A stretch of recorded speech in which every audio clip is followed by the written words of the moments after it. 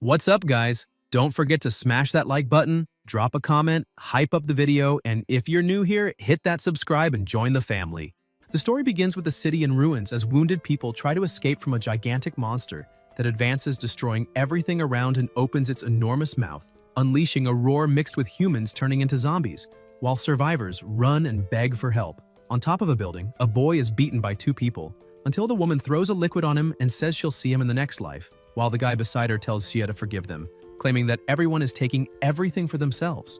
Lying on the ground, the boy whispers the name Xiao Yun, and the warrior summons a bear while saying that his beloved sister was devoured by zombies before him, blaming the boy because she refused to hand over the emblem, adding that her plasma is very useful. Xia gets furious when he hears that. People around stare at the bear and recognize Shi Jun, the user of the strongest ability blessed by the gods, believing they are saved. Shi picks up his lover in his arms and asks if the fallen boy doesn't like flames, telling him to disappear in the fire as a lighter is thrown onto his body. Meanwhile, the bear charges at the giant creature and they exchange blows that make the air tremble, while the boy burns alive, thinking that if another life exists, he won't allow that to repeat, until a voice responds that everything will begin again and his heart keeps beating. Later, the protagonist wakes up in bed completely confused, remembering that he had been burned before and finding it strange to be without injuries or flames, trying to understand if that voice was real. Xia grabs his phone and sees it's July 1st, realizing he's gone back 3 days before the apocalypse and wondering if everything really restarted. He looks at himself in the mirror and notices flames in his eyes, seeing that his right eye is golden and questioning if that is the seed of fire left there when he was being burned to the end. Xia opens the door, goes outside, and thinks that nobody would imagine that in 3 days all of this would be destroyed, remembering that the apocalypse will turn many humans into zombies while strange gods appear, and even with some gaining powers, nobody will react in time, transforming entire cities into living hells where humans become demons fighting for resources to survive. He thinks about the betrayal of his girlfriend Ruo Lan and his best friend Shi Jun, until he receives a call from her asking why he took so long to answer, and implying that he's trying to break up with her. Yan remembers it's always the same. Whenever something doesn't go her way, Lan threatens to break up, and in the past he would get desperate trying to calm her down, but now he answers yes, and she asks him to repeat it. Xia says they are breaking up and that he's tired of it, that he no longer wants to be her servant, putting the phone in his pocket as he walks, saying he finally has some peace and needs to take care of a few matters. At Ruo's house, the phone is thrown and she explodes, asking if he dares to hang up and block her, while Shai, lying on the bed, asks if he found out about their relationship. Lan says it's impossible, explaining that the fool followed her everywhere, and if she told him to go east, he would never dare go west, not seeing how he could discover it. June tries to calm her down, saying his father just sent a message asking him to collect some old inheritances with spiritual energy, commenting that something big might happen. Ruo remembers those inheritances and says Xia had a very ugly family emblem that looked centuries old, and Shi asks where it is now, receiving the answer that it's with his sister. Lan says Xia is crazy now, and that when he calms down, he will go back to flattering her as always. And when that happens, she'll only ask for the emblem. Shai smiles, saying it will work. Elsewhere, someone holds the emblem while Yun asks why her brother is suddenly asking for it, saying he traveled 30 kilometers by taxi and that he wasn't even working today, also finding his gaze strange. The protagonist asks if she believes him, and Yun says yes, that they rely on each other, and she trusts him without hesitation, believing that everything he does is for her sake. Xia asks her to go to school now, grab her things, and come back home with him immediately, and his sister says she'll go and see him in 2 hours, and Yan asks if she doesn't want to know the reason, but Yun only says she trusts him. The protagonist thinks that this time, he will make sure to keep his sister alive as he stares at the emblem and remembers the bear, imagining if there is something special in that object, as the golden in his eyes grows stronger. A hot drop falls from his eyes onto the emblem and words appear on it, revealing the 6 great hells, releasing noises and a violently strong light as chains appear bound around something. Xia watches it all as the heavy aura fills the environment, and monstrous creatures emerge from every side, making Yan think that it truly is terrifying. Lightning slices through the space as monsters roar, and the protagonist tries to understand whether that light is suppressing the creatures inside the tower, until a voice asks if he is scared. A girl appears and Xia asks who she is, hearing that her name is Su Daji and that she's welcoming the new warden of the Hell Prison. She explains that 10,000 years ago, the Immortal Emperor gathered the 20 Immortals, including Tai Bai, Tai Shang, the 3 Pure Ones, Guayin, Fuqi, and Zhuanu, to forge the land of demon suppression that gave origin to the 6 hells where countless fierce beasts and sinful gods were cast to have their souls burned day and night by the sacred light. Su continues saying that the emblem of forgiveness in his hand is the only key capable of opening those doors, and Jia understands why she called him Warden. Daja asks if he wants to enter to inspect the prisoners and offers reports along the way, and Jia agrees. They cross a portal where the aura becomes even more brutal, but a light coming from his eyes blocks the surrounding pressure. Su praises him, stating that the flames in his eyes are the seed of the inferior fire, which is why he managed to restart life even after dying in the underworld. Yan asks why she spoke to him in his past life, and Daji explains that the bonds between her and the Xia family run deep, and as the spiritual guide of the 6 hells, she couldn't stand seeing him being finished off by villains. The despair and hatred of the last moment awakened the flame ability that ignited the seed, and she merely followed the flow. The protagonist understands that he was reborn because of that, and that with the apocalypse about to begin, his powers awakened and everything will be different, asking her to show the way. During the walk, Su explains that the 6 hells have 5 layers and that the doors he lights represent the limit of his own soul. The higher he climbs, the more dangerous the prisoners will be, demanding that he strengthen his soul to face them. Jia notices that only the bear's section is lit and thinks it looks like the beast she rode in the previous life. The bear opens its mouth, releasing a crushing pressure, and Yan is surprised as it asks if that is the new warden, saying the young one is promising and that they have waited for him for 1,000 years, offering help for anything. Su calls the black bear shameless and tells it to disappear, commenting that it is crawling too much before the warden, and that it did not even let her take the lead, explaining that those 1,000-year demon kings stayed there too long and ended up turning into dogs. A bird asks what is so special about the warden, saying they only obey the emblem, and that if he wants to prove authority, he can leave them another 1,000 years under the blows of sacred lightning to see the result. The protagonist is amazed to encounter Su Daji and now the demonic black bear, realizing that the prison holds legendary creatures. Xia approaches the bird, observes its appearance, and asks if it could be Lei Zhenzi, and Su smiles, saying that as expected from the warden, he recognized it right away. She goes on explaining that in that world, monsters are divided into soldiers, generals, commanders, kings, and sages, and that the warden is on the lower layer of the tower where criminals of general level are kept.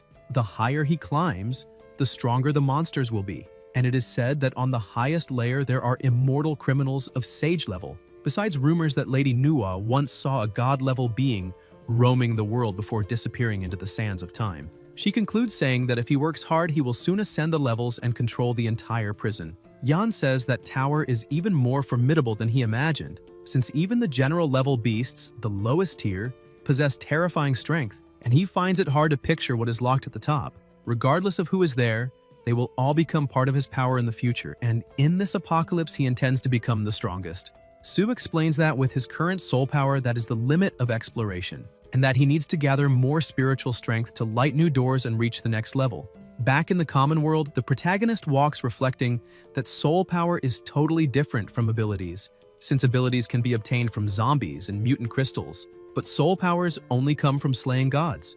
In 3 days, when those entities descend, the hunt will begin and he will make all preparations. In the old street, he keeps walking and remembering that in the previous life, someone tripped there on an immortal bidding rope and became a powerful ability user. And if he is correct, the treasure should still be in that area because the energy of ancient relics cannot escape the seed of inferior fire. Ahead stands Song Tian, leader of the Song family and father of Song Shurjun, accompanied by Elder Huang, appraiser of antiquities. Tian notices Yan from afar and recalls the conversation with Shur, when he advised his son to choose useful friends and heard that the boy was just a loyal fool, easy to manipulate. In the present, the appraiser asks what happened, but Tian answers that it's just someone familiar, and that they should continue the search relying on the specialist. Huang reassures him, saying that appraising antiquities is his only true skill, though he finds it a pity that almost everything there is merely common craftsmanship. Song thinks about the ancestral ceremony from a few days ago, when he dreamed of old masters asking him to search for certain objects, and decides to believe in it by inviting the elder along. Suddenly, Huang notices something and declares he has found it. Another buyer grabs the item first and asks for the price. The seller, believing he is just another naive buyer, claims it came from the Ming dynasty and is worth at least 10,000. The protagonist comments that it is too expensive and questions if that's all, examining the object and saying that it is broken and even tied up, and that from his perspective it is only simple craftsmanship worth at most 100 yuan. The seller snatches the item from his hand angrily while Huang asks to examine it. Yan steps aside discreetly holding the tied part and thinks he succeeded, since that discreet string is actually the binding immortal rope, a magical treasure, and now he will enjoy the show. He remembers that in the previous life, Yun was captured by the Song family. They lost the emblem and used her in plasma sacrifice. This time, that will not happen. Meanwhile, the elder comments that the head holds a small spiritual aura and is a legitimate antiquity. The protagonist approaches calling Tian Uncle Song and says he now understands why he looked familiar, asking if he is also there searching for antiquities. Tian says he didn't expect to see him interested in this, and that he heard from Shi that his family has an ancient inheritance, wishing to talk about it later.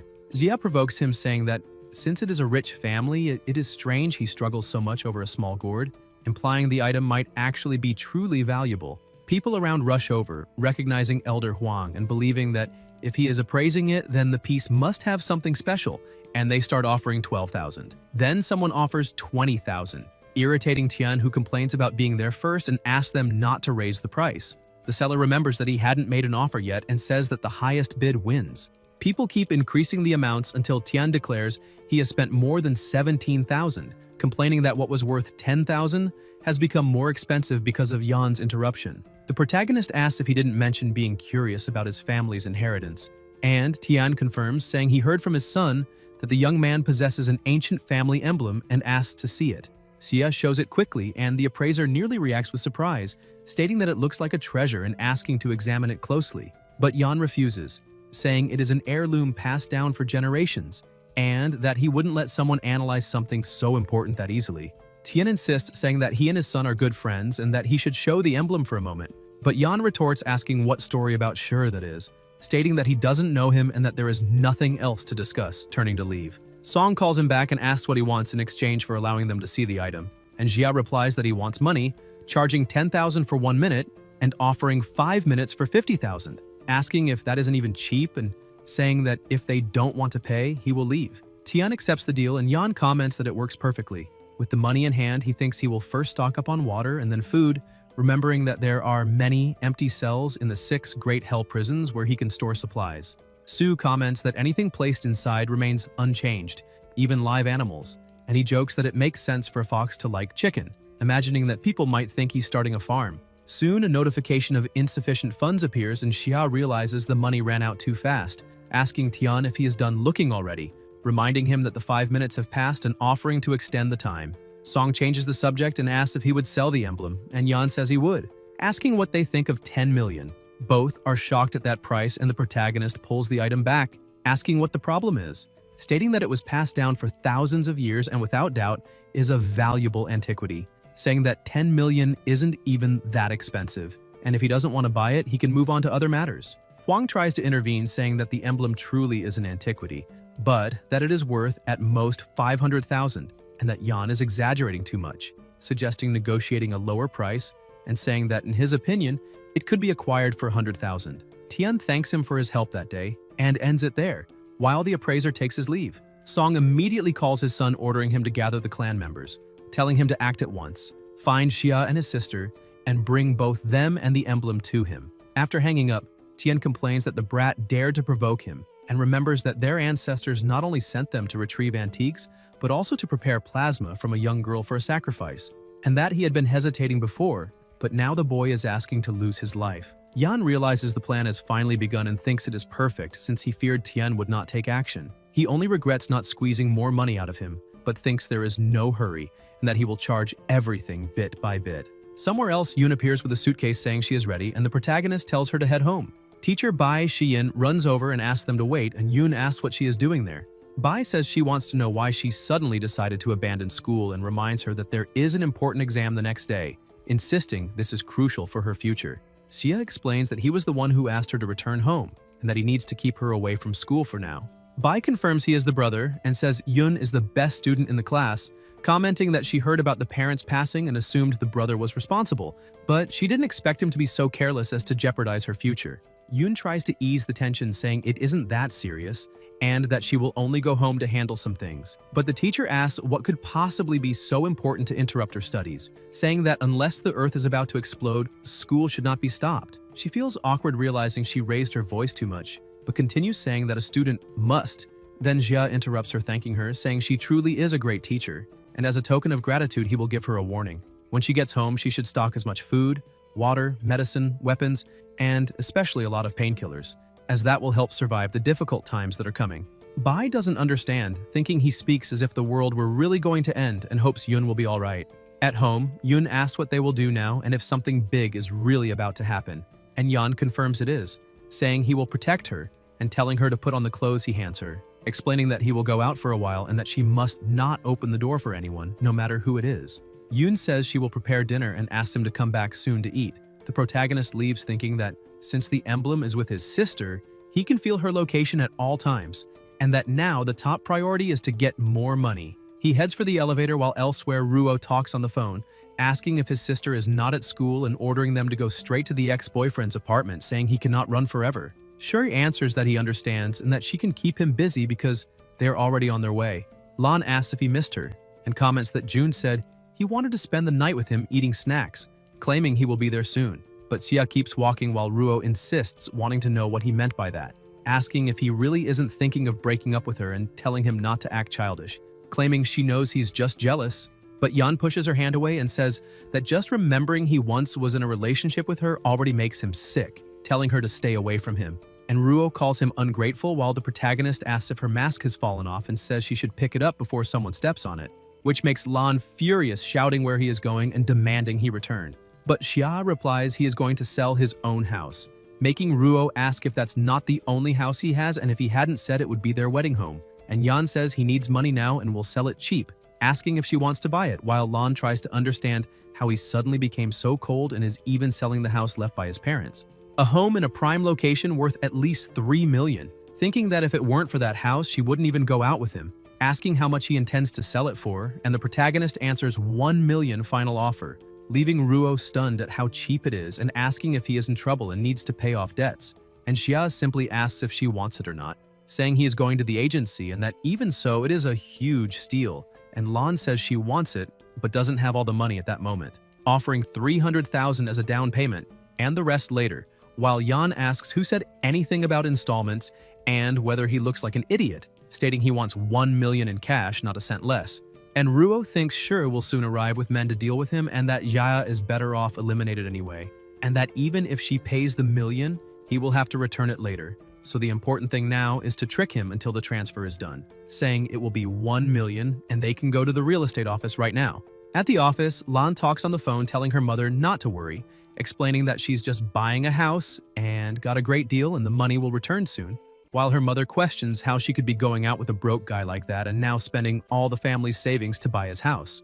And Ruo replies that she just needs to transfer the money and soon he will disappear, while the protagonist asks if she is finished and says he will only sign after receiving everything, and Lan confirms she is transferring and will send the receipt, thinking she hopes he lives long enough to spend the money, while Xia receives the amount and thinks that when the apocalypse arrives that house will be worthless, and without that million Lan will lose her last chance of survival. And she smiles, saying she is happy and that they can go to his house to celebrate, and Yan agrees, telling her to go celebrate.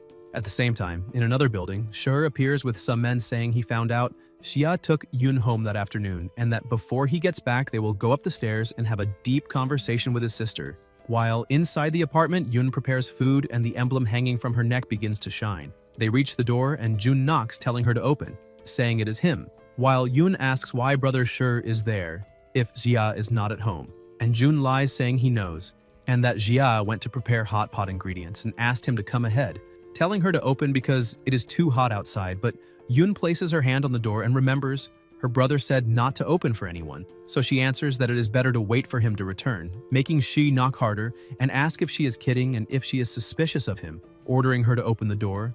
And Yun tries to apologize until one of the men shows up with a toolbox, saying quietly not to worry because they are experienced in the gang and opening locks is easy, while Jun asks if the family amulet is with her, and Yun confirms, saying her brother gave it to her, until they manage to unlock the door and she says he is relieved, entering and grabbing her arm while commenting it would have been better if she had opened earlier, touching the emblem hanging on her neck and asking if that is the antique his father wanted, saying that now, with her and the amulet, Xia will be forced to kneel and beg forgiveness from the family head. Yun asks why and questions if Jun was not her brother's friend, and he arrogantly replies asking if she knows why he stayed with Xia, saying it is because he is an idiot who believes everything and always made mistakes.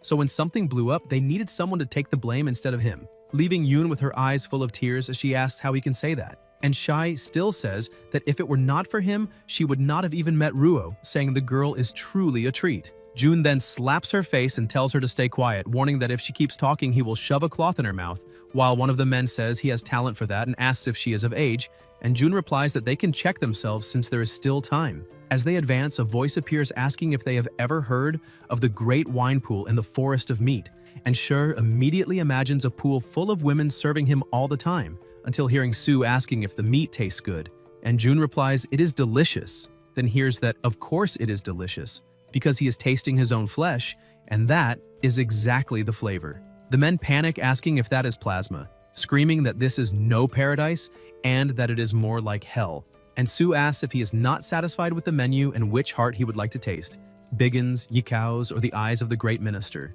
In the real world, everyone starts screaming desperately while Yun, not understanding, asks what is going on, and they shout, "It is a ghost," questioning where those visions came from and why they are scared if they have already killed people before, asking if there is something wrong with that amulet. Shai pretends courage, ordering them to move forward and destroy it, saying it is just a useless amulet until a burst of light explodes from the pendant and a hand appears cutting his face, making the amulet fall to the ground. Someone enters and picks it up, commenting on the mess, and when everyone looks, they see it is Xia. Ruo also enters asking what happened to Shi, and Jun, in panic, says it was a demon, saying that amulet is a treasure and ordering them not to let Xia escape, while Yun screams for her brother to be careful. The men advance with clubs, and Sue comments that the amulet's soul power has just been consumed, and that it is Jensi's fault for using the claws, otherwise they could have been controlled longer, while the bear says he cannot come out, and Shia says that with that size, if he really came out, the building would collapse, saying he has no fault at all and just wants to show a bit of his own abilities. Flames then surge toward the men and begin to burn them, leaving everyone in despair asking what that is and telling him to put it out, running to the shower while Shai asks what is happening and whether Xia knows how to use magic. And Lan warns him not to get close, saying that Jun is his big brother, and asking him to take their past relationship into consideration. Xia furiously replies that she came to his house, brought men to try to abuse his sister, stole the amulet, and even knew everything from the beginning, saying it is disgusting and asking how she still dares to act innocent as if nothing happened. Sher tries to deny it, saying he doesn't know what he is talking about, that it is a misunderstanding, and asking Ruo to convince Xia, reminding her she is his girlfriend and that they are getting married soon, claiming he will be the best man, while Ruo asks if he doesn't want to marry her anymore, saying she won't demand any dowry, that he no longer has anything, and even so she is willing to stay by his side, asking him to say where that power comes from and saying she will always love him. Jun appears holding a knife and Xia stares at both before launching a wave of fire over them, saying he also wanted to know why he awakened the power of flames and now finally understood. Maybe it is because there are too many rotten people in this world, and that is why he wants to burn them all to the end. In the ancestral temple of the Song family, Tian stands before the memorial tablets asking the ancestors to bless the bloodline with prosperity, abundant harvests, and favorable weather, guiding them towards success, until a red mist takes over the altar and an ancient voice announces the need for spiritual antiques, the plasma of a maiden and a sacrifice. Tian answers that the ancestor need not worry, because they will soon deliver what was requested, and the voice informs that in 3 days, the apocalypse will descend upon the world and he must hurry. Tian repeats in shock about the apocalypse coming in 3 days, and immediately orders someone to buy large quantities of water and food, saying that if the ancestor's prediction is correct, the end of the world is near, and orders she and the others to be called to perform the sacrificial ritual at once. A sound echoes, and someone approaches saying that is not necessary, and the protagonist appears saying he came on his own before throwing Jun to the ground. Tian asks what he did, and how he dares invade the family's ancestral hall, questioning who he thinks he is and ordering them to eliminate him. Everyone advances while Xia closes his eyes and upon opening them, releases a wave of light and flames that incinerates the attackers, leaving Song terrified while Yun comments that it had been a while since he had used that, as the men scream, writhing amid the fire, and Tian is both frightened and furious. Song draws a pistol and tells Xia to go to hell, but when the shot is about to hit its target, the protagonist moves only one finger and the weapon explodes in Tian's hand, injuring him. And Xia comments that firearms are not toys and are dangerous, thinking that even being only a level 1 ability, the fire of the underworld is surprising, managing to deal with about 10 people at a range of 2 meters for 10 seconds, and that if there are flammable or explosive materials, the effect becomes even greater. Irritated, Song begs the ancestor for help, saying the family is about to be destroyed, pleading to save the bloodline with divine power. The voice responds saying it is the elder of the ancient star and orders the impure creature to kneel. Yan is struck, and Tian celebrates, saying that his hand no longer hurts, and the people have stopped burning, claiming the star elder has descended to defeat evil, and Jia will lose his life. The ancestor appears ahead, and the protagonist says the Song family really foresaw the apocalypse, and that there was someone behind them, saying he only intended to steal some antiques and some money, but now he has to deal with such a powerful being.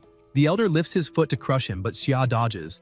The ancestor stretches out his hand to eliminate him, and Tian says that now he is truly finished, but is surprised to look ahead and see Yan smiling as he summons the bear, asking who he said was finished.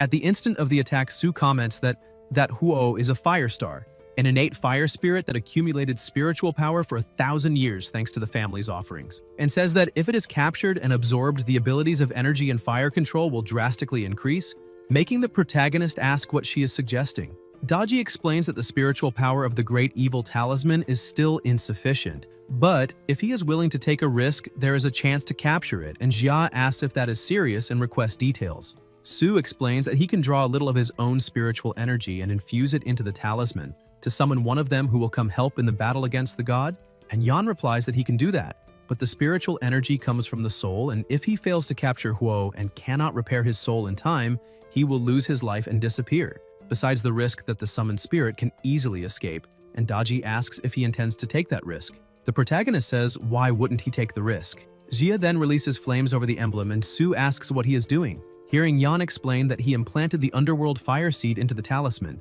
and that if he dies, the underworld fire will be activated and destroy the talisman completely, and without the talisman, no one in the world will be able to open the prison, and she will never see the sunlight again, saying that if she wants him to return alive, she knows exactly what she must do. He begins to absorb spiritual energy, and an intense light explodes, while a voice announces that the exit has been opened and the path to escape is clear, and Xia declares that he summons the great guardian demon of the mountain in the southern sea, the Black Urdo, calling him to battle. The bear emerges surrounded by a terrifying aura.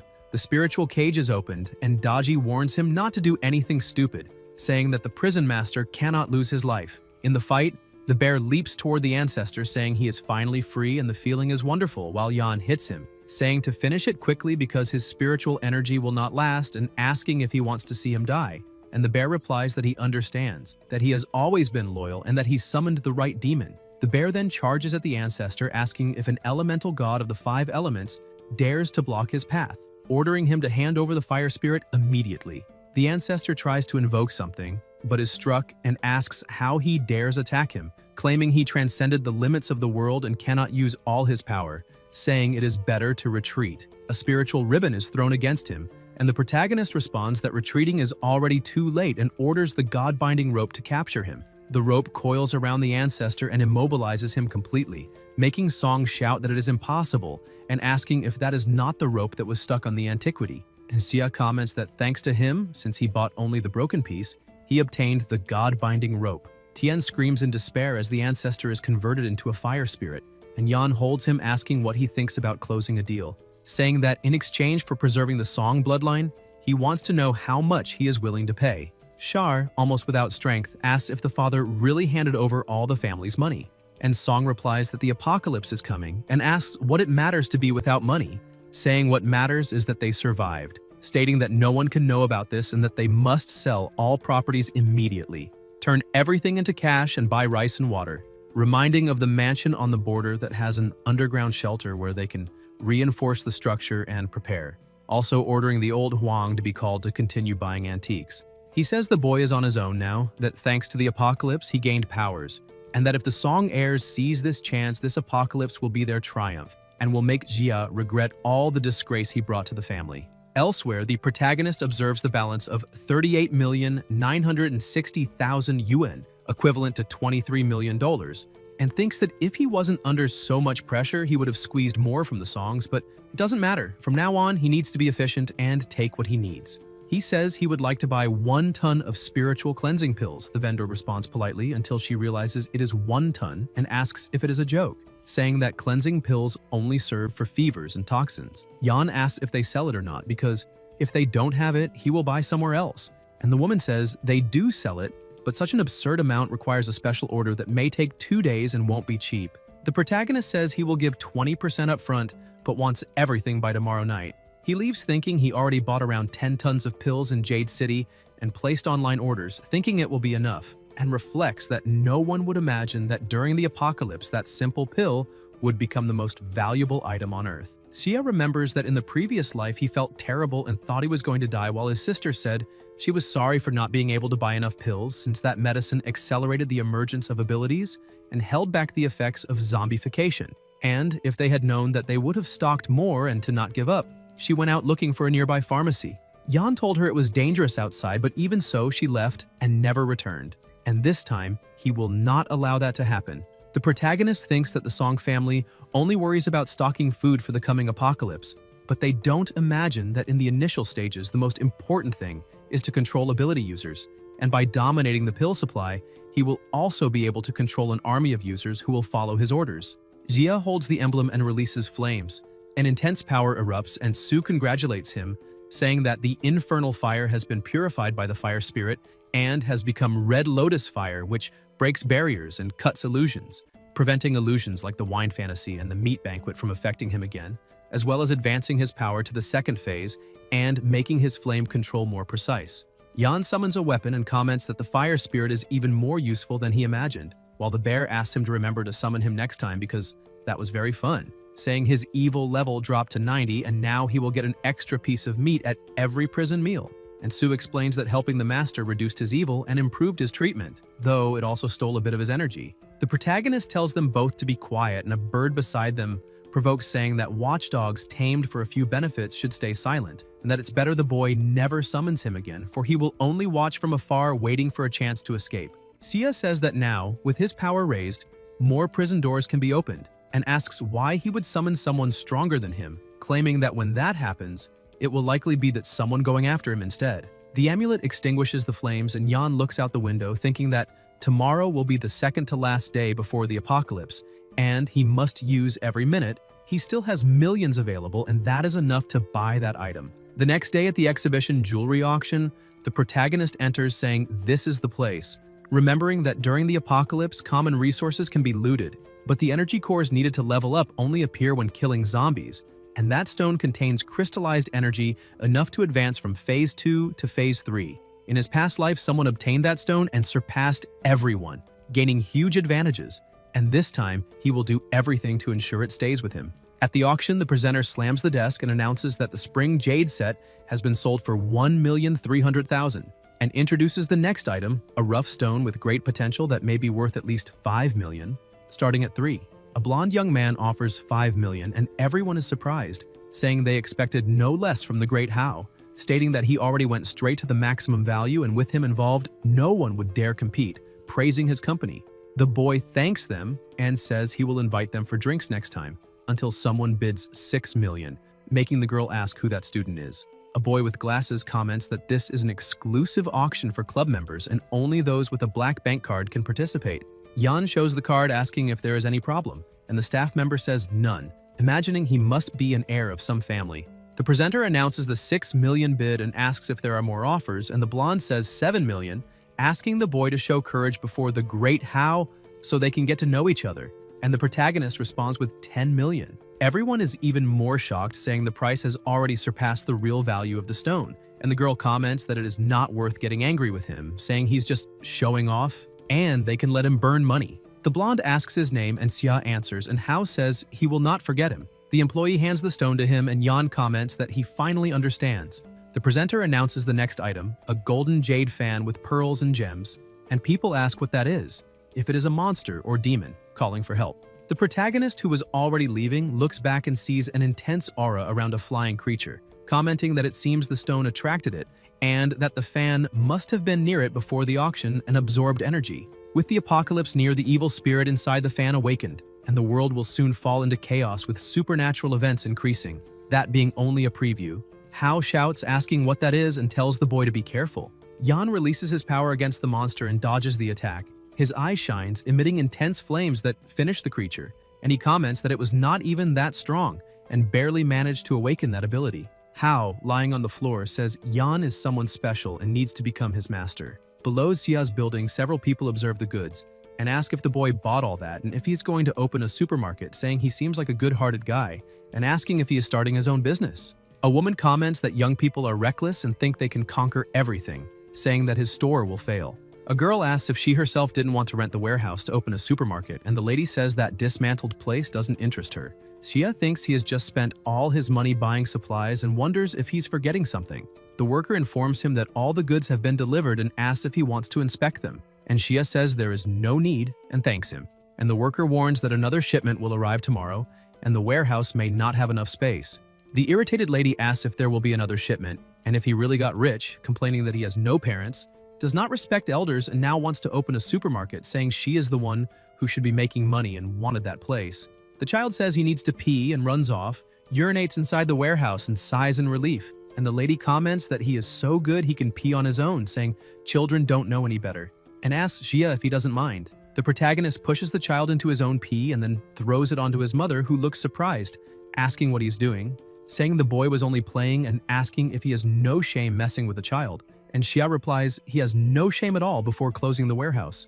The woman leaves irritated while the child says he wants to set off fireworks, and the lady notices something and says that his grandmother will buy fireworks for him tonight and set off many, hinting that if any spark hits Xia's warehouse, it would be a shame. Inside the warehouse, the protagonist says everything is gathered and orders the great mortal prison to absorb. A light appears and all the boxes begin to disappear, and Sue comments that there are so many things that they can finally celebrate. Xia tells her to find an empty room and organize everything, and Daji replies that she is an expert at that, saying there are many live animals and they can separate an area in the tower to raise them, noting that with the tower's spiritual energy, the meat will become even tastier and they will have a constant supply of chickens. Yan comments that the apocalypse is about to hit the world and he does not know how long it will last, so he intends to take other living creatures to preserve a trace of human civilization, and the bear says that he should cultivate because in times of hunger the most important things are seeds and soil, and as long as there are seeds, every form of life can continue,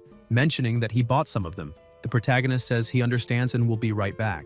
In the surroundings, Jia wonders if all that soil will fit in the demon ceiling tower and orders it to absorb, and Sue tells him to stop saying that it can't hold more, that his spiritual energy is insufficient, and the created space is too small, stating that they will end up drowning in there. Yan says he has already gathered around 10 tons of soil, but thinks it is little because after the apocalypse, all soil will be altered and that good earth will be impossible to find, and says there is no time to waste as a light envelops his body.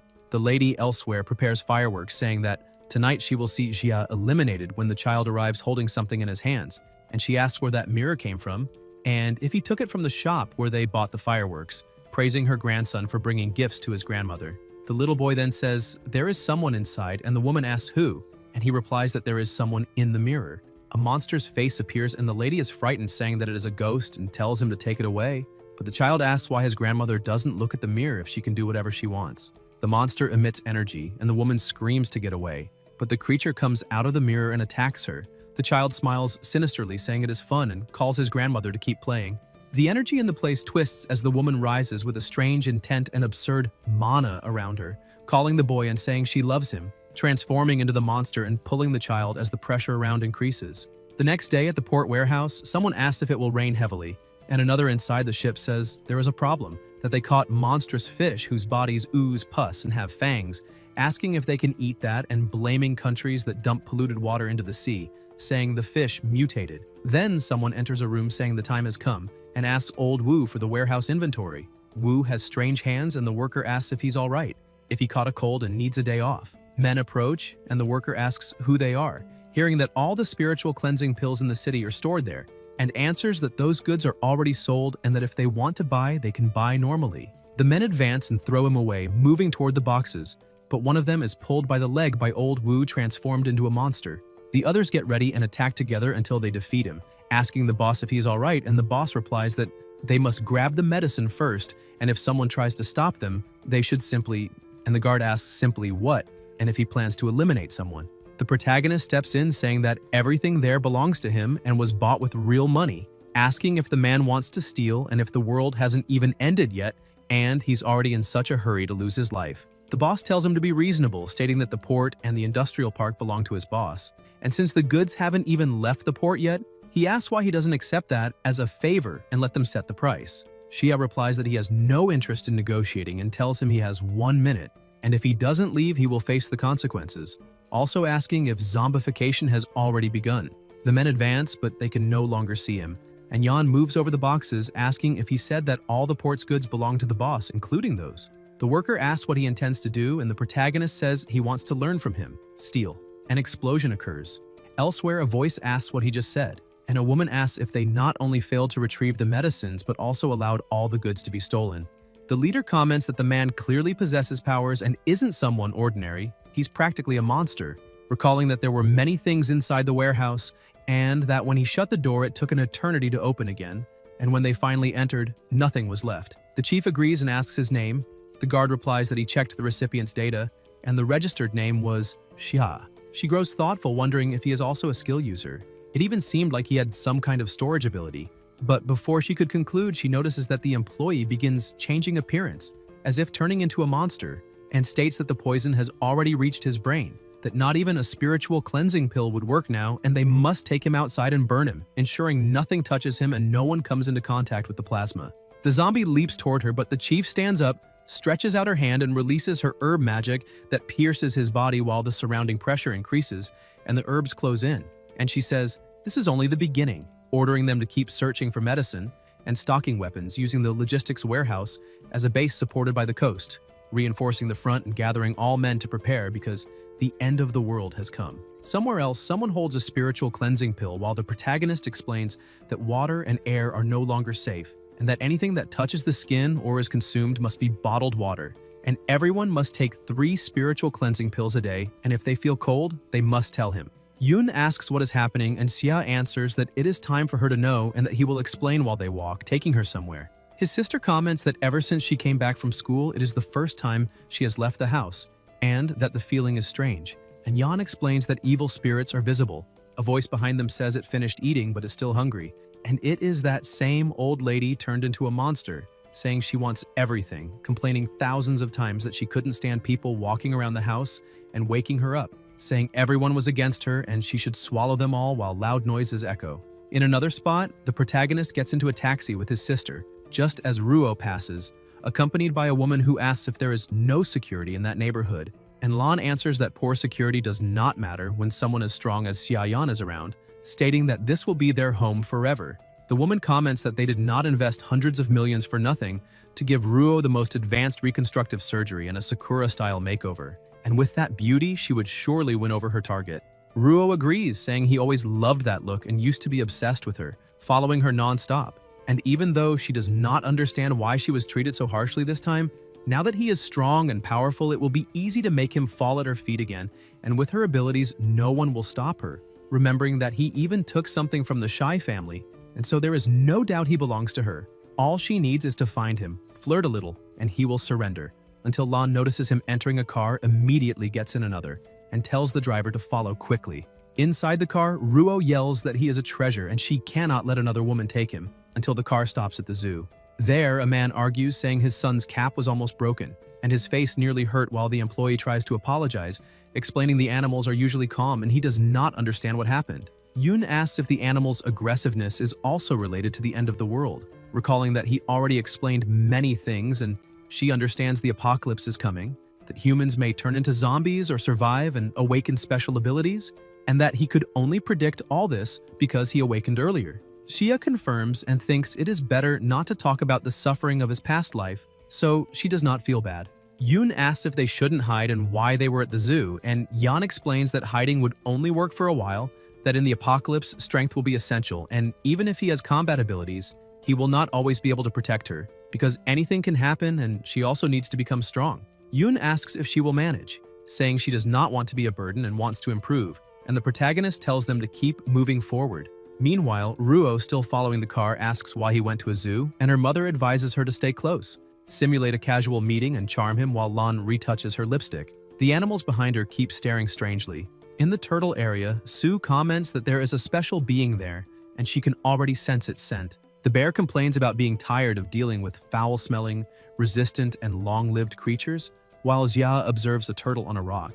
DG and the bear recognize it as an ancient turtle, and Yun thinks it has lived there since the zoo was built. Over 100 years old, even with its own name on the plaque. The notice says it is an unknown long-lived land turtle named Nanan, and Yan remembers that in his past life she became famous because a god once tried to pass through the place where she was and was bitten by her, fighting for days without managing to pierce her shell. Hearing that story, he imagined that if he could make this old turtle protect his sister, she would be absolutely safe. The protagonist approaches calling the turtle master. She stares at him and Xia releases his power through his eyes, saying he got hungry while they were walking and asks what she thinks about turtle soup. The turtle replies that humans are impatient, that in the past, some visited a cabin 3 times before asking for help, and that if he wants support, he should be polite, asking how he dares threaten her. Yan states that the end of the world is near and there is no time for formalities, introducing his sister, who is impressed to see the animal speaking. The turtle coughs and explains that if she had not overeaten and gotten indigestion, the former zoo director would never have found and cared for her, and that name was just a coincidence. Hundreds of years pass, but for her more than 3,000 years, that is only the blink of an eye. The bear is astonished at the 3,000 years and comments she is about to become a god, and that consuming her spiritual essence would extend life by 100 years. Yan asks her to help protect his sister and inquires about the conditions. The turtle replies that the world is in chaos, and the red moon dominates the sky, and that when the apocalypse arrives, her species will also suffer. The protagonist suggests taking the small turtles from the lake to the great mortal prison, building an internal lake and keeping them in safety, and the turtle asks about that place. A light appears around them, releasing lightning, and she recognizes that space filled with bolts where gods are imprisoned, stating that now everything makes sense, and that destiny brought him here a century ago for this reason. She then asks if he really thinks a brat can control such a dangerous prison, and says that the apocalypse is terrifying, but if he steps aside, he would cause damage even worse than the gods of the end of the world, questioning why she should help someone who might not even withstand the weight of 3,000 years of power. Xia faces the animal wrapped in an aura while blocking the attack, and the turtle unleashes her strength. Still at the zoo, Ruo comments she heard noise, and suddenly, her wig is snatched off by the animal behind her. Lan raises her purse, screaming for them to return the wig, but the creatures throw some liquid on both of them, and Ruo says it is drool while the mother is disgusted. Lan promises to eliminate them, but the mother insists they should forget it for now and focus on finding Yan. The old woman puts the wig back on her daughter, who complains it is backwards, and both start running until reaching the turtle area, commenting on the bad smell.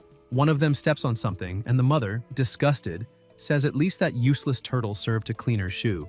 They keep moving until Ruo pushes aside large leaves, saying that if she moves everything, she might see Yan and appear fragile and seductive when emerging from the bushes, believing he will fall instantly in love. When Lan parts the bushes, she comes face to face with the turtle, which immediately bites her arm. The small, sharp teeth exert immense pressure, causing unbearable pain and making escape difficult. Ruo is startled seeing the arm being bitten and thinks this ruins her plan, staying silent so as not to look ridiculous. More turtles appear heading toward the mother, who begins to scream in pain while Lan begs them to release her and for someone to save them. Both fall to the ground as the turtles keep biting. On the other side, the protagonist continues facing the larger turtle while the bear insists on letting him go, saying that with a slap, he could finish off that old creature and then they would divide the meat. Flames spread. Xia falls to his knees and the turtle laughs, saying that if he cannot endure, he should give up because everything is born and dies for a reason, asking what anyone can do in the midst of an apocalypse and saying it would be better not to entrust the great prison to him, assuring that she could keep everyone in peace even if the world were destroyed. A strange feeling arises while the turtle continues, saying that the great mortal prison is far too dangerous for someone untrained, and the bear feels dizzy and defeated, while Su says she lost the will to do anything. Yan asks if she has not learned the basics after living so long, saying that whoever does not move forward falls behind, and whoever does not believe loses their own life. A huge aura explodes around them. A thunderous sound echoes, and the turtle is startled to see Xia breaking free from the Buddhist mantra. The protagonist tells him to keep his tricks. Xia ties a rope to the turtle, and the bear states that she took the chance to attack and seize the great prison, and that they should eliminate her. Su comments that she is one step away from becoming a goddess, and they almost fell into her plan, but the master has an unshakable will. Yan orders her to surrender or die, and the turtle asks them not to attack while he replies that he will keep hitting. And the turtle complains that he is using the ancient technique from Mount Tai to stimulate bone reconstruction. asking if that is how he treats an elder and telling the girl to warn her brother to stop because he was mistreating an animal. The protagonist states that his abilities have improved and his strength has grown, and Yoon appears asking him to leave Grandpa Turtle alone, saying he doesn't seem to want to do any harm. She touches his arm and Xia interrupts the strike, and the turtle thinks that even furious he maintained some clarity, asking not to be called Grandpa and only by Nanan. He reduces his size and states he can detect malicious intentions and that the boy has potential. From that moment on, under his protection, he will be safe. Yoon thanks him and the bear asks if that means there will be no turtle soup, while Yan says they still need to be cautious and cannot leave her alone with a monster out of control. The turtle states she was only joking before, explaining that the Great Mortal Prison is an ancient and dangerous artifact that requires a bearer of extraordinary luck and that she would never dare covet it. A light surrounds the place and the turtle declares that her soul will enter the prison that day and will be under his command. The protagonist says that her real body will stay beside his sister, and if anything strange happens, it will be struck by 10,000 lightning bolts, thinking that this way, her safety is guaranteed. An explosion happens, the smoke clears, and Xia appears atop a tree saying that was the problem. Several red-eyed animals start gathering. Yan observes that many types of animals are gathered, but not all have mutated, and he decides to take those that are fine and store them in the tower. He approaches the turtles and begins to collect them, and they thank him. Xia picks up his sister, saying he will take her to a safe place, and they move quickly until they hear someone calling. Ruo appears in the water, injured, without a wig and with torn clothes, calling herself his girlfriend. And Yan asks what she was doing there. Lan, right beside her, claims he is just being stubborn, saying he has always liked her and that he just did not swallow his pride to reconcile, reminding him that she is very beautiful and since the breakup he certainly cannot eat or sleep properly because she is perfect. The mother agrees, saying her daughter has always been in love with him and asks if last time he did not say he wanted to propose to her, stating that she answered too quickly, but in truth is enchanted by him. And Lan says she can forgive him for being rough with her before. The protagonist keeps distancing himself and comments that they are completely crazy, while Ruo begs him to return, saying he should admire someone as beautiful as her and asking how he dares treat her that way. Animals begin to approach them and Ruo panics, asking what they are doing, ordering them to get out of the way because, according to her, the most beautiful woman in the world would become queen and all men should kneel at her feet. Impacts continue while Xia swiftly moves, collecting the remaining animals that are still normal, saying they have gathered almost all those in good condition and that first they must find a safe place. Just ahead there is an office of the zoo administration, and Yan notices that all staff have already abandoned the place, remembering that the park is in a distant rural area flanked by a mountain, and for now, there will be no visitors besides the creatures. The cameras still work and there are dormitories with basic supplies, and Yoon says the place is great and she will stay there for now, stressing that he has his own matters to handle and that he can go ahead because she can manage on her own. The protagonist asks if she is not afraid and the sister replies that she is not alone, asking if Nanan is not with her, and explains that she knows her brother always protects her and that now she needs to become strong too. She says she already talked to Nanan and he will teach her to train her abilities, and in the future she wants to help her brother, which is exactly what he expected from her. Xia calls the turtle. Nanan tells him not to be so formal and states he knows what needs to be done, releasing light through his eyes as a great barrier forms around the place, preventing passage. Yan says everything is under control and Yoon asks her brother to take care of himself, saying she will wait for him there. The protagonist moves rapidly through the city, passing by destroyed cars covered in plasma, zombies devouring people, and a growing pressure in the air, thinking there is not much time left and he must hurry. Explosions and noises take over the city as it begins to collapse. A reporter announces that there was a car accident and chaos has spread, with many patients showing bluish skin, red eyes, and persistent high fever. And the National Health Committee is coordinating rescue operations. Specialists advise the population to remain at home, warning about climate anomalies and an impending storm, recommending stocking food, water, and medicine. Elsewhere, a sleepy girl watches the news and asks what is happening, saying everything feels like the end of the world. Scared, she sees recordings of zombies and reads comments confirming it is real, mentioning that a classmate felt sick, went to the hospital, and witnessed someone transforming and attacking. She looks out the window and sees the shadow of a huge creature, keeps reading the comments and finds it all strange, asking why she also feels feverish. Her hands start changing. Bai wonders if it is what she thinks or just a simple cold. She sits on the floor, grabs something, and remembers what Yun said, realizing she bought many things because of him. She takes a spiritual cleansing pill, her eyes grow heavy, and Bai ends up passing out on the sofa. Meanwhile, the protagonist heads to another spot and comments that there is still 1 hour left. Before that, from 6 in the evening onward, small gods will begin to appear, remembering that the first one appeared exactly at the Imperial Tower building. That day, the deity descended, causing massive destruction and toppling entire buildings, throwing humanity into panic. And if he could find it again, he might act beforehand. Jia sits on the ground, closes his eyes, and releases mana around him as the colors change and a light surrounds his body. Yan opens his eyes, saying that his power has reached the peak of the 3rd level and that the red lotus seed has undergone a new mutation. He observes his attributes excitedly, commenting that with fire spirit and a few turtle bones, his ability will rise 2 levels and the bone absorption will greatly increase his spiritual power. The light becomes redder until Xia hears a noise, and a young man appears asking who allowed someone to come up there, saying it's an imperial private area and that he must be removed immediately. One of the men approaches, telling the manager that the elevators and access points are locked, and asks how the boy got up. But the manager hits him in the face and says he is tired of excuses, claiming everyone looks lazy and he will deduct a whole month's salary. The employee apologizes, holding his face, and the manager watches irritated while the men prepare to attack the boy, but Yan announces that the manager is right there. Everyone stops when they see the terrifying red light appearing in the place and ask what that is. An even stronger light explodes and summons a many-legged monster, a bull demon rank soldier. The manager is terrified to see it and starts screaming, telling the bull to look at him, asking it to run to protect him, promising to raise everyone's salaries if they help him, until the bull slices him in half. The men panic and run, but the bull chases them, crushing several while saying there are too many insects and he will turn them into paste. He raises his foot to stomp the protagonist, but the strike does not descend. Xia holds the foot firmly and asks if with that strength it really thinks it can crush him. Yan releases his flames, saying he will use it for training, and the bull asks if he can understand what it is saying. The protagonist holds the foot with one hand and his weapon with the other, jumping with a smile while the men watch shocked, commenting that maybe he really can eliminate the creature. The bull stares at the boy, saying he thought eliminating insects would be simple, but this was fun, and promises to tear him apart, ordering him to be grateful for being a sturdy insect. The protagonist advances, the bull shows its teeth, and Xia smiles, asking if it gets emotional having a leg cut off, suggesting cutting an arm now.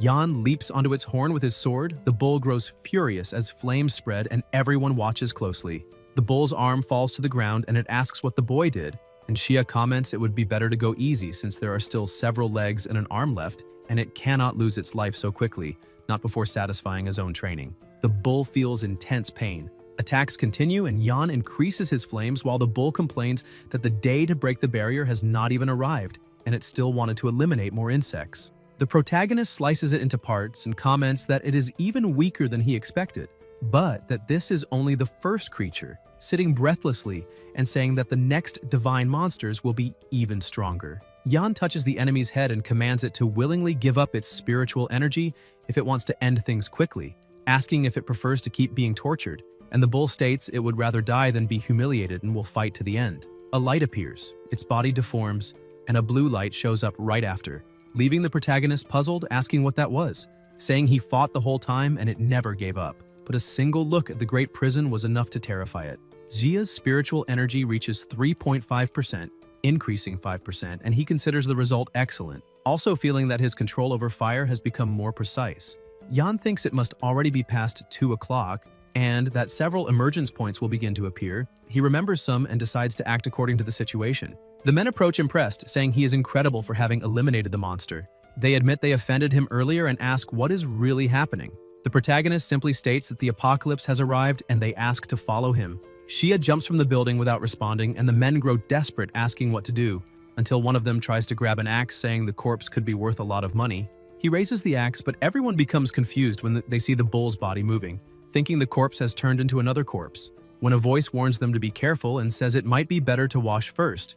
One of the men begins to change, his skin twists, and he transforms into a zombie, charging toward the group. The survivors scream in despair while explosions continue erupting across the entire city. In the Song family, inside the village shelter, a boy opens the door warning that one more person has a fever. Tian orders him to take them to the isolation wing and asks if he needs to repeat it, but the boy says desperately that this time the one with the fever is his own son. Song runs to Shi, who speaks with difficulty, asking his father to save him while his body seems to be reacting strangely. Tian asks where the medicine that could treat that illness is and why they still haven't found it. The boy explains that only one family member took both spiritual cleansing pills and his fever decreased, but he still hasn't fully recovered. Song asks what he is waiting for and orders the medicine quickly. He throws the pills, Shi catches them and immediately swallows them, trembling. Tian watches closely while Jun says he is feeling much better, and Song, surprised by the effectiveness, orders them to find more spiritual cleansing pills. The boy says they are searching, and Tian asks why only those remain. Reminding that he had ordered medicines to be stocked, the boy explains that spiritual cleansing pills were seen as traditional remedies for colds and fevers, with many modern and expensive alternatives in the market, so no one paid attention to them before. Tian orders them to go out and steal or loot if necessary, saying they have weapons and ammunition. The boy mentions that all the pills were bought in advance by someone named Xu, and Song complains saying he tricked them for $60 and bought everything. The boy adds that the city is in chaos. Underground networks have stopped working and asks what they should do now. Tian says it is unbearable, that Xu has supernatural powers and asks how they could face him in that situation, fearing that the Song family is about to die. At that moment, the door is smashed open and Tian is startled to see Shi surrounded by an intense aura. Jun says he feels something strange, as if all the filth has been washed away from his body. Shi strikes the wall forcefully and says he is much stronger, laughing while Tian watches in disbelief. He says he has awakened supernatural powers and finally knows what it feels like to be full of strength. Song concludes that the pills have miraculous effects when taken right at the beginning of the illness and asks if they really can grant abilities. He says it is excellent and orders to prioritize those with mild symptoms, stating that with 3 boxes, at least 3 new users can emerge. Then he says to gather everyone and take over the medicine warehouse, affirming that when the Song family controls the ability, users, everything will be theirs. Elsewhere, Bai wakes up commenting that the medicine really worked because her symptoms have almost disappeared. She grabs the pouch with the pills, confused, asking if she's seeing it clearly when someone knocks on the door saying it is someone she knows. The teacher asks what is happening, and Zeiner, breathless, says, "There are zombies in the building. Many residents have transformed and are attacking people, and anyone who gets injured turns into a zombie too," insisting that she must be saved. Bai tries to open the door, but the chain jams and she panics. Zeiner hears noises coming from the stairs and tells her to hurry because the zombies are coming up. Bai finally unlocks it and tells her to get in quickly. Zeiner rushes inside and the teacher notices a scratch on her back, asking if she was hit. Zeiner, with a strange look, asks if she noticed, and Bai remembers that she herself said that the injured turn into zombies. Zeiner replies that she will not transform if she takes spiritual cleansing pills, saying that's what everyone says on the internet, and asks if Bai has any. At that moment, a hand pushes through the door opening. The zombies are now managing to force their way in. Zeiner says that now it is too late, pushes Bai outside and says she only wants to ask a favor, that she may gain a little more time, while Bai desperately bangs on the door, telling her to open and asking what she is doing. For a moment, Zeiner asks what she was doing, but soon her expression changes and she says Bai has no idea how much she hates her, asking why she had such a better life than hers, why she was born without worrying about food or clothes, why she always had spare money to help someone like her, thanking her for supporting her all those years and at the same time saying she despised her for it, claiming she only wanted to buy a designer handbag like everyone else. The teacher asks why she thinks that way and reminds her she always helped, asking if that too would have been a mistake. Zeiner replies it was her obligation to help, and asks if Bai never felt that false satisfaction for being so generous with someone like her, saying she might lose her life now. Noises begin to emerge, and Zeiner claims that Bai is being slowly devoured by the zombies, and says she is very lucky, hoping that when the zombies finish, they leave some peace so she can stomp on it and relieve all that accumulated generosity. Zeiner's back begins to turn purple. She looks in the mirror and realizes she will also transform into one of those horrible creatures, saying she needs the first aid kit.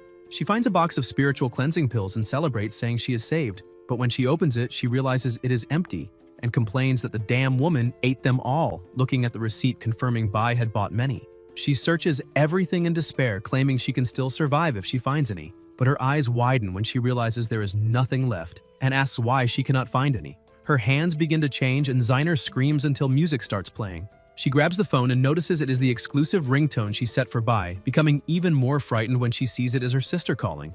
Bai appears on the video call looking better than ever, and Zeiner asks how she is still alive. The teacher shows the pills in her hand and asks if Zeiner was looking for those.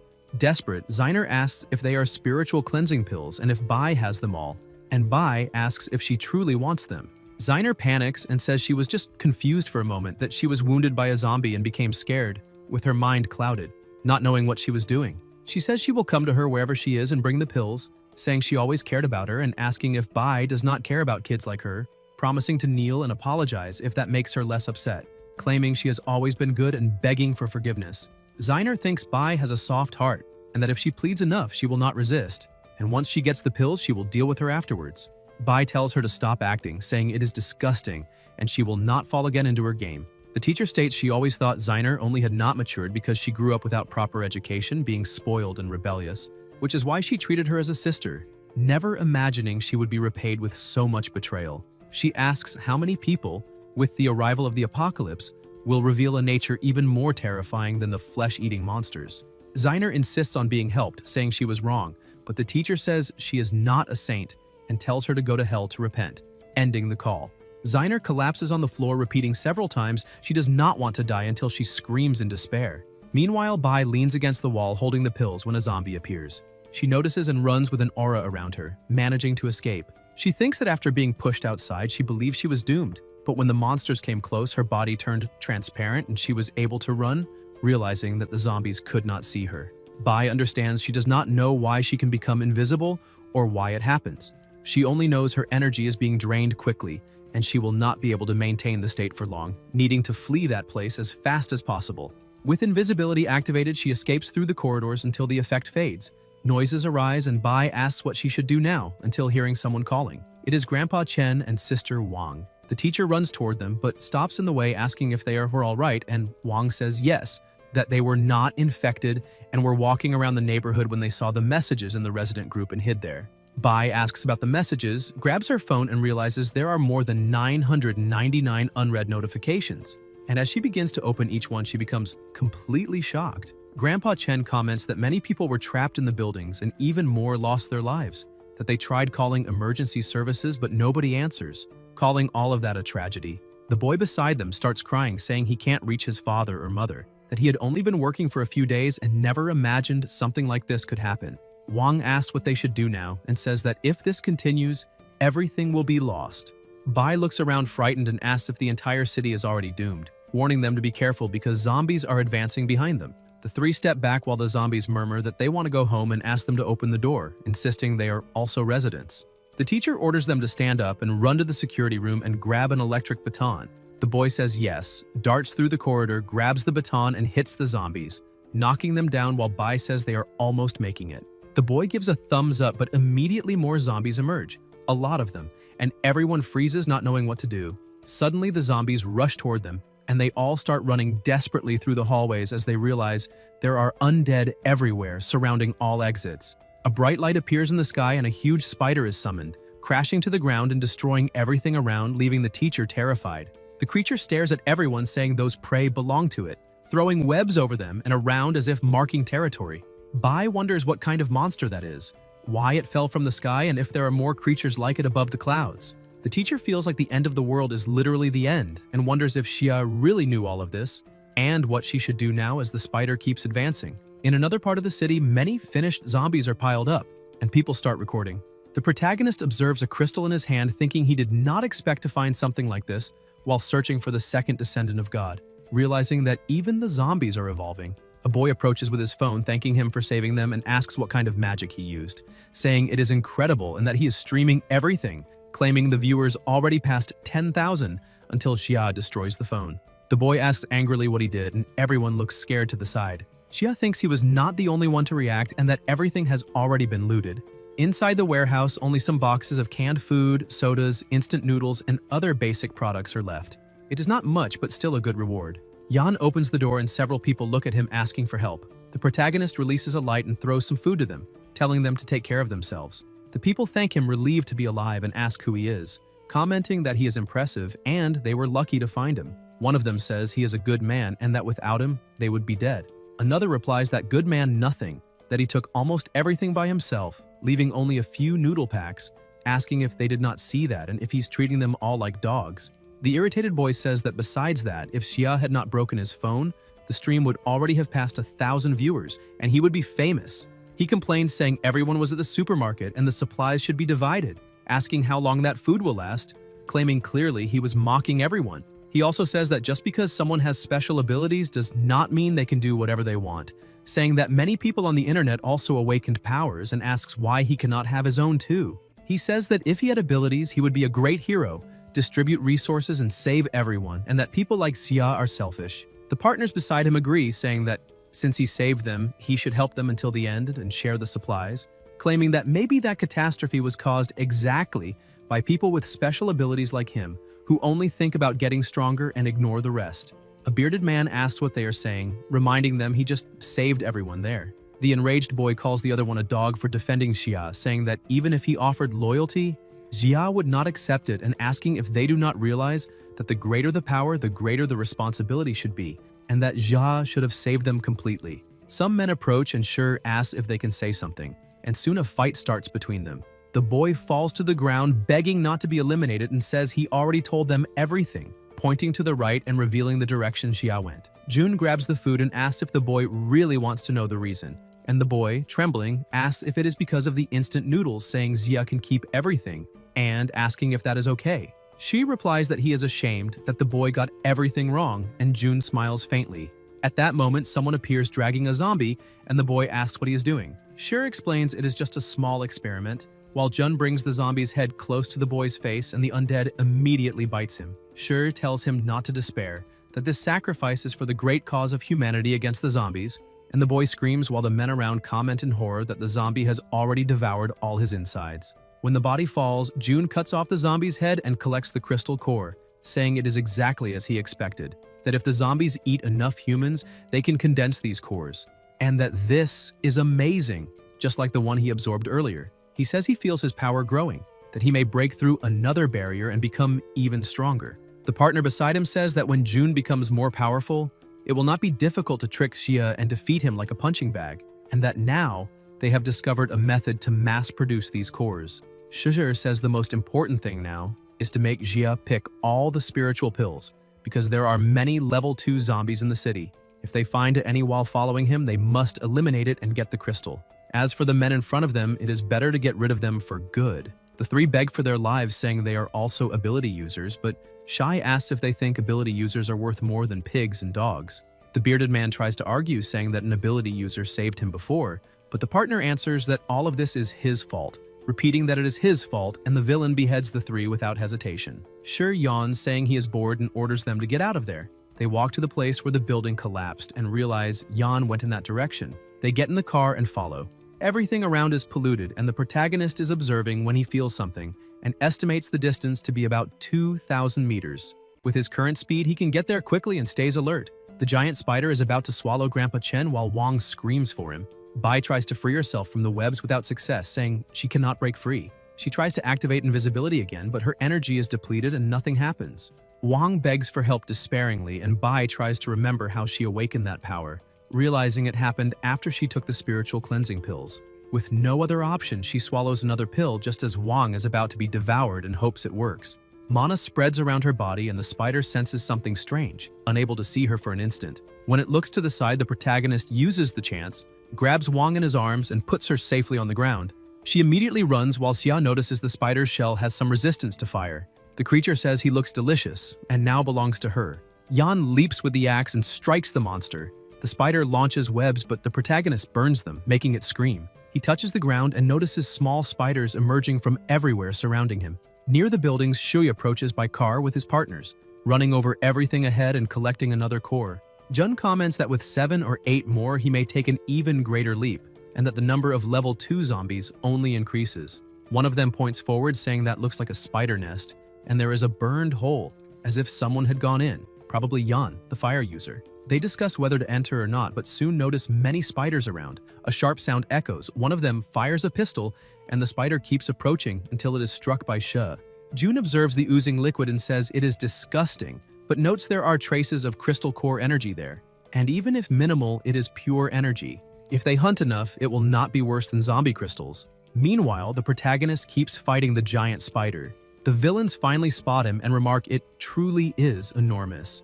Shai says that eliminating that spider would bring far greater benefits than any zombie, and the partner asks what they should do. Jun says to let the giant monster fight Yan while they hunt the small spiders, absorbing energy and strengthening their abilities. Thus, when the hero and the spider destroy each other, they will be stronger than ever and will seize everything like true opportunists. The bigger spider advances across its own web toward the hatchlings, and Xia unleashes his flames against it and the swarm, creating an explosion of fire that lights up the entire nest while Yan leaps across the ground. The blazing flames keep spreading and the spider screams in pain. The protagonist asks if it intends to use the small spiders to wear him down and says to see who will be faster, her spawning more creatures or him eliminating them all. At that moment, Jia notices Shi beside him crushing smaller spiders while Jun splits open their bodies and drinks the internal fluid, saying it is amazing because he has become even stronger. Yan watches and wonders if Shi has become an ability user again, remembering that in his past life he already had exceptional talent, even managing to steal the insignia of the Great Prison and become a leader praised by everyone. This time, he also achieved a breakthrough. The men beside him do the same, drinking the liquid from the small spiders and claiming that now they can kill any hatchling with a single blow, gaining strength equivalent to 50 kilos, and that with Shi there nobody will be able to face them. Shi says he wants to step on Xia's face, explaining that even with a little energy, those creatures have something addictive, and the feeling of getting stronger is irresistible. The protagonist flies over them and comments that it's disgusting that they are eating spiders, saying their appetite surpasses even that of zombies. One of the men asks about the giant creature, and Xia points to the side, asking if they are looking for her, saying that if they like eating spiders so much, they should apologize directly to their mother, because she does not look happy. The larger spider falls over them, staring at the group, and releases new hatchlings, ordering them to tear everyone to pieces. They panic as they try to fight the small creatures. Yan watches from afar and comments that Shi is truly good at provoking hatred, since he has a face that invites attacks. Jun, burning with energy, declares he is an ability user and that he will eliminate Xia. The protagonist says that's amazing and that he has something to tell him later, but first, he must settle things here and asks him to wait a bit. Shi asks if he dares underestimate him, while the gunman says he is out of bullets and asks why they don't retreat to think better. But Shi says they can't and that they must eliminate Xia immediately.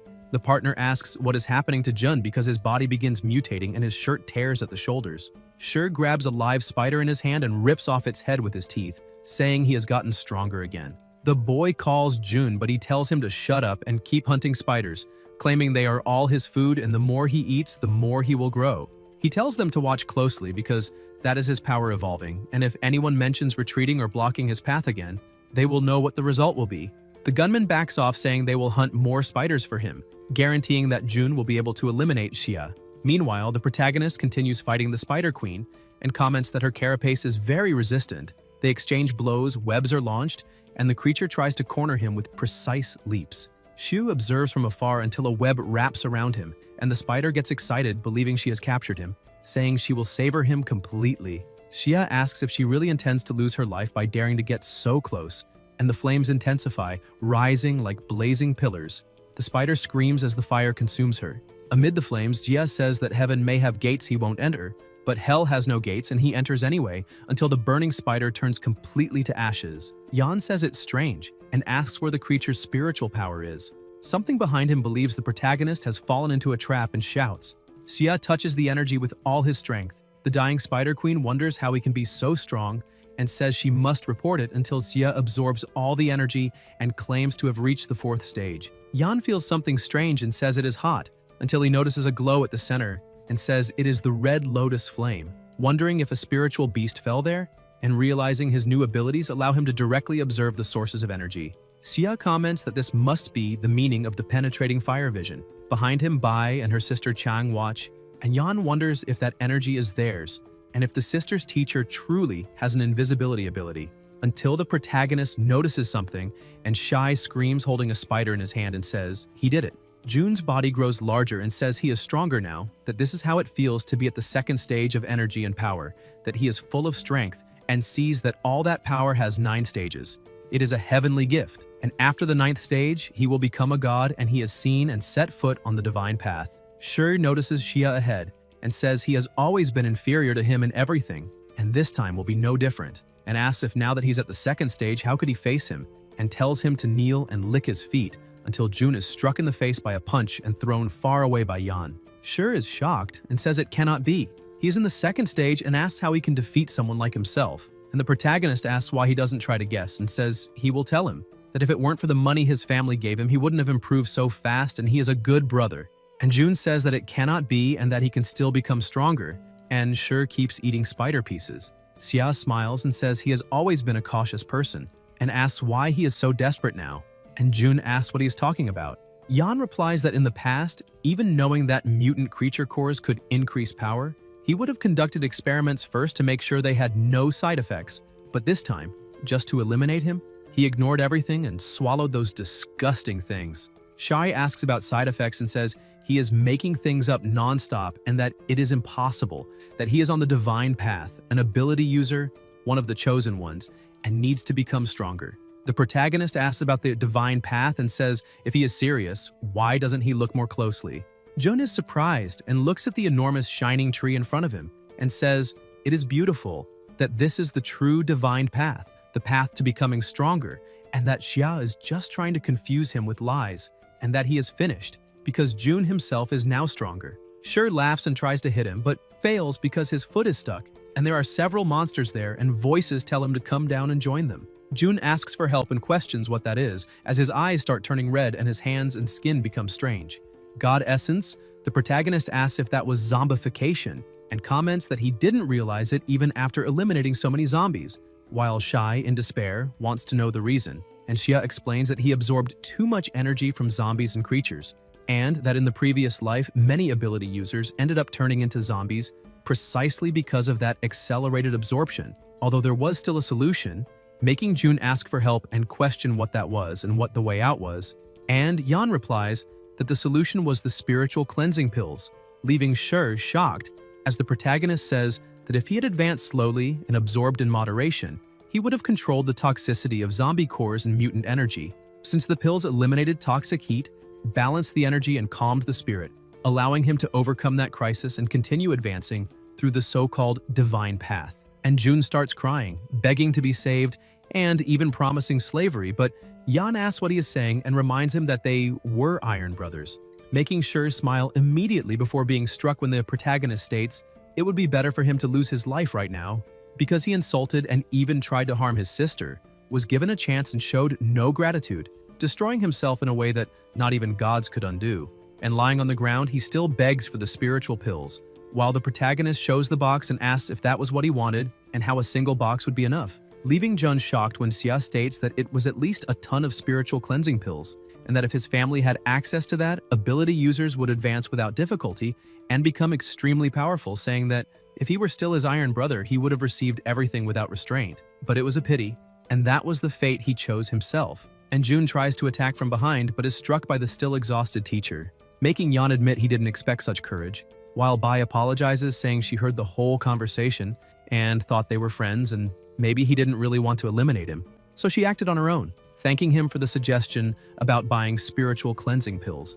And she keeps holding the weapon firmly, piercing Shi's body and hitting his face, saying she saw on the internet that by eliminating stronger zombies, it was possible to obtain energy crystals and asks if it was there, handing the crystal to the protagonist, who confirms that Shai, being a level 2 ability user, really possessed a crystal after turning into a zombie and says that crystal belonged to her. And the teacher thanks him and begins absorbing the crystal as an aura spreads around her body, and Bai thinks her energy has recovered quite a bit, but remembers she needs to be careful with her own body's limits so she doesn't end up like a monster. And Xia comments that her ability is interesting, similar to invisibility, but working in a different way that, if used wisely, would greatly increase her chances of surviving the apocalypse, allowing her to do whatever was necessary to stay alive. And the teacher asks if he is Xiaoyun's brother and says she wants to propose a deal to him, making Yan ask what deal that was, while Bai states that the spider he's hunting is very big, and that over time, monsters of that level will become more and more common,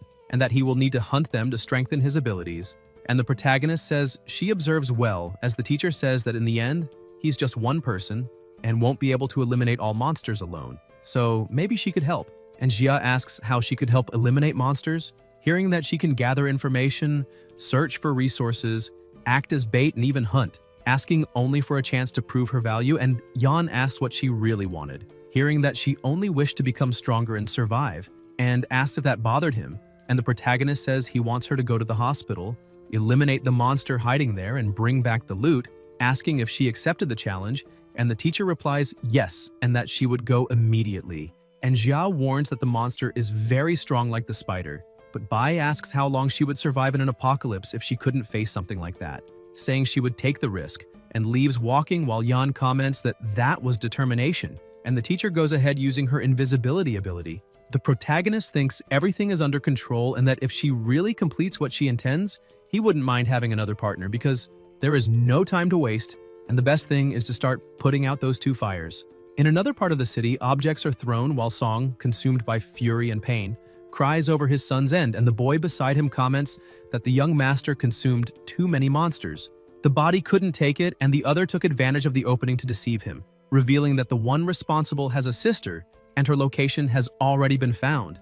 Tien demands that everyone move immediately, stating that since they eliminated his son, the sister will face the same fate, assuring them that she certainly carries spiritual cleansing pills and that they must capture her to take them, reminding them that no matter how strong Xia is, the sister is still just a normal person, and he's in the city, unable to be in two places at once. Meanwhile, Yoon is watching television as the reporter announces terrorist attacks and a growing epidemic, instructing everyone to stay home and wait for rescue. Experts link the outbreak to the dumping of nuclear wastewater and mention that spiritual cleansing pills may relieve symptoms, while the police remain paralyzed and the government activates a level 1 emergency plan, sending in special forces, leaving Yoon uneasy. Elsewhere in the city, lightning tears through the sky and the rain grows heavier. Yoon watches through the window and asks if her brother will be all right, and the turtle tells her to stay calm, explaining that with the master's spiritual strength, very few things can harm him, then asks if she has already chosen which ability she wants to learn, saying it possesses 3 talismans, each containing a heritage of immortal arts, now called abilities. Yoon says she thought it through and chooses the Chihuang art. The turtle says that technique will help her brother even more since it is focused on healing, and praises her kind heart. A powerful energy fills the air as the turtle begins the process, telling Yoon to embrace what is incomplete within her and keep her mind calm because the knowledge will be released little by little, reminding her not to be greedy and to absorb slowly. The Chihuang talisman came from a great being who asked for it to be given to someone with affinity, which is why the turtle never learned that art itself. And it doesn't know how much Yoon will be able to absorb on her first attempt until it notices someone approaching. Outside, Song advances with his armed men, while Tien claims that with so many combatants and 3 ability users, capturing a little girl will be easy, guaranteeing that they will tear her apart to avenge his son. The guard tries to break down the door, believing she could never withstand his attack, but he is thrown back feeling sharp pain in his shoulder. Another tries next, calling the first useless.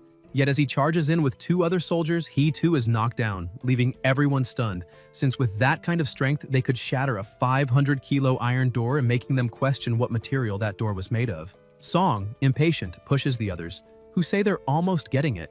Since they can't open the door, they decide to strike the windows, but their weapons hit the glass without causing any damage, raising suspicions about extremely high-resistance tempered glass. One of them says they need another strategy because the patriarch is losing patience.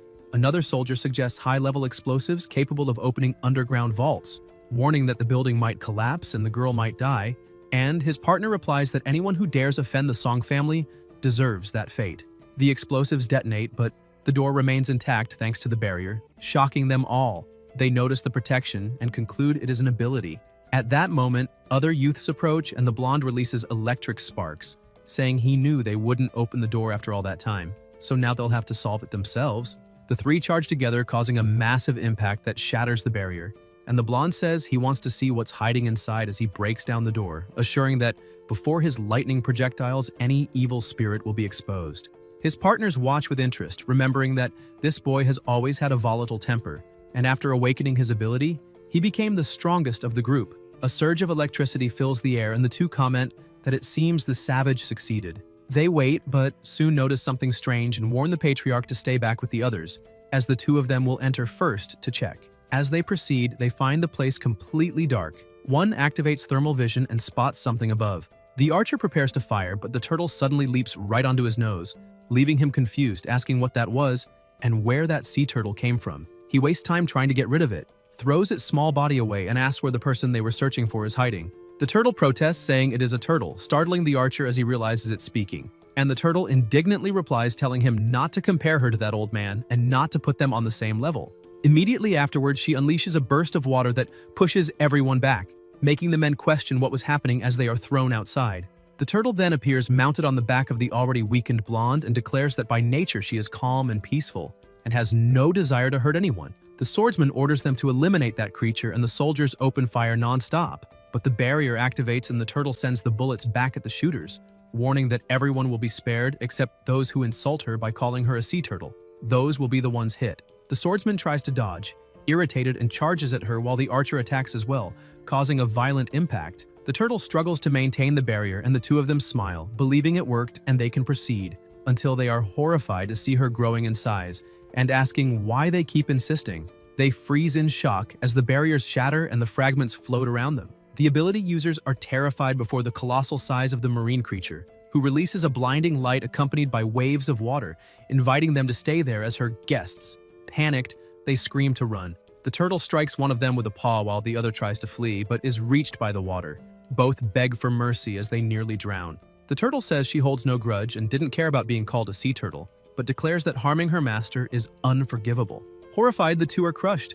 The turtle then says that the real culprit is among them, and looking around, wonders if the infiltrator has already entered. Meanwhile, Yun watches through the window as Song approaches from behind, holding a gun and smiling sinisterly as he says he only had one son and her brother dared to eliminate him. Tian fires, declaring that she will pay with her life, but the bullet falls to the ground, stopped by the protection around the girl. Song notices the barrier, and outside, the turtle states that the master entrusted that mission to her and asks how she could leave the girl in danger, saying that with the arrival of the apocalypse, Yun must also face trials and grow, using that man as a whetstone since time is limited. Tian keeps firing nonstop and asks why she still hasn't lost her life, while the bullets only hit the barrier and Yun remains frightened. Song insults her, saying that she is nothing but a commoner who deserves to be trampled by the wealthy, used and exploited to generate profit and then give plasma and descendants, destined to be enslaved generation after generation, and questions why she dares resist and is still alive. Tian stops shooting when Yun, eyes wide, tells them not to come closer. Song approaches holding a dagger and starts striking the barrier, wanting to see how much it can withstand and how many cuts it can take. Tian opens a crack and says he's about to break everything, and once he repeatedly stabs her until she's gone, he'll send the photo of her corpse to her brother, ensuring she suffers more than they do, and learns what happens when you anger those two, promising that her brother will soon join her. The noise intensifies as Song asks what happened, and if she is frozen in fear, saying everything is fine. Yun stands up saying she can't lose her life, and Tian asks since when that depends on her. She insists that if she dies, her brother will be sad, so she needs to eliminate him first and asks to be allowed to stab him as well. Tian mocks her, saying she has never even killed a chicken and thinks she is capable of taking someone's life. Song steps forward again saying he is right there and asks why she doesn't try to eliminate him. At that moment, the barrier starts to crack and the turtle outside, looking at the moon, notices the protection breaking until it finally shatters completely. Yun says it's all right now and that he can lose his life in peace. She activates her technique stating that Qi Huang is not only meant to save lives because someone who tries to harm her brother does not deserve forgiveness.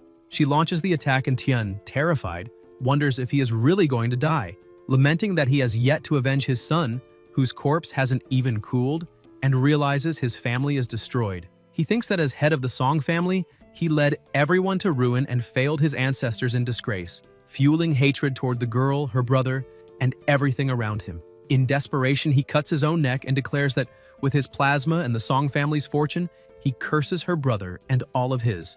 Plasma spurts from Song's body and the surrounding energy turns terrifying.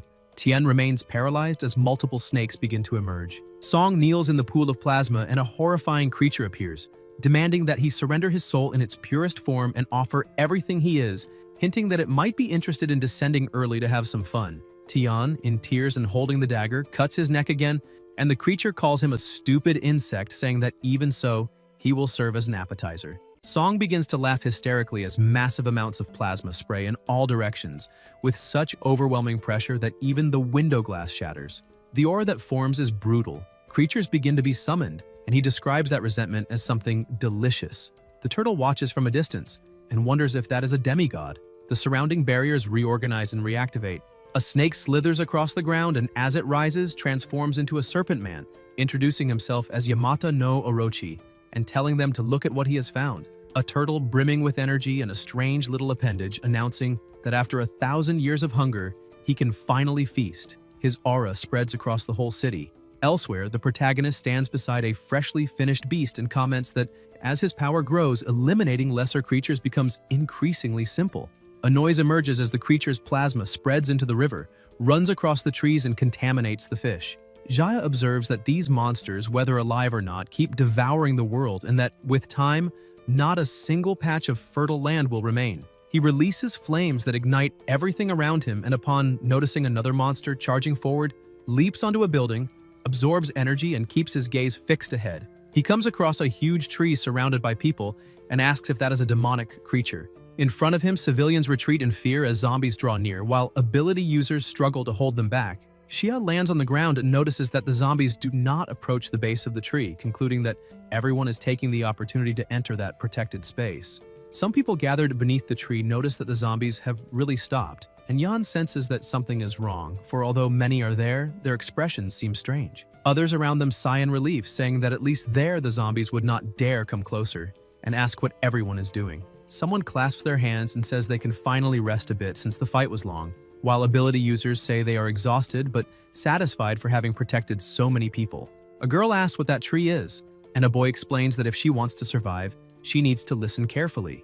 The protagonist recognizes that man as Supervisor Chen, who announces that the world is over and that everyone has already seen the chaos outside. Zombies, monsters, and eliminations everywhere. A lady says she saw her husband being devoured, and another asks what they must do now.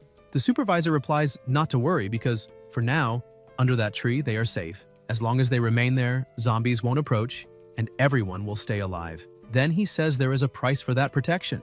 A little girl asks what price that is, and Chen explains that the tree that defends them is called the Tree of Human Faces, a demigod from another world that feeds on offerings and devotion.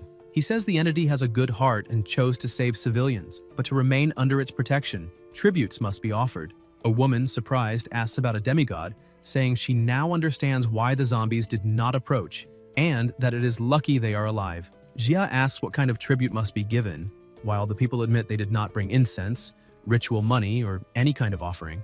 They ask what they should offer the god of the tree, and the supervisor recognizes Yan, thinking he is still alive and extremely lucky, but also that he arrived at the perfect moment. He then states that nothing complicated is needed, just sacrifice one person every 2 hours to the great tree of human faces, comparing it to the risk of everyone losing their lives and questioning whether that is not a fair deal. Everyone stares in horror upon hearing the word sacrifice and wonders if the tree devours people. Chen replies that he does not know whether the tree eats humans or not, but he is certain that the zombies outside are just waiting for their banquet. He then asks them to listen until the end, explaining that the Tree of Human Faces is merciful and would never eat anyone, and that those present must only bring their blessings. A frightened woman asks what he means by blessings. The supervisor then speaks about the future of the world, monsters roaming uncontrolled, human civilization collapsing, scarce resources, and reminds them that this is only the beginning of the apocalypse, because the chaos has barely begun and no one there has yet experienced the true hunger. In a few days, he says, they will be without water, without food, and surrounded by endless hordes of zombies, asking what they will do when that happens. He adds that dying of hunger or thirst will be everyone's inevitable fate, but now the great tree of human faces has extended its protection and is offering an exchange, homage for food. At that moment, he reveals ginseng fruits. Everyone pays attention as the supervisor states that for each person sacrificed, the tree grants 3 fruits, and that a single fruit is enough for someone to survive for an entire week. He also states that whoever eats one of those fruits gains extra abilities, mentioning that after eating one himself, he managed to establish a bond with the sacred tree and became its representative. He then argues that with just one sacrifice, 3 people can live and even gain supernatural powers in this cruel, ruined world, asking if there is any god more compassionate than the Tree of Human Faces, and if this is not clearly a blessing. The people respond that yes, it is a blessing. A man kneels, begging for a fruit and saying he will do anything. Soon, a lady steps forward, demanding they give it to her. Next, several start shouting for the fruit. A woman asks who will be sacrificed. Chen replies that those who fought the zombies cannot be chosen. One of them adds that they will obviously start with the newcomers. A little boy protests, asking why not start with the eldest. The crowd begins arguing to decide who should go first. The supervisor orders them to calm down and listen, declaring that since the blessing comes from the sacred tree, the first sacrifice must be of sinners, for that would be the fairest way. He explains that he himself will decide who is guilty, carefully evaluating everything. One of the men agrees immediately, saying that sinners must be sacrificed. Another woman also agrees, stating they will follow everything the supervisor says and that if he declares someone guilty, then that person will be guilty. At that moment, the protagonist raises his hand and questions how the 3 fruits will be divided after the sacrifice. The people pause and realize they hadn't considered that, since only 3 fruits would be distributed among the 30 or 40 people gathered under the tree. He asks how everyone can be sure they will receive one, and what the criteria for division will be. Chen replies that obviously those who contribute the most will have priority. Xia then asks how he measures those contributions and mocks him, asking if the supervisor intends to create a KPI chart where giving massages to a superior is worth 1 point, blindly obeying is worth 2, and anyone who challenges him is expelled from protection. Chen becomes furious and asks what he just said, claiming that every word he speaks carries the will of the sacred tree, and that Yan dared contradict him. One of the boys orders him to show respect, demanding to know how he dares defy the representative of the tree. Yan throws the question back, asking who would dare contradict him, recalling how the supervisor exploited workers like pack animals, cut bonuses for any excuse, stole credit for achievements, and blamed others for mistakes, and now stands there serving a monster and turning human lives into KPI scores, asking if he feels no shame. Chen explodes, saying he still has the nerve to speak like that and asking if he knows how many problems he caused by missing work for a few days, adding that he only asked him to work 18 hours of overtime, and even so he dared complain. He declares he wanted to fire him long ago and orders everyone to capture him to sacrifice him to the tree of human faces.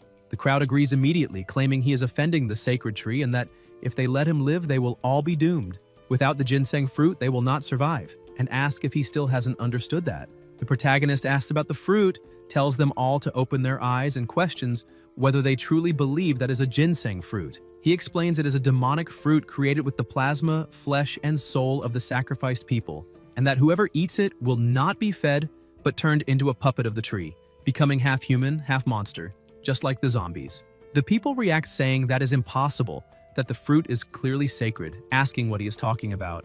Xia then asks what is wrong with the supervisor's right hand and challenges him to show it to everyone. When Chen reveals the deformed hand, the people are shocked and ask whether eating that fruit truly turns them into monsters controlled by the tree. Chen replies that even if that is true, they will still be alive, and that in the middle of the apocalypse, staying alive is all that matters, besides having the protection of the sacred tree. His hand has already become a tree hand. Then Chen orders them to eliminate Yan, saying that zombies have already surrounded the area.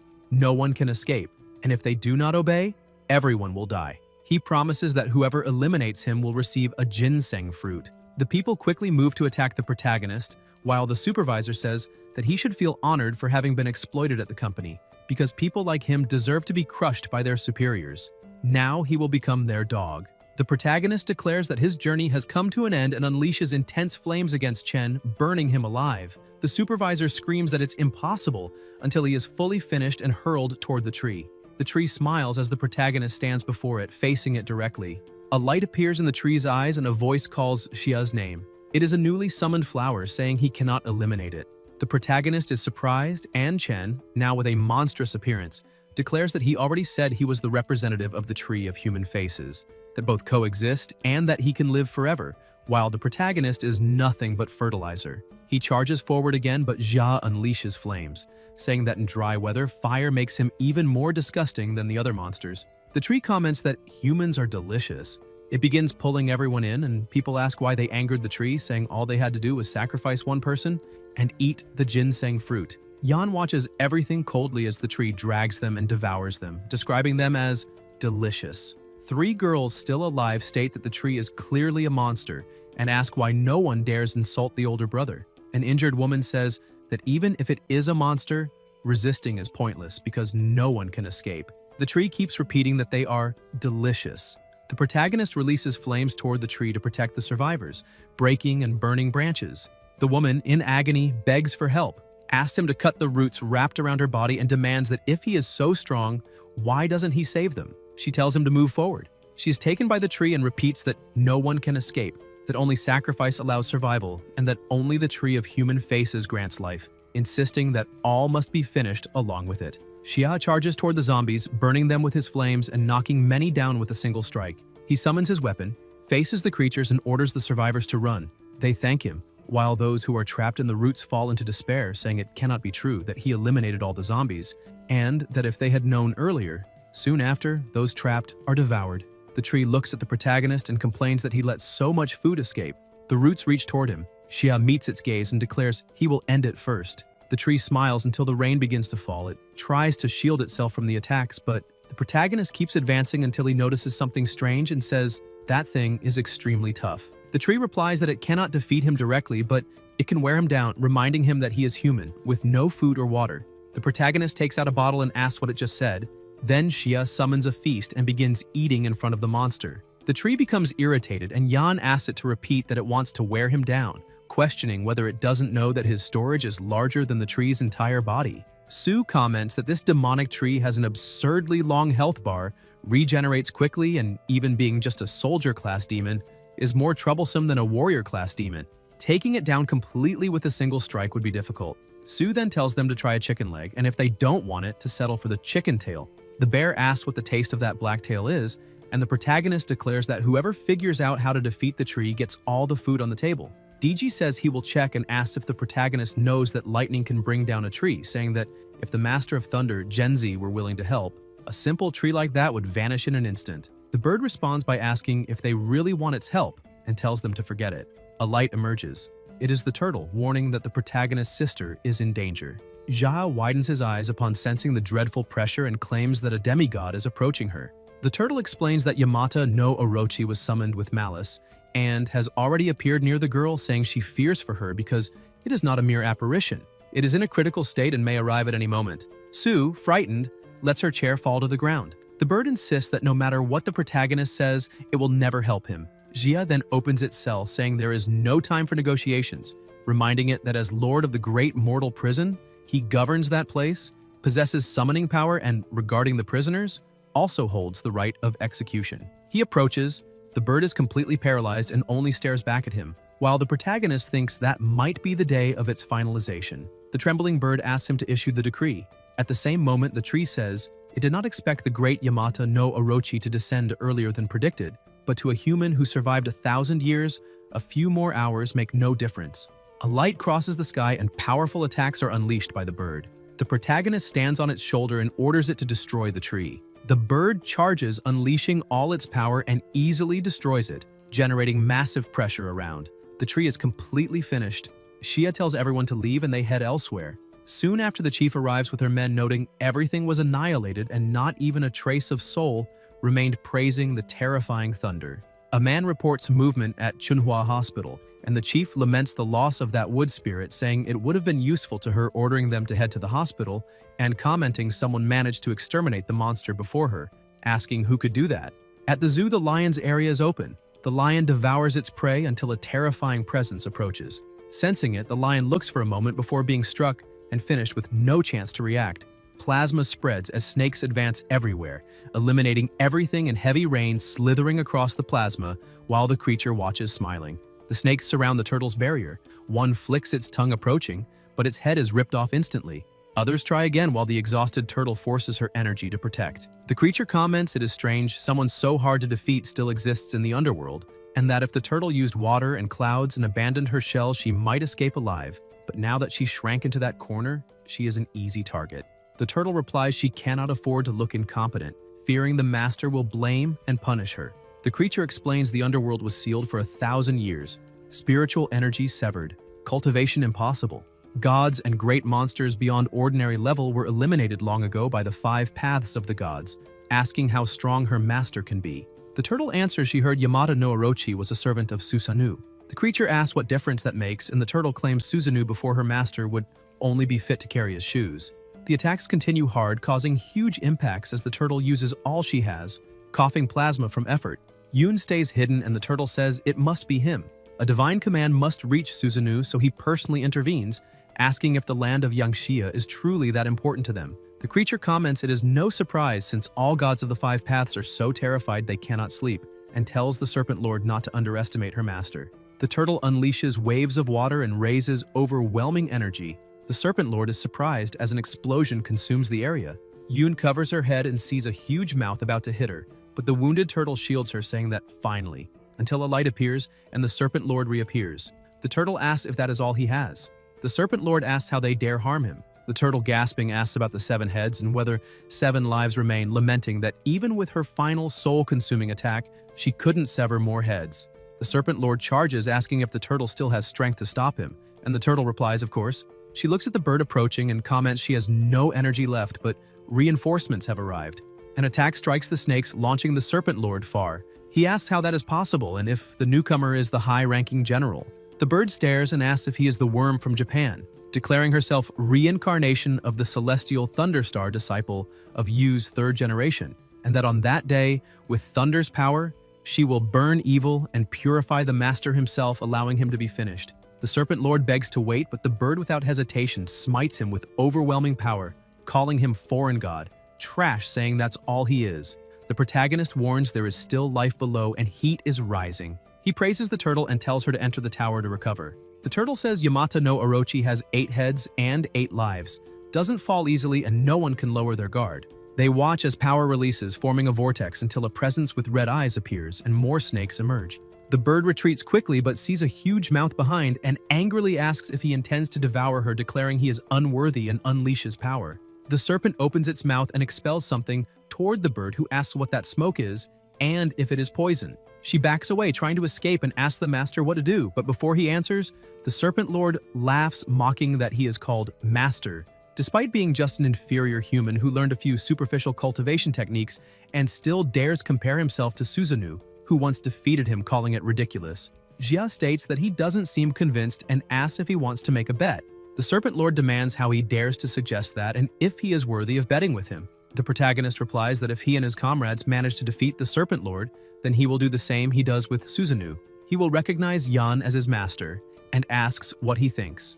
The serpent lord starts laughing, asking if a mere human from Yangxia with nothing extraordinary truly believes he can subjugate him, the great Yamata no Orochi, and if he understands how absurd that sounds, saying he has angered him and will now make him experience the worst pain in this world, though he will not allow him to die. The protagonist smiles and says that since he didn't refuse the bet, it will be taken as a yes. The serpent lord says he wants to see how that bird of general rank, who cannot even face him properly, plans to defeat him, and that no one will escape. Jia comments that snakes possess intelligence, explaining that the enemy is split into 5, that 4 heads surround him above as a distraction, and that the largest is hidden, preparing the strongest attack, ordering him to stop hiding because the tail betrays him. The serpent lord asks how that is possible and if the protagonist is trying to deceive him. Yan asks who is deceiving whom and tells him not to look behind since another of his comrades is right there. The serpent lord says this is absurd, and that for a moment he nearly believed it, saying that gods and high-ranking demons were eliminated 1,000 years ago, and that the bird is only there by coincidence. He claims that even Susanoo cannot pierce his poisonous mist and asks how a mere human could see his position, saying it must be coincidence, and calling humans despicable for trying mental tricks, declaring that very well, he will send the protagonist to the other world immediately. The bear pats the serpent's head and comments that his body is not in prime condition, asking the warden if he could give him a bit of it since snake bile is an excellent tonic. Elsewhere, people run from zombies. A child's hand begins to change and she asks her mother what is happening to her body. The woman replies that the rain is poisonous, but everything will be fine, and that she is there with her daughter, begging the gods of heaven and the ancestors for help, until everyone stops. The bear fights the serpent, the two exchanging blows, and the serpent lord wonders if that bear is also high-ranked, asking why the protagonist has 2 entities of that level at his side. He thinks that if he reflects well, even the turtle was 1 step away from general rank, and notices how many powerful beings are gathered around that human, questioning what on earth he really is. The protagonist answers, telling him to guess. The serpent lord thinks that the protagonist hides a great secret and must report it immediately, but before he can, a light explodes and the bird charges forward to attack him. The snakes release powers from their mouths, lightning tears the air, and the bear keeps crushing snakes with his bare hand, saying it is bold of them to even try biting him. Everything around is in ruins. The serpent lord stands still and then comments that his bones and muscles are injured. The situation is urgent and he must prioritize transmitting the information. At that moment, he notices Yoon hiding and says that the devoured energy of resentment will guide him to her in seconds, promising to act swiftly. He advances, but someone appears in front of him, the protagonist, asking where he thinks he is going. The serpent lord demands how he got there and how he knew, and Xia replies that of course he knew, because he clearly saw that after attacking Zhenzi, one of the heads went into hiding and fled secretly. He says that those 6 heads would already be a generous reward, but instead of fleeing, the monster still had the audacity to go after Yun. The protagonist declares that he has already chosen the path of finalization, but the Serpent Lord laughs and asks if he truly believes that, saying he underestimated him. He explains that only one of his heads is here, and that the protagonist is just an insignificant cultivator unable to defeat him. Since they call him Warden, he says that by devouring him, he will solve the issue of the other 6 heads and also deal with the girl behind him. Jaya unleashes intense flames, causing a massive explosion, but the Serpent Lord dodges. Yan raises his hand believing he struck him, until the Serpent Lord bites his arm saying he has caught him. However, the protagonist pulls his arm from his mouth effortlessly, grabs his sword, and the Serpent Lord is shocked, asking if he truly possesses that much strength. Meanwhile, the bear fights by crushing snakes barehanded, and comments how incredible that is. On the other side, the bird, wounded in the chest, touches her injury and says the plasma has stopped, stating she will continue and hoping that the last head is tougher. The Serpent Lord thinks that only 4 lives remain now and that he must end everything quickly. He recognizes that the human has a constant flow of energy and a tenacious body, and he cannot allow the fight to drag on. He declares that the truth is simple. The weak point of humans is the soul. The Serpent Lord turns into soul form and invades the protagonist's consciousness, finding it far too easy, saying he entered without resistance, and that after all the boy was born only a few decades ago, while he is a demigod thousands of years old. So the protagonist's spiritual barrier is as fragile as paper. He decides to rummage through his memories to discover where the general rank demons came from, how he obtained his powers, planning to turn him into his personal puppet. But soon he wonders why there is a tower of consciousness. The Serpent Lord begins to scream in pain as the light weakens. He smiles when he notices a hole at the base of the tower, saying he will enter it. Upon doing so, he believes he has finally survived, and comments that the tribulation lightning struck him twice and destroyed much of his soul. He asks where he is, and whether he truly entered the tower, complaining about the darkness. A presence approaches. The Serpent Lord senses countless eyes fixed on him and panics, unable to understand why. He, the great serpent Yamata no Orochi, a demigod at the peak of the general ranking, remembers that not even Susanoo ever made him feel such fear, and wonders if those eyes are even more powerful than Susanoo's, speculating whether they could be gods sealed inside the tower, but claims that is impossible. The Serpent Lord opens his eyes wide as a terrible sound echoes and lights erupt. Outside, the snakes collapse defeated, emitting shrill cries, and the Serpent Lord falls to the ground asking what that was, saying that he saw it and forgot. He completely forgot what it was. The protagonist feels disgust and comments that just a moment ago that cursed serpent looked at him strangely and dove straight into his consciousness, crashing into the tower. The bear says he can't imagine what happened, and the bird states that the intelligence of those outer gods is truly pathetic. Heaven offered a way out, but he chose hell. Sue remarks that it happened on the 4th level and that not even she has ever been there, asking what happened when all the Impriso gods witnessed it at the same time, saying the result was so insane that plasma splattered across the ground. The protagonist feels something, looks to the side and stares at the moon, until a single eye opens fully. Meanwhile, elsewhere, a mother is with her daughter, and the child asks her to look at the moon, which is no longer there. Everyone looks on, shocked, as an intense light appears and colossal pressure spreads. The turtle whispers, Susanoo, while the Serpent Lord claims there is a great secret. The bird orders them to stop immediately and kneels on the ground as the enormous eye hovers above them. The bear asks if they are going to just stand there and do nothing, saying that thing is about to be rescued. Sue replies that of course not. Flames erupt and the protagonist grabs the Serpent Lord and hurls him away. The snakes fall into a cage, utterly confused. Jia pushes them into the tower, saying it's nothing much and already handled. The bear praises the warden, and Sue states that with the power of the great prison of evil, blocking the gaze of a commander-rank god is simple. The pressure suddenly intensifies and a presence descends. Yan watches, looks upward, and the eye asks how they dared deceive him. Something approaches with deafening impacts. A light pierces the tower, and the protagonist feels his spiritual energy being completely drained. He orders everyone to fall back. One of them says the situation is critical and they must think of something quickly. Xia recalls that in his past life, before reincarnation, the strongest ones he saw descend were only a few general-rank demigods. Midnight was the exact time Yamata no Orochi was meant to appear, but since Song summoned him early, it affected Susanoo, whose arrival should have been delayed indefinitely, causing him to lose control and attempt to break the dimensional barrier. Now the entire balance is destroyed. Terrifying gods who were supposed to descend one by one may fall prematurely. He wonders what he must do. The turtle says that, according to fate, humanity would have had time to awaken abilities and evolve until they could face the gods. But everything has been sped up. If the barrier is destroyed and the general rank gods are freed, the nation of Yangxia will notice it. The protagonist's eyes widen as a colossal mouth opens and releases an overwhelming power that strikes Yoon, flinging her away. She spits plasma and comments on her ears. Yoon activates her technique to seal hearing, throat, and heart, saying that her brother took the full impact of the sonic wave and asking how he is. She looks outside, sees something, and freezes. Her brother is pinned against the wall. Yoon begins to cry, calling out to him. Elsewhere, people cover their ears in desperation, asking what that thing is, saying that not even the moon remains, and that the apocalypse has arrived. There is no hope. A barrier breaks and a woman looks through the window, saying that if she had known this would happen, she would have ordered another portion of pork belly the night before, and now she can't even eat. Flower petals fall as explosions erupt across the city. The little girl is in her mother's arms, kneeling on the ground. At the zoo, someone sits as petals fall and there is an emblem beside them. The creature notices the object, comments on it, and holds the emblem. Voices say that gods are cunning, but it's a shame they saw through the deception. The creature says Ja is trash and asks if they will continue to be humiliated by him. A trembling hand rises and shows the middle finger. It is the protagonist who curses the monster and retrieves his object, which releases a powerful light. Someone appears within the brightness. Long hair, strange clothing. And the creature says that this is impossible, telling them to retreat immediately.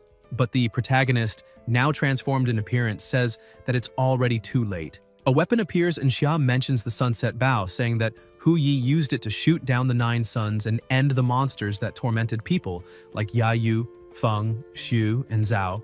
The creature screams and Yan says that next time he enters someone's home, he should be more polite. The creature grits its teeth and says that not even in his dreams will he stop being a god. The arrow is released and strikes the monster's eye. The protagonist asks about a god and says he has already eliminated many, that one is the weakest of all. There is no more discussion, and now he can be finished in peace. Xia hits his face with flames, creating a devastating impact. The god says he is still alive, repeating several times that he is alive and claiming that behind him lies the barrier of the world, asking if the protagonist is capable of crossing it to eliminate him. Yan appears before him fully embodied and summons his sword. The god feels the pressure and asks if that is the Hyoshin's sword, saying that then he is the human emperor of Yangxia, the one who tens of millions of years ago led the gods of Yangxia in a bloody war against them, the gods of the 5 paths. In the end, they completely sealed him in the outer realm of the 9 heavens and raised the barrier to protect all living beings of the world, warning that on the day the barrier breaks, his moment of finalization would also come. The protagonist raises the sword and swings it, finishing the god once and for all. An explosion spreads, the smoke clears, and people stare in disbelief as it begins to rain. Only then do they realize the rain is blue plasma and ask if that enormous god truly lost his life. Everyone looks at the sky, frightened. Elsewhere, a woman regains consciousness on the ground and searches for her daughter, who is no longer there. The child stands before several zombies, drinking the blue plasma. The mother asks if it is her, and the girl replies that she is fine, telling them to leave that to her, saying she is hungry. Her appearance becomes frightening as she begins devouring the zombies without hesitation. On the other side, a blonde young man fights the creatures and asks why his ability has become so much stronger, saying his wounds healed completely and that it even feels like the heavens are helping him. He charges forward excitedly, saying that when he, Hao Ge, ruled the city of Kowloon, zombies this small didn't even exist, so they can all come at once. A voice says that this is a miracle. They look up to the sky and comment that it is split. The protagonist, flying, says he didn't expect to open such a huge hole, but that it's fine, and tells the gods of the 5 paths to listen. He doesn't care what they do elsewhere, but it was he who built the world barrier on the land of Yangxia with great effort, so they must not dare continue to destroy it aggressively and must wait patiently for it to fade away on its own, and whoever disobeys, it will be annihilated immediately. And comments that if there are small demons capable of crossing the barrier without damaging it, they are welcome as guests and may enter whenever they wish, saying it is even better that way. A blinding light covers everything. The warrior says they really destroyed it all and that it is a nuisance. Around Yan, the energy expands and the sky begins to close as the pressure lessens. The warrior watches, saying there are not enough celestial repair stones, staring at the sky disappearing along with that strange light and commenting that the dawn remains so beautiful he will never tire of looking at the human world. In the beast realm, inside the pavilion, he states that he fulfilled the agreement and cut off Susanu's head, but admits he spent far more energy than expected and fears that those enraged evil gods might come and destroy that fragile protection, because if they attack in full force, everything there would be wiped out. The protagonist approaches, saying that cowardice before overwhelming power is part of human nature. So he imagines deities are not so different, and with that display, gods of commander rank or above would not dare peak for a while. Since they have Susanoo as an example, and the stronger they are, the more they cling to life. The warrior says that is what they call killing the rooster to scare the monkey, comments that he is interesting, and recalls that in the moment of desperation when he took over his body, instead of feeling fear, he started giving orders, asking how he was so sure he would be helped. Xia answers that in the great mortal prison there are demonic creatures and sealed gods, that on the first floor he saw general-level monsters, and that the tower has 5 floors, so there should be even more powerful gods guarding everything, and that he does not understand why they cannot be freed. But he gambled on the idea that inside there is a force capable of suppressing them all, and that Susanoo would never dominate that place. The warrior laughs, saying he was right, that they would never let that prison fall into the hands of those wretches, and that if he had more than that soul fragment, he would break the world barrier and exterminate them, making everyone beg. He admits having many doubts, calls those broken memories fragmented remnants, and asks for them to be analyzed when there is time, because his soul has already been completely erased, and from then on, everything would depend on Yan. They stare at each other, shake hands, and the warrior begins to fade until vanishing completely, while the protagonist watches before collapsing unconscious. Yoon runs to him and the emblem falls beside him, releasing smoke. In the chaos outside, a voice states that Susanoo is truly finished, says that 3,000 years have passed, yet Jiayan is still easily controlled, and that they could not even seal him beyond the world barrier, calling it humiliation, and saying they must advance together to devour the prey. The Yangxia barrier is about to collapse, and he will not endure much longer, and they admit the price to surround and destroy him is high, so it would be better to descend their domains, rule the masses, and absorb power. They say Yangxia is protecting the territory and cannot reach their domains, so the stronger human power is within its own territory, the wider the barrier's coverage, and they ordered the expansion of the domain, declaring that Yangxia's lands will be divided among them. Lights appear and violent pressures spread along with flames. A reporter states in the news that an enormous number of humans turned into monsters and an apocalypse began, with hordes of zombies attacking and killing about 10 million people in 2 days in Los Angeles. Monsters appeared in North Africa, and faith became the last resort as people begged the gods to save the world. The Saudi region became a sea of fire. Nations lost communication, and the kingdom became isolated. In Emerald City, a rain of divine plasma turned many humans into ability users, creating several factions, including the Jackal Gang, led by Chen Gu, and known for its brutality as it sweeps through the city hunting anyone who refuses to join them. Elsewhere, 2 people face a group of young men, strike first and launch some away, and the blonde one jumps, saying they are the ones who will lose their lives. The boy with the monstrous hand advances, attacking, while the girl, injured on the ground, watches the enemy take her bag and ask if they really think they can escape the clutches of Chief Go.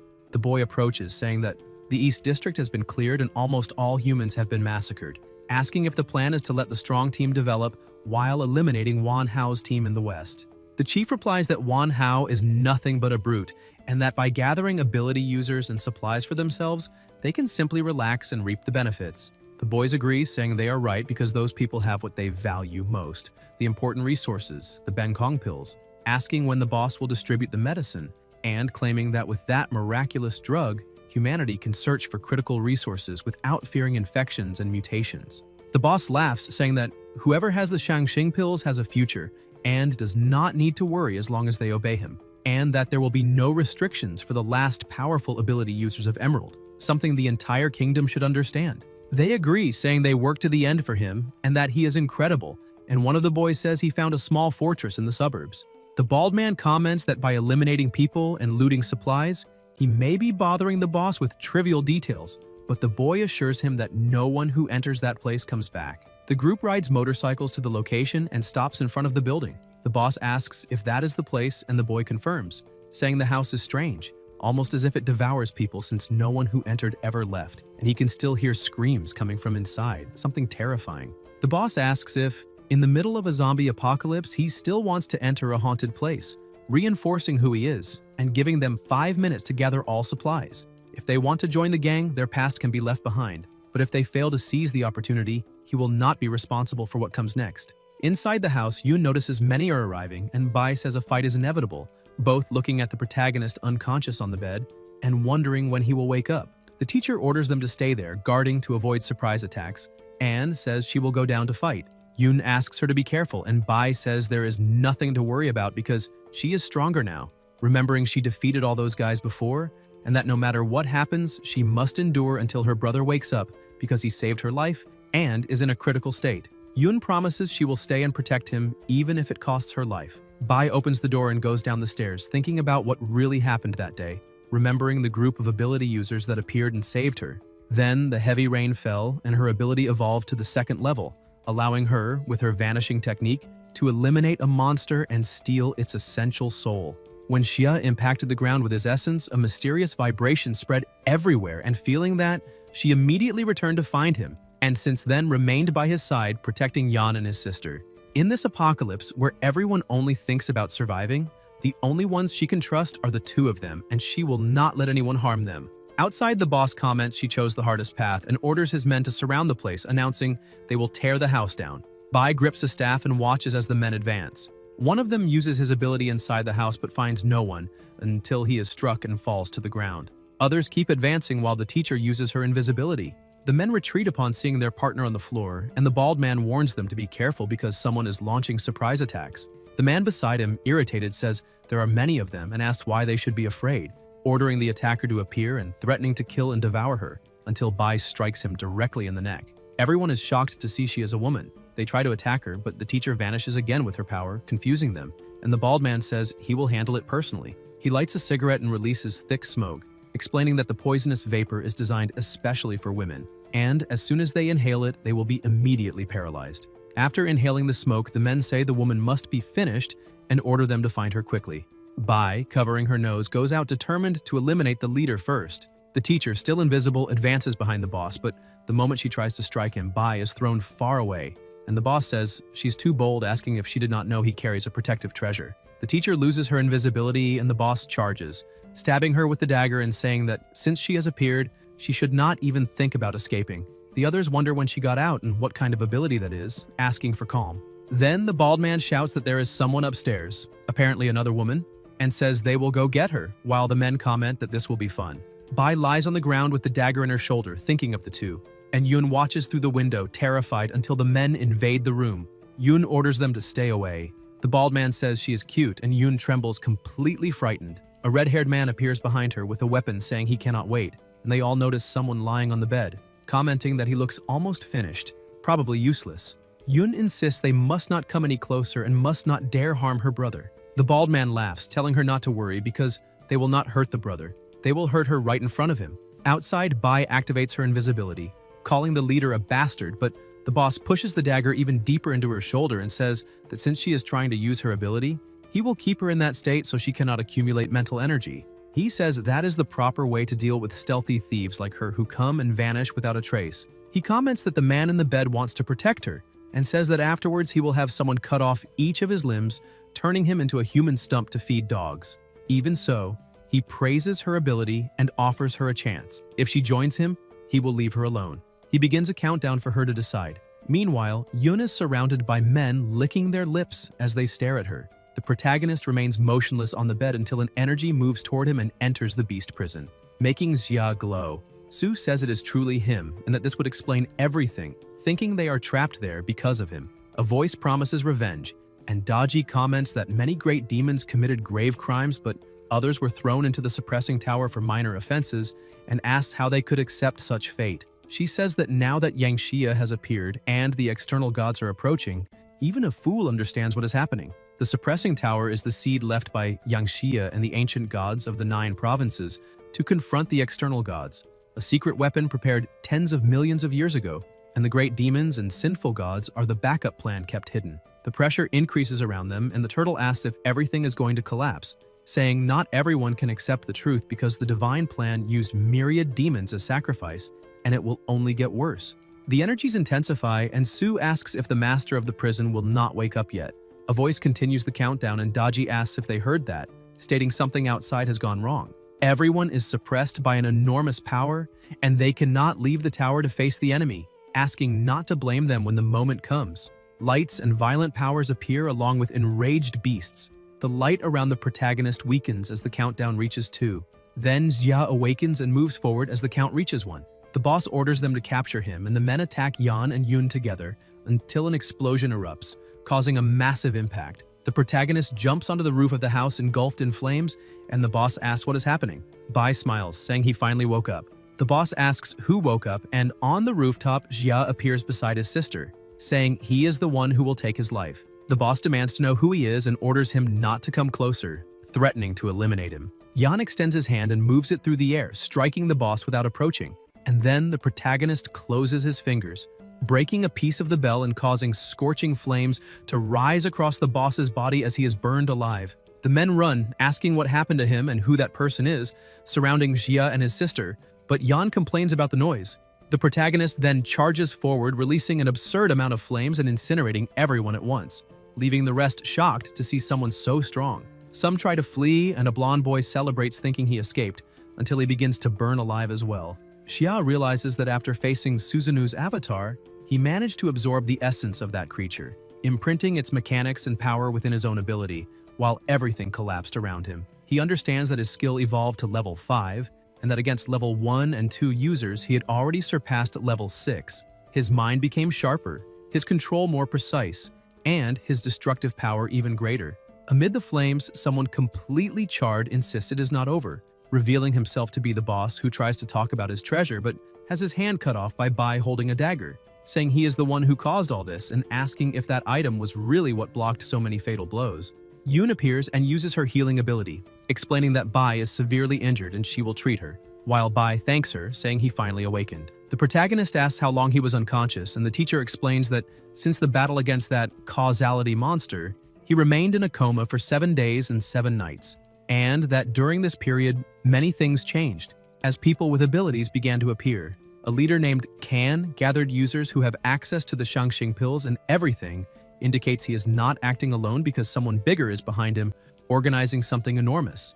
Xia understands and says he will need to ask the right person for some clarifications. The boss, still alive, orders them to finish him if they have the guts and asks who the hell he thinks he is, saying his ability is only slightly stronger than his own and that the family's leader will never let him escape.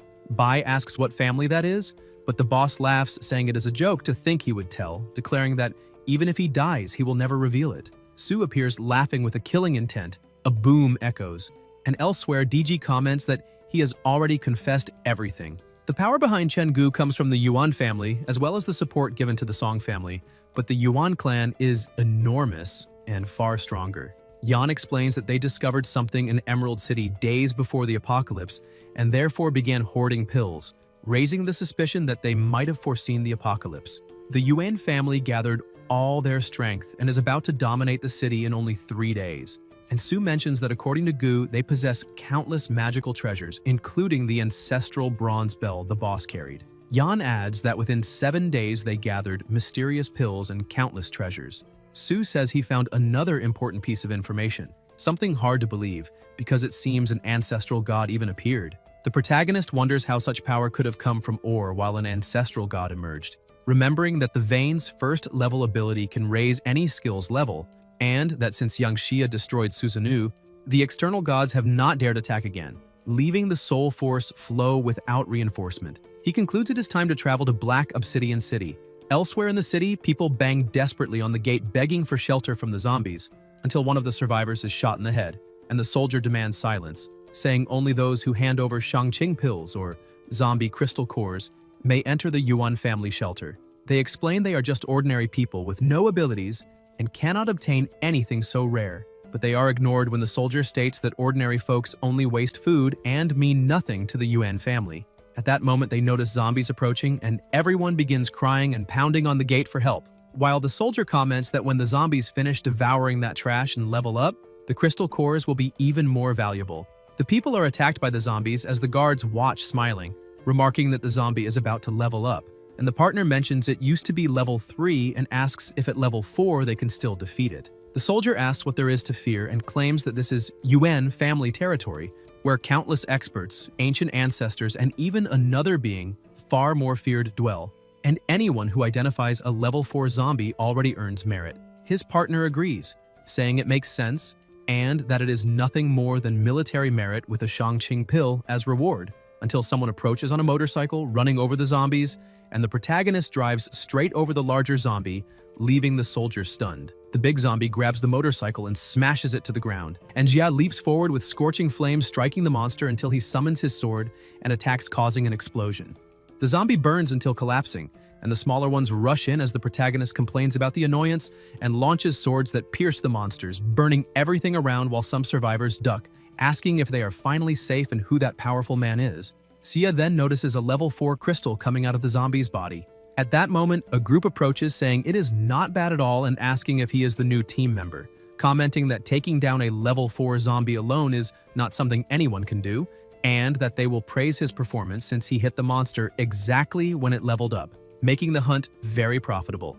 Yan warns them not to touch the core, and the soldier asks what he means, while his partner says he checked and noticed the protagonist is not one of them, not part of the team, and besides, there are many fire ability users in the UN family. The soldier asks if someone from outside has been killing their zombies and if he is trying to steal the kill, and the protagonist asks since when those zombies belong to anyone. The soldier replies that of course they do, since they created that low-level zombie themselves, and asks if the protagonist has any idea how many human lives had to be cut short for it, suggesting he hand over the crystal core and leave if he wants to survive. Xia asks what if he refuses, and the soldier fires back wanting to know if he's from that region, and if he does not know the UN family dominates abilities, with the young master already at level 4 and backed by a foundation he cannot even imagine. He claims that in this apocalypse, the Yuan family is humanity's last bastion and the ladder to superior evolution, and that countless experts travel from afar just for the chance to join them. So if the protagonist insists, he will die right there. Yan grabs him by the neck and asks if that is really so, saying he would love to find out and that if he killed him right in front of the Yuan family's gates, he wanted to see whether anyone would come save him. The soldier tries to deny it as the others begin shooting and order Yan to let him go. The flames intensify while the protagonist squeezes with overwhelming force, and the soldiers comment that the fire is so powerful the captain cannot withstand it, saying it burns even the consciousness and absorbs every attack. They fire, but the bullets melt in the air, leaving everyone shocked at the absurd heat. Xia asks the captain whose core he thinks it is, and the captain admits he was wrong. A female voice appears saying crystal cores or Shangqing pills have always belonged to the strongest and asks whether she is wrong, and the soldiers recognize her as the third miss, begging her to save the captain, claiming that domineering outsider is stealing treasures in the heart of Yuan territory. One of them is struck by a whip as she calls them all trash, saying many of them cannot even defeat an outsider, and that the Yuan family wastes food feeding those dogs. The soldiers admit they did not expect the protagonist to be so strong, while the third miss observes the intense flames, praises his handsome face and says his eyes are cold and his style is bold.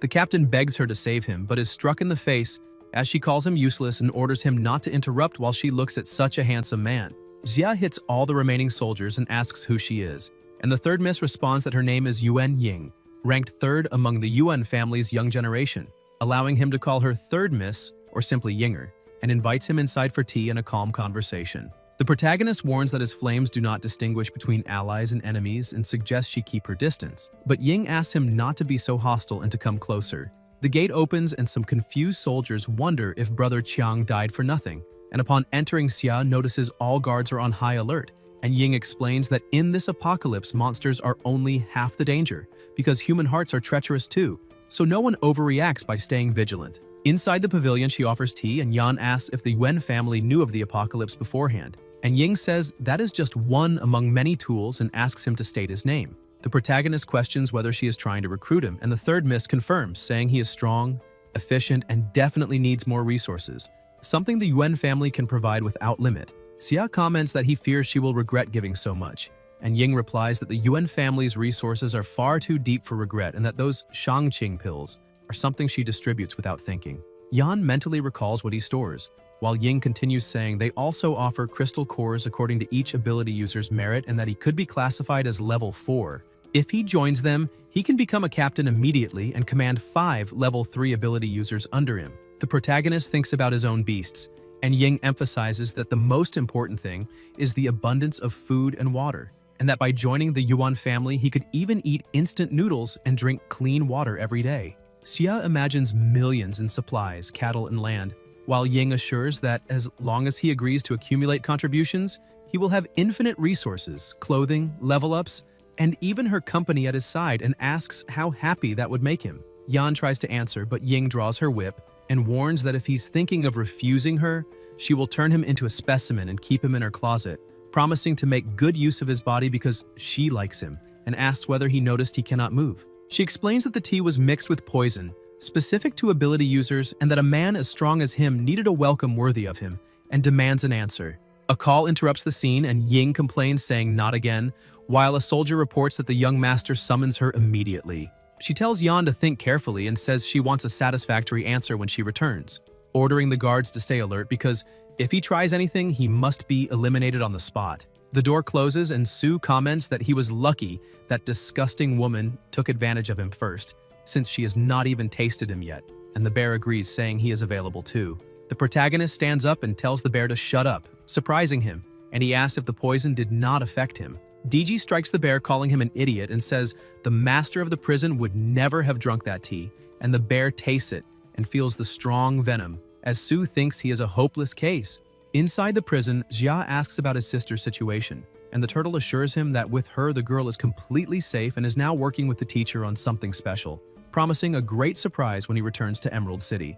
Yan comments that the girl is starting to form ideas of her own, and the snake says it is hungry while the turtle claims it is not, and thanks the master for granting her soul, explaining she is refining her own living soul and that when the time comes, by joining turtle and snake into one body, she will form a Xuanwu and ascend to martial rank, and the protagonist considers this excellent. Ever since awakening, Xia notices that a new staircase has appeared on the first floor of the fierce prison, a sign that the second floor has been illuminated and new cells can now be opened. He remembers that the first-level beasts were already insanely strong, and wonders what kind of formidable monsters and sinful gods are sealed on the second floor, deciding to check immediately.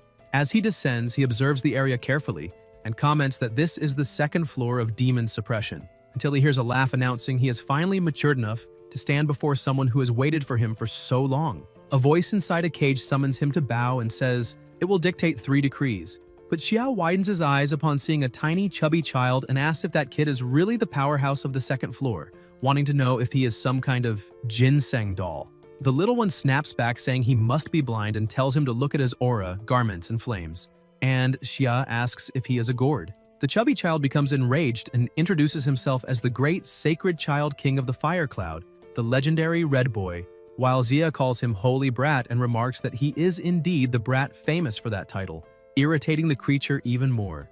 The child then transforms into a gigantic demon, proclaiming he will massacre every living thing, burn the entire world, and silence all existence, erasing Buddhas, immortals, and the very notion of being. The energy he unleashes fills the entire prison, but lightning immediately crashes down on him, and the demon roars for it to strike harder, claiming to be the eternal king impossible to finish off until more lightning violently hits him and forces him back into child form. Xia comments that this is exactly what one expects from the second floor of that hellish prison, and that the first prisoner was already shouting about destroying the world, so imprisoning him was no mistake, and he realizes that his own soul force has reached stage 6 and can still grow. He keeps walking as laughter echoes through the shadows and a devastating energy creates suffocating pressure, making Yan unleash flames as he remembers that everyone there had once been masters and were imprisoned for countless years, and that even maddened by the chance to escape, they should not have corrupted themselves. Su bows, saying he pays respect to the Guardian, and Xia orders that on that second floor, anyone who calms down first and is willing to talk should call out to him, and otherwise, the lightning will continue until they learn, and DG acknowledges the order. Red Boy grumbles that Xia is just a lucky brat for inheriting the Yangxia lineage, and asks why he should bow, while Su urges everyone to speak carefully and not underestimate the warden, reminding them that serving sincerely is the only way to stay alive. For losing face is tolerable, but losing one's head is not. In the Yuan family hall, the patriarch states that thanks to their ancestors, they have been the premier family for centuries, and survived the apocalypse by stockpiling resources under ancestral guidance. However, the promise made by them has not yet been fulfilled, and the ancestral wrath draws near again, and he asks who has a plan. A young man answers that the ancestors demanded 3 conditions: 100 boys and 100 girls, 10 level 3 ability users and 3 level 4 ability users, as well as digging into the spiritual vein until finding the golden coffin. They already sacrificed 100 pairs of children and gathered 10 level 3 users, but now the ancestors demand 1 more level 4 as an offering, and reaching level 4 costs a tide of resources. Even with the entire foundation of the UN family, they only have 5 users of that level, and sacrificing one would bring immediate relief. A woman agrees, saying the stored water is saturated with power and can raise abilities, but it is so contaminated it turns anyone who drinks too much into a bestial corpse. Another man comments that even sitting atop a mountain of treasures, they are powerless. Regarding the golden chalice, they explain it is deep within the mine where contamination is brutal, and demons have taken everything, and any incursion costs lives. Dozens have already died, but they were only outsiders seeking refuge, and to them it is no great loss. The elders affirm that even if the ancient ancestors attempt to act against them, they will still grant a bit of time, and someone must take on this task to gain a few more moments. And, if necessary, they will sacrifice a level 4 to appease the ancestral fury.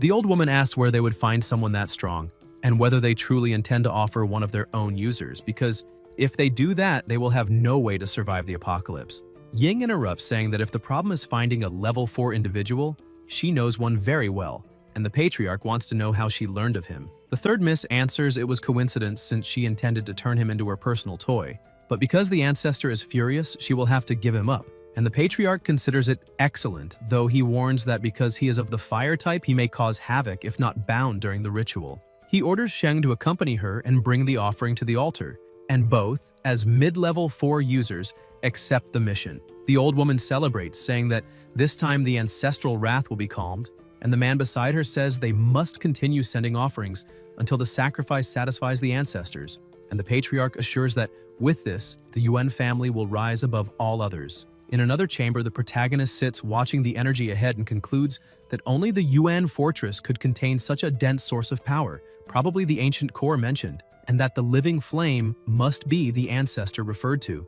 The bear says he heard everything and that they plan to sacrifice him, and Sue comments that his wind manipulation skill is good for spying, but what matters now is real support. And the true enemy is approaching, suggesting they enter the game pretending weakness before striking. Xia states that was exactly what he intended. Sue vanishes as the third miss enters, asking what his decision is, and Yan answers that he chose to join her, but because he was poisoned, he does not trust her. So if she wants him to believe her, she must give something first, otherwise he will authorize evacuation of the area and take half the fortress with him. Ying tells him not to get upset, says the family is generous, and shows him an ore, and the protagonist asks if it is mineral ability, and she says he may choose 3 users of whatever level he wants to prove her sincerity. Xia takes the ore and considers it acceptable, while Ying thinks he has no idea the ritual will require far more power and that the sacrifice will be worse than he imagines. But thanks to the purifier, that minor pollution means nothing. The ore shines, releasing intense pressure, and Yan feels his ability power increasing,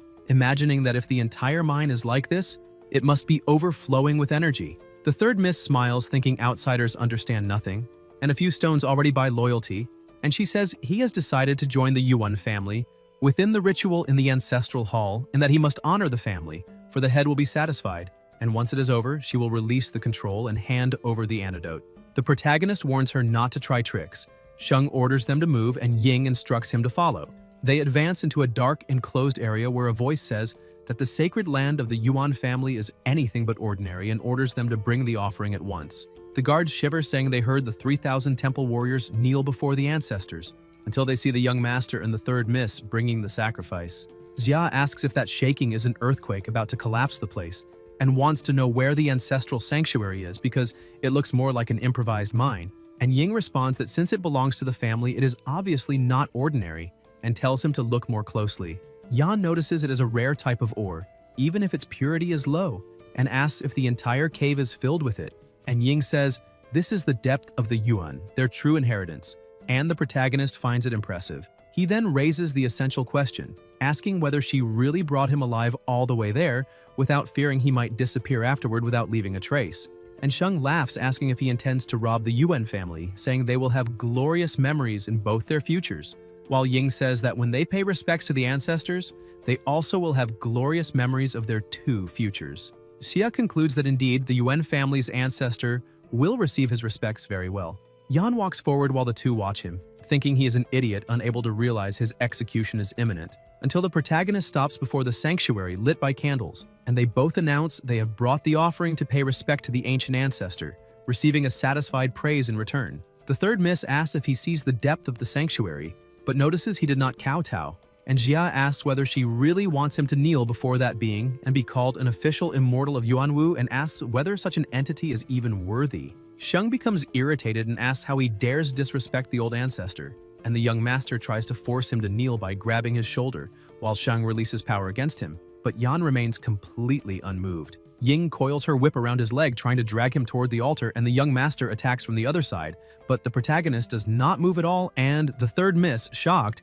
says he was poisoned yet is still resisting, while Sheng states that even without the poison, he is still going against all of them. Yan releases flames and asks who said he was only 4th rank, blasting the two of them away with an impact that slams them into the wall, leaving the young master groaning as he realizes Yan is not level 4. Ying, stunned, asks if he is level 5, and the flames around the protagonist intensify as Sheng tries to understand, saying that reaching level 4 already requires absurd resources, and ascending to level 5 is like climbing the heavens, something even the entire Yuan family combined could never cultivate, demanding to know who he is. Xia answers that he's not worthy of knowing, and the young master introduces himself as an assistant heir of the Yuan family, wielder of water power and impurity marks, while Ying claims that from the strength of his strike, he intended to destroy the family's great fortune. The third miss then summons a magic circle, saying his plasma will be the sacrifice, and Sheng comments that the stronger the user, the more satisfied the ancestors will be, while Ying asks the ancestor to accept the offering. The ancestor manifests saying it is excellent and that such a fine sacrifice pleases him, introducing himself as the Lord of the 7-star, leading waters of the Upper Purity Grotto, claiming that his descent is a great blessing and asking why Yan is not bowing yet. The young master rejoices, saying the true ancestral form is descending and asking if Yan is so terrified he can barely breathe, while Ying finds it strange how calm he looks. The protagonist asks if they have even heard that title before, and the bird explains that the 7 stellar waters of Upper Purity govern all water paths of the world, while the bear says it would be stranger if he had not tasted that power already. Su appears saying there are signs everywhere, countless fragments of time flowing through the environment, and the bear calls the ancestor a mere minor water lackey and asks how he dares claim authority in the name of the Upper Purity Grotto, declaring that such blasphemy should be erased. The ancestor looks at the group and asks what kind of human with a bird's body commands wind and thunder, and whether he is the Thunder Marshal Lei Zhenzi, questioning why he is here if ancient gods should not appear. The bear is surprised at being recognized and introduces himself as the Great Black Wind King, but the ancestor says he has never heard that name, and the bear tries to strike him, calling him ignorant. The ancestor roars, asking what filthy beast dares run wild in this mortal domain, and claims that the Water Lord has already been eliminated, so the seat of merit now belongs to him, saying he ruled the water court with effort and devotion, and how dare they challenge him, stating that a beast spirit is perfect divine food, because that formation does not even allow the soul to escape. Sheng marvels, saying that is exactly what they expect of an ancestor, subjugating the enemy the moment he manifests, congratulating him and saying such nourishment will help him advance even further, while Ying remarks that many wild gods and beast spirits dared invade the Yuan family, but the bear smashes the ancestor violently, throwing him to the ground, and when the being tries to rise asking why he was not suppressed by the formation, the bear strikes him again, saying he only reached the Shuri level by stealing someone else's merit jade, and asking how someone so insignificant dares think he should follow such a laughable creature. The bird releases its own power, and the young master notices the shift as spiritual chains close in on Ying, and the protagonist comments that it is as fragile as paper and crumbles with a touch, asking who is really being presumptuous there. The ancestor panics and calls for the 3 generals, saying he was careless and meant no harm, but the bear jumps, saying it is too late, lands on him and releases a disgusting stench, leaving both members of the Yuan family horrified. Xia and his beasts gag and start vomiting, and the ancestor begs them to spare him and show mercy.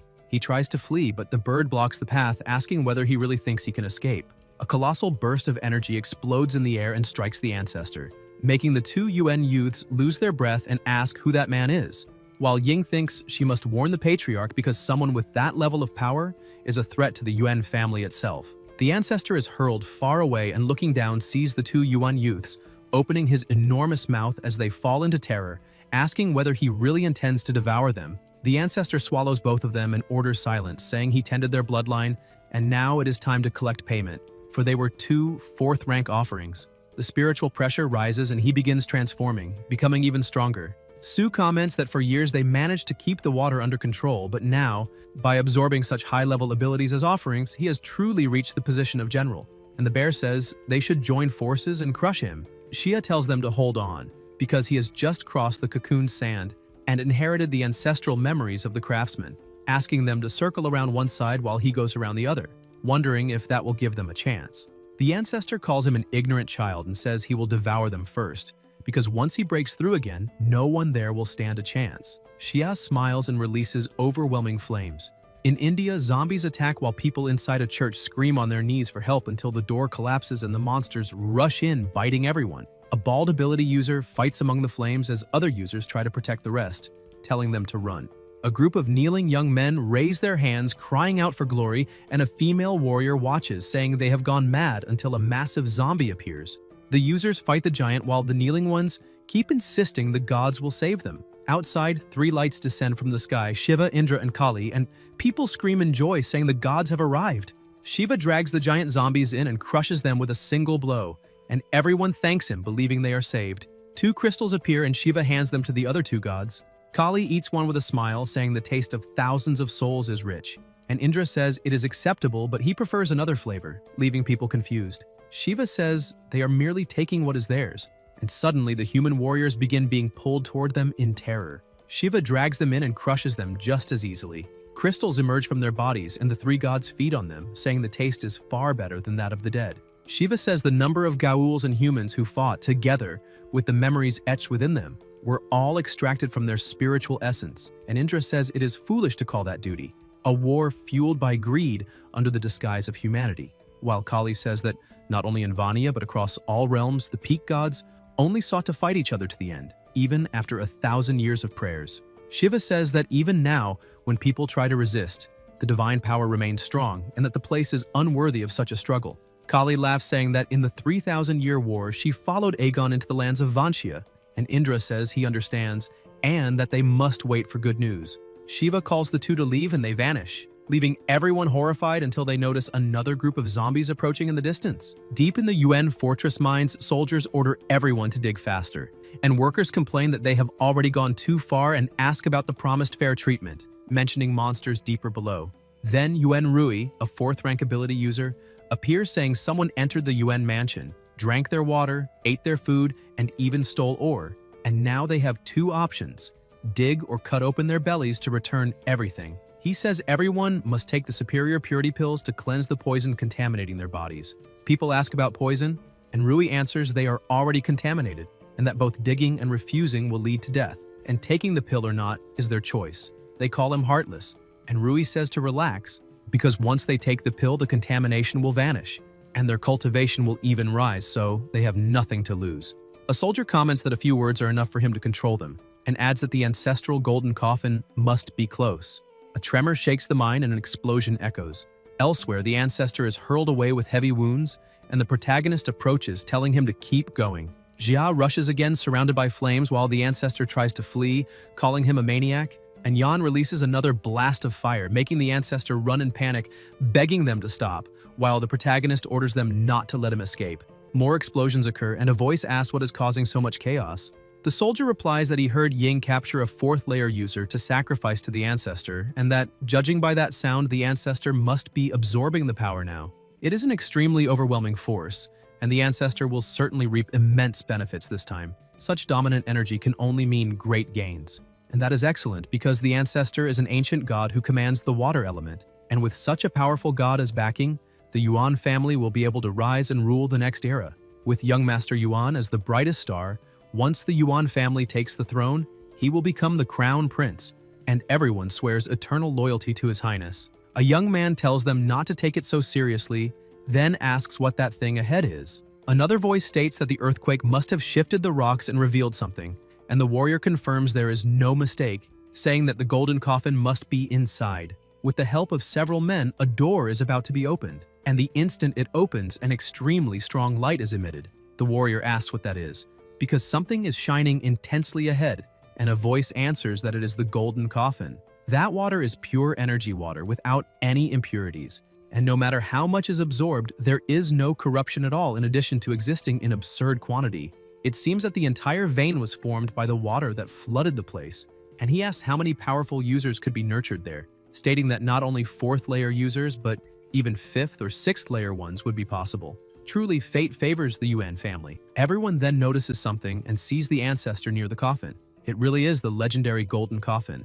And with so much water from the spiritual source present, once he absorbs it and opens the coffin, he asks what that cursed little brat could possibly do against him. They say that a god has descended before their eyes and ask whether that will be the true foundation of the Yuan family, unparalleled in the entire world. Suddenly, someone strikes them, but they do not know who it was. The protagonist approaches, shrouded in a terrifying aura, and strikes the ancestor directly. Everyone looks on in shock. The pressure around the area rapidly intensifies, and the ancestor is struck once more and falls to the ground. Everyone shouts for the ancestor, asking who dares to attack him, saying that this is impossible, that it cannot be real and must only be a hallucination. They question whether he is truly attacking a god and ask who he is. Zia comments that pursuit battle from a moment ago helped him understand that memory fragment. Yan uses the fire steps and explains that when the soul body Yangxia dispersed, it left behind a memory fragment treasure, and that it was necessary to keep fighting and leveling up to unlock them. The fallen ancestor calls him a little thief for daring to act so wildly and orders him to obey, stating that once he absorbs that water from the spiritual source, his injuries will be completely healed and everything will become his. The protagonist moves a finger and the beast prison appears, ordering them to gather. The waters begin to move and converge, while the ancestor shouts for him to stop, saying that all that water belongs to him and that this must cease immediately as the people around cry out for the ancestor. The soldier asks how he dares steal from the Wayne family, and the warrior beside him says that this is extremely dangerous, that they must not approach and need to attack using a treasure. The soldier activates the mirror and a mirror soul light is emitted.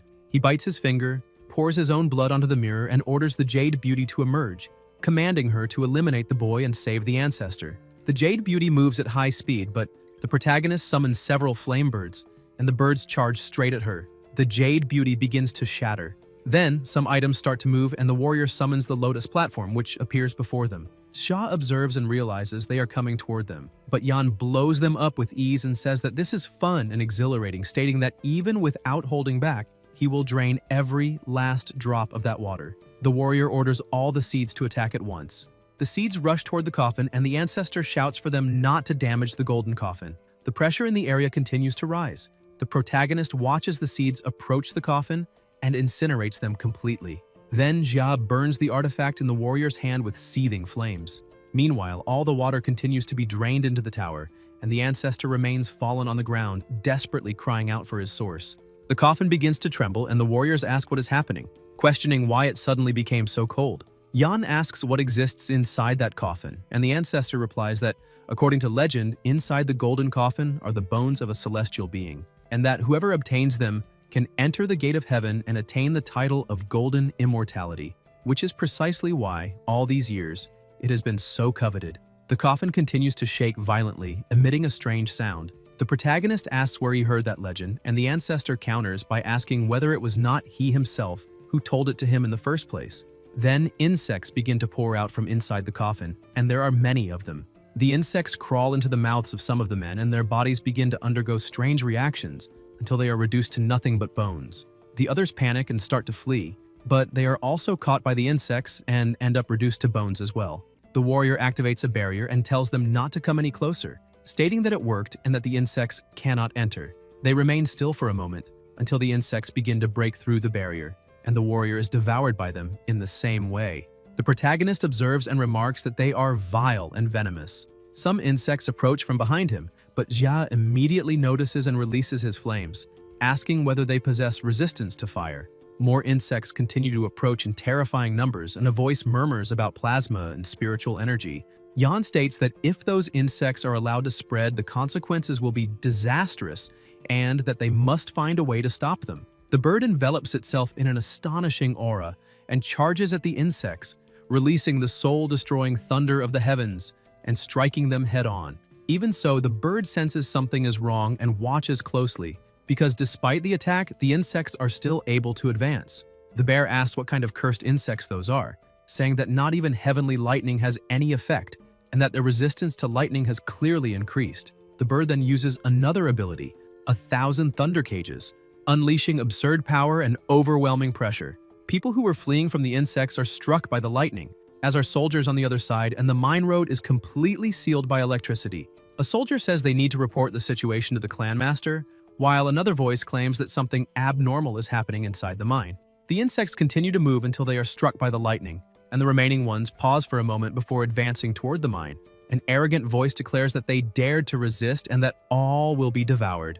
The insects enter the mine, and even as they pass through the lightning, remain completely intact.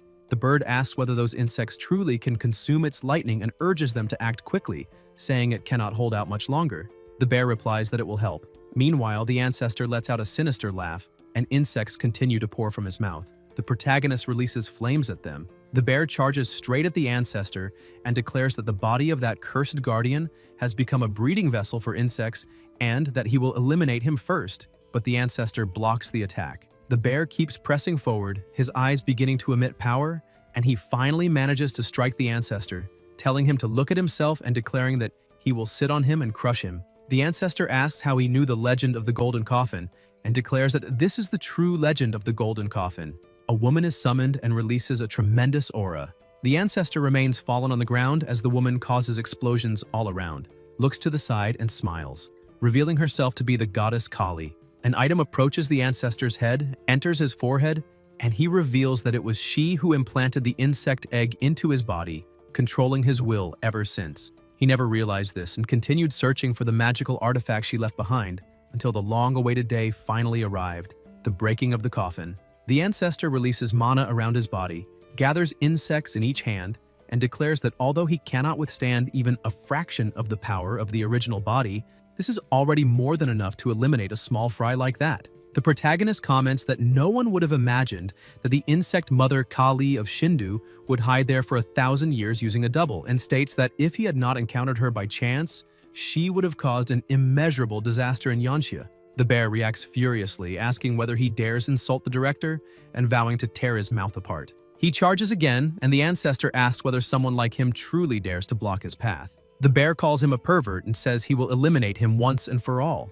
Daji explains that the mother insects do not fear water, fire, or lightning, that they devour their own energy and are extremely evasive, but that they are not insects without weaknesses. Jia asks what the proper method is. The fox replies that it is the triple flame of transcendence. The divine flame of the great Lao Jun's furnace is a supreme fire, capable of melting not only insignificant insects but even stars and galaxies, and it can also summon the Red Child, the natural nemesis of that insect mother. However, the Red Child is arrogant and rebellious, one of the great demon disciples, and it will not be easy to subdue her. Yan states that thanks to the spiritual lamps he ignited, he can absorb everything that happens in all sectors of the prison whenever he wishes, and that after observing the Red Child, he has already found a way to make her obey willingly. Inside the Beast Prison, within the second level, Daji states that this is true, that the director really can make the Red Child kneel. But she emphasizes that madness is something childish throughout the world and that even threats to life may not work, then questions how he intends to deal with her. The protagonist says that he is starting over, and the fox asks what he means, questioning whether he goes crazy at certain moments. She looks to the side and the child says that now it is his turn, asking why he is still not moving and whether he wants to lose his life. Beside them, demons with an absurd aura appear, bringing a hand close to her head. Daji watches in silence until the demon reveals a card. The fox is surprised when she sees it. The child comments that he drew the Joker, and the two begin laughing loudly together, while Daji realizes that they were playing cards. She asks what this means and whether he really thinks that with just this he can make the Red Child submit. The child says that now it is her turn to draw a card, but then notices someone large approaching, and it is the protagonist, commenting that he has ended up reduced to playing Joker tag with some incompetent soldiers and asking whether that is not boring. The child asks how he dares spy on her, and Zia provokes her by asking whether the sacred baby king is afraid of being watched. The child asks what he is doing there, how he dares enter that place, and whether he is not afraid of being reduced to ashes. Yan tells her to relax and not get so angry, saying that he also plays with fire, that his fire is different, but that in the end, they are both artists of flame. The child asks what exactly he wants. The protagonist answers that he already said it and states that he only came to play a little with her. The child, irritated, asks who would want to play with him, orders him to leave immediately, and says that she is not like those useless brats and will never bow to anyone. The fox comments that this is not good at all because the child is clearly irritated. Demons are summoned with a terrifying aura, and the child threatens that if he does not leave now, the consequences will be severe. Meanwhile, Xia is playing on his phone. Daji watches without understanding. Yan, holding the device, says that the triple finisher performed by his hand will now go straight to shatter the enemy's central crystal. The child asks what that is, and the protagonist replies that it is just a mobile game, asking if she has never played before and whether she would like him to teach her. Inside the cave, lightning spreads in all directions. The bear says that he cannot hold on any longer, while the bird continues dealing with the insects. Injured, the bear asks to be saved, and the ancestor asks whether that is that human and whether he really thinks he can save him. The ancestor says that he had prepared an enormous amount of spiritual energy, planning to absorb it as soon as he left the coffin to recover his strength, and questions how everything disappeared without leaving a single drop. He states that he does not care, because those two general rank beasts are more than enough to feed on, and that after that he will devour every living creature there, wanting to see how that boy will dare to face him. A powerful aura is summoned. It is the red child with her demons, who advance and manage to defeat the insects. The demons attack together and the bird watches, realizing that the insects did not even manage to react. A violent explosion occurs, and the men inside the mine comment that there are lightning, thunder, and even fire, asking what is happening inside the cave. The ancestor questions whether that is real, asking if they are yakshas, incarnations born from true fire, and before he can do anything, he is struck head-on and states that this is impossible. While the child continues playing, she comments that they dared to steal her crystals and that she will shatter them all, saying that no one will escape, while sucking on a lollipop and commenting that it is very good. She also comments that besides that, there are many delicious snacks, such as spicy Chinese sticks, chocolate, and potato chips.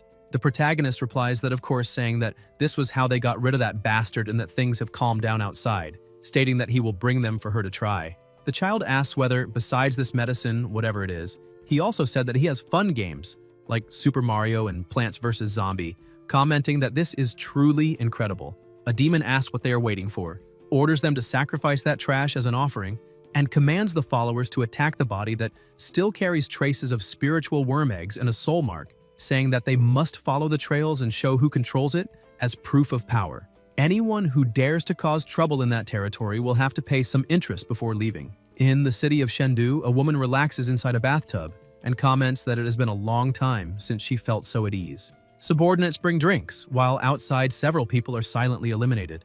The goddess declares that all the fruits of Chengdu are now under her control and that among them some have already ripened and are worth observing. She then senses something and smiles, saying that the spiritual worms have hatched, which is excellent because in the land of Yangxia, nothing can contain these worms. She comments that they can advance and devour every living creature and every trace of spiritual energy, wanting to see whether the boy dares to stop them, questioning how much strength he truly possesses, and saying that she wants to find out personally.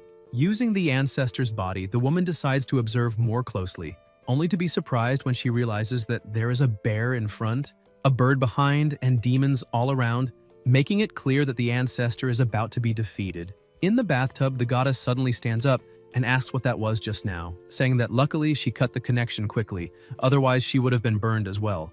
Immediately after, she senses something wrong and begins to scream when she realizes that she is also being struck. The demons surge forward and attack everything ahead, easily defeating their targets and causing enormous explosions. The goddess asks whether they managed to trace the spiritual mark to that place.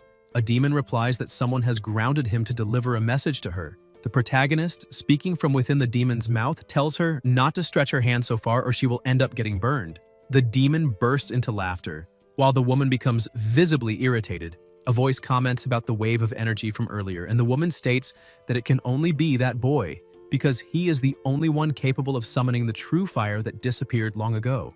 The ancestor beside her remarks that it seems he noticed her tricks from the very beginning. The goddess flies into a rage and says she will tear him apart. Someone nearby observes that his hidden cards are being revealed one after another, and that they should not confront him with brute force. The ancestor agrees, saying it is better to observe the movements of the other gods. The goddess says there is no other choice and that her face will never return to what it once was. Inside the cave, the child comments that the message has already been delivered and that she is going back to playing. Xia asks her to wait a moment, but the child tells him not to waste time, as her patience is limited. Yan summons a juice. The child shows interest, and the protagonist comments that there is still a game outside that is fun, and that they should take the opportunity to go. The child replies that it is fine and says she will shine brilliantly. Outside the cave, an old man asks what exactly is happening. People around say that Yuan and Sheng offered sacrifices to the ancestor, and that after that, disturbances arose inside the cave, stating that no one knows what truly occurred inside. They wonder whether, after devouring the offerings, the ancestor ascended to the rank of golden immortal, or whether the golden coffin was found. They say that now that the tremors have ceased, the ancestor must be about to emerge. The old man states that they held a grand outdoor celebration, following the ancient rites of the immortal's descent, to welcome the ancestor's return to the seat of honor, and people comment that they have received the ancestor back to his rightful position. Elsewhere, pressure builds and intense lights appear. The elder remarks that it is said the immortal walks upon a golden lotus, and that this has become reality, with the ancestor indeed emerging. Everyone begins to welcome his appearance, with countless people gathered. The protagonist is seated on the throne and declares that since his dear descendants have shown such sincerity, then this throne as divine emperor of the land should be accepted without hesitation. A boy asks if he really is the ancestor and says that he looks even younger than himself, truly like someone divine. The elder reacts, saying that this is not right, stating that he is not the ancestor and asking who he really is.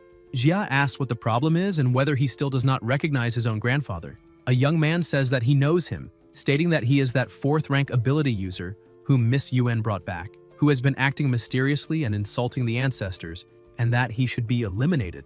The elder asks for calm, telling them to wait, saying that he has just come out of the cave and must immediately explain what happened inside, which could spare his life, and asks about the great ancestor. Yan replies by asking if he is referring to the thief, saying that stealing the divine throne of the Lord of the Stars of the Water Virtue was already serious enough, but that on top of that he was bewitched by an external god and almost became a tool to destroy the land of Yangxia, stating that his elimination was more than deserved. He adds that the false ancestor was stripped of divine status, with both form and soul completely erased. Everyone is shocked. An elderly woman says that this is impossible and asks who he thinks he is to dare claim he defeated the great ancestor, telling him not to spread lies. A boy comments that the object in his hand truly belongs to the great ancestor, and that there can be no mistake. A young man asks whether that means the ancestor was truly finished, and if so, what will happen to the Yuan clan. The old man, consumed by irritation, declares that this man deserves to be executed for spreading rumors, saying that the great ancestor is a celestial god and could never be annihilated by his hands. People surge forward, trying to eliminate him. The protagonist asks if they are really that impatient, and Xia, releasing an absurd power, flings everyone away at once. A young man comments that he must be a 4th-rank ability user, perhaps even 5th rank, and that they are no match for him. The elder declares that then they must all attack together, since he is only one person while the clan has hundreds of specialists. He states that in this collapsing world, numbers always prevail and orders them to advance together to crush him. Yan releases his flames and asks whether numbers truly always win and whether that makes any sense. He says he will show who really has more numbers. Demons are summoned and begin fighting the people present. Cries of pain echo as some beg for mercy and plead for their lives to be spared. The elder asks if he is dreaming, and the old woman asks whether this means the ancestor was truly eliminated.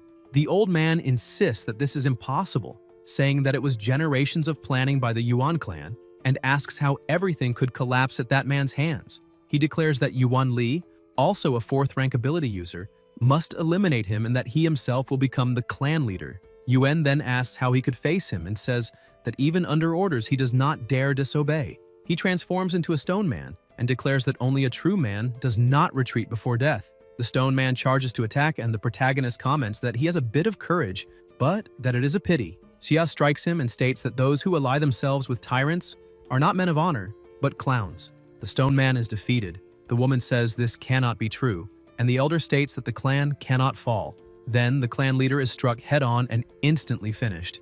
A demon comments that all of them are annoying and are only wasting time, and Yan agrees. He orders everyone to kneel and surrender immediately, otherwise they will be finished.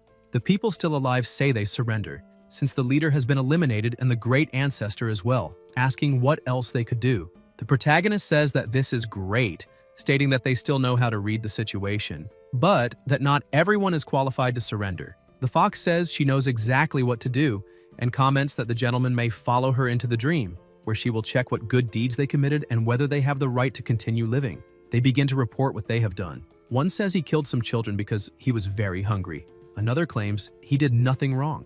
Another says his partner dared to harass his sister. Another confesses that he failed to protect his own parents. Yuan asks how the clan leader could feed zombies with human flesh, questioning what happened to himself. Gradually, they begin to question what happened to themselves.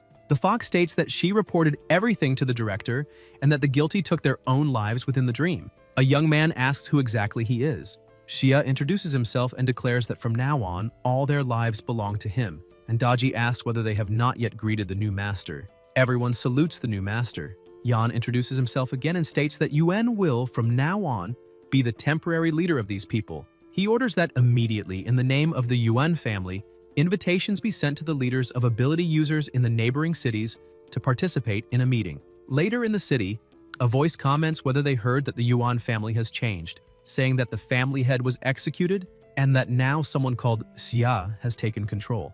3 people are sitting and talking, and one of them asks whether hundreds of Yuan family members really submitted so easily to a stranger. The partner replies that, moreover, the Yuan family sent invitations to all the leaders of special ability users in the neighboring cities, stating that it is an invitation to a grand meeting at the Yuan family estate. An elder says he would like to see with his own eyes what abilities that boy possesses. Another voice warns him to be careful, saying that it could be a banquet or a trap. The elder replies by asking what he would have to fear, stating that he knows his own power well and that he will not be able to restrain him. A woman approaches and asks that if that is the case, why they do not go together. The men quickly move away and ask when she appeared, warning each other to be careful. The master asks who she is, and the woman replies that her name is Zhang Yu, leader of Amber City. The master asks why he should go with her, and Zhang replies that the Yuan family controls superpowered minds, monopolizes Qing Dan pills, and possesses all kinds of magical treasures, stating that if not for Jia Yan's sudden interference, the Yuan family would have swallowed the entire South sooner or later. She flies into his hall and asks whether, now that the Yuan family is in crisis, this is not a golden opportunity, questioning whether he truly intends to let such a juicy prize slip away. The master remarks that this is getting interesting. In Haiyao City, a warrior fights zombies while a voice tells him to keep it up, since the day's goal of eliminating 100 zombies is almost complete. He informs the chief that a message has arrived saying the Yuan family invites him to a meeting at their residence. The chief asks about the Yuan family and says those scum are not worth his time, ordering them to refuse. The young man agrees but comments that they say the family head has changed and is now someone called Xia, finding it strange that the Yuan family would allow an outsider to become master. The warrior asks about Yan, delivers the final punch to the zombie, and immediately leaps to the young man, telling him to hand over the message. After reading it, he realizes it really is Xia and orders the carriage to be prepared at once, saying he is leaving immediately. The subordinate asks what happened, and the warrior grabs a jacket and replies not to call him chief because he is going to meet his true master. In Fangs, someone places a letter on the table, and the woman asks if that is the Yan they have been talking about. She says she found the proposal to develop the port pleasant, but as for what they said about him, she wants to personally confirm whether he is truly a partner worthy of cooperation. On another day, near the mountains, the protagonist is cultivating at the summit and thinks that the mountain range filled with mines stretches for kilometers and that although all the ores are contaminated, his demon-suppressing tower can purify them completely. A powerful energy is released around Xia's body and spreads outward, while Yan begins to absorb it. The energy grows increasingly intense, mixed with flames, until the protagonist finishes absorbing it and comments that it is extremely refreshing, as he has never absorbed energy with such pleasure. After absorbing all the energy of the mine, he advances once more and reaches the peak of the 6th stage. His body becomes impenetrable to magic, immune to blades and spears, approaching a near-divine state. However, even as energy continues to flood him, he cannot break the shackles to cross that threshold, realizing that the transition from the 6th to the 7th stage is a true dividing barrier. Xia wonders whether he needs to find a specific opportunity to break these limits, and how he can ascend further. At that moment, Yan senses something and asks what that is. Thinking that, as expected, Yang Xia's memory fragments have awakened. The fragment lights up and reveals the method to break the barrier, showing that the key is to undergo a battle of life or execution, because only that can connect body and soul and allow ascension to the 7th stage. The 6th stage is equivalent to the power of ordinary immortals, comparable to that of high-ranking generals. After absorbing the essence of Chen Shui and the remaining spirit of the Water God's card, another soul lamp within him ignites, and he then decides to check who is imprisoned in the next cell. On the 2nd floor of the cells, a voice complains that the jungle game is trash, saying he only steals lanes throughout the match and asking whether he is not going to help the mid lane. It is the child, playing on a phone, irritated that things are not going as desired. In the game, she chats with other people. The protagonist thinks that the red child is using his father, the Bull Demon King, to climb the hierarchy, and that it makes perfect sense. Undoubtedly, the being imprisoned on the second floor must be an existence even more terrifying and powerful than the Red Child. Inside the demon-suppressing tower, he has already suffered an ambush by Jing's son and nearly perished from the Red Child's Yaksha attack. And the further he advances, the more powerful the entities he encounters, realizing that he must remain cautious. That blazing barrier should be enough to block any damage. Shea continues walking until he notices something to the side, seeing someone writing and reciting the conduct of a virtuous man. It is a young man who says that through tranquility the body is refined, through moderation the spirit is nourished, that one who does not understand detachment cannot reach the goal, and that one who does not understand stillness cannot go far. Cultivating virtue is based on a single word, stillness. And he comments that if he had understood this truth during the imperial examinations, everything would have been different. Yan assumes an attacking stance, and the young man says that it is the director's arrival, apologizing for the inadequate reception. The young man stands up coughing, and the protagonist thinks that he imagined he was heading into a fierce battle, asking if he is all right. The young man replies not to worry, saying that he is just a useless scribe, frail since birth, and asks for forgiveness. Xia asks how someone imprisoned on the second floor could not be an important figure, saying that calling himself weak sounds like a joke, and asks for his esteemed name. The young man continues coughing and replies that the past can never return, and that whenever this thought arises, he apologizes, as he needs a bit of rest. Then he quickly falls asleep. Still there, the fox comments that this person shows no fluctuation of energy in his body, and that his appearance is exactly that of an ordinary student, saying she could not discern his true identity and questioning who he really is. Yan replies that in ancient legends many mythical figures were connected to scholars, and that this was only discovered much later. Huan Li runs over and reports that the leaders of the superpowers from the neighboring cities have already arrived and are waiting in the conference hall. The protagonist comments that they came quickly, that this is very good, and says they should go meet them. In the conference room sit Hu Yanqiang, Zhang Yue, Wan Hao, and Zhang Ruo Feng. Zhang releases her insects, which spread throughout the room. Wan asks what she's doing. Yue says that they are now on Yuan family territory, and that it is natural to fear that the walls have ears, explaining that the room is soundproof and that everyone can speak freely. Jiang asks what she wants to discuss. Jiang replies that it is naturally about interests. She says that since entering the Yuan family territory, she has already sent demonic spirits to investigate, and discovered that they have only one level 4 superpowered user, while the rest are below level 3. She states that although the warehouse guards are strict, it is not difficult for them because inside there is a huge amount of hongbao, qingdan, and other materials, enough to be divided equally among everyone.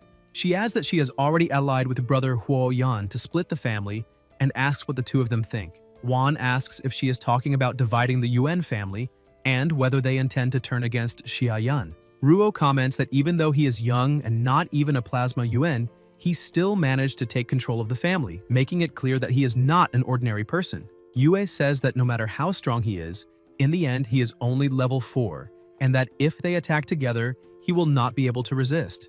Huo states that in the end times, resources always belong to the strong, and that if Xia cannot protect them, they will go to someone else anyway, asking why they should not take them and whether he will join the deal. He thinks it is almost certain, 9 chances out of 10, because with such a weak UN leader, even a fool would know what to choose. Hao says that this is foolishness.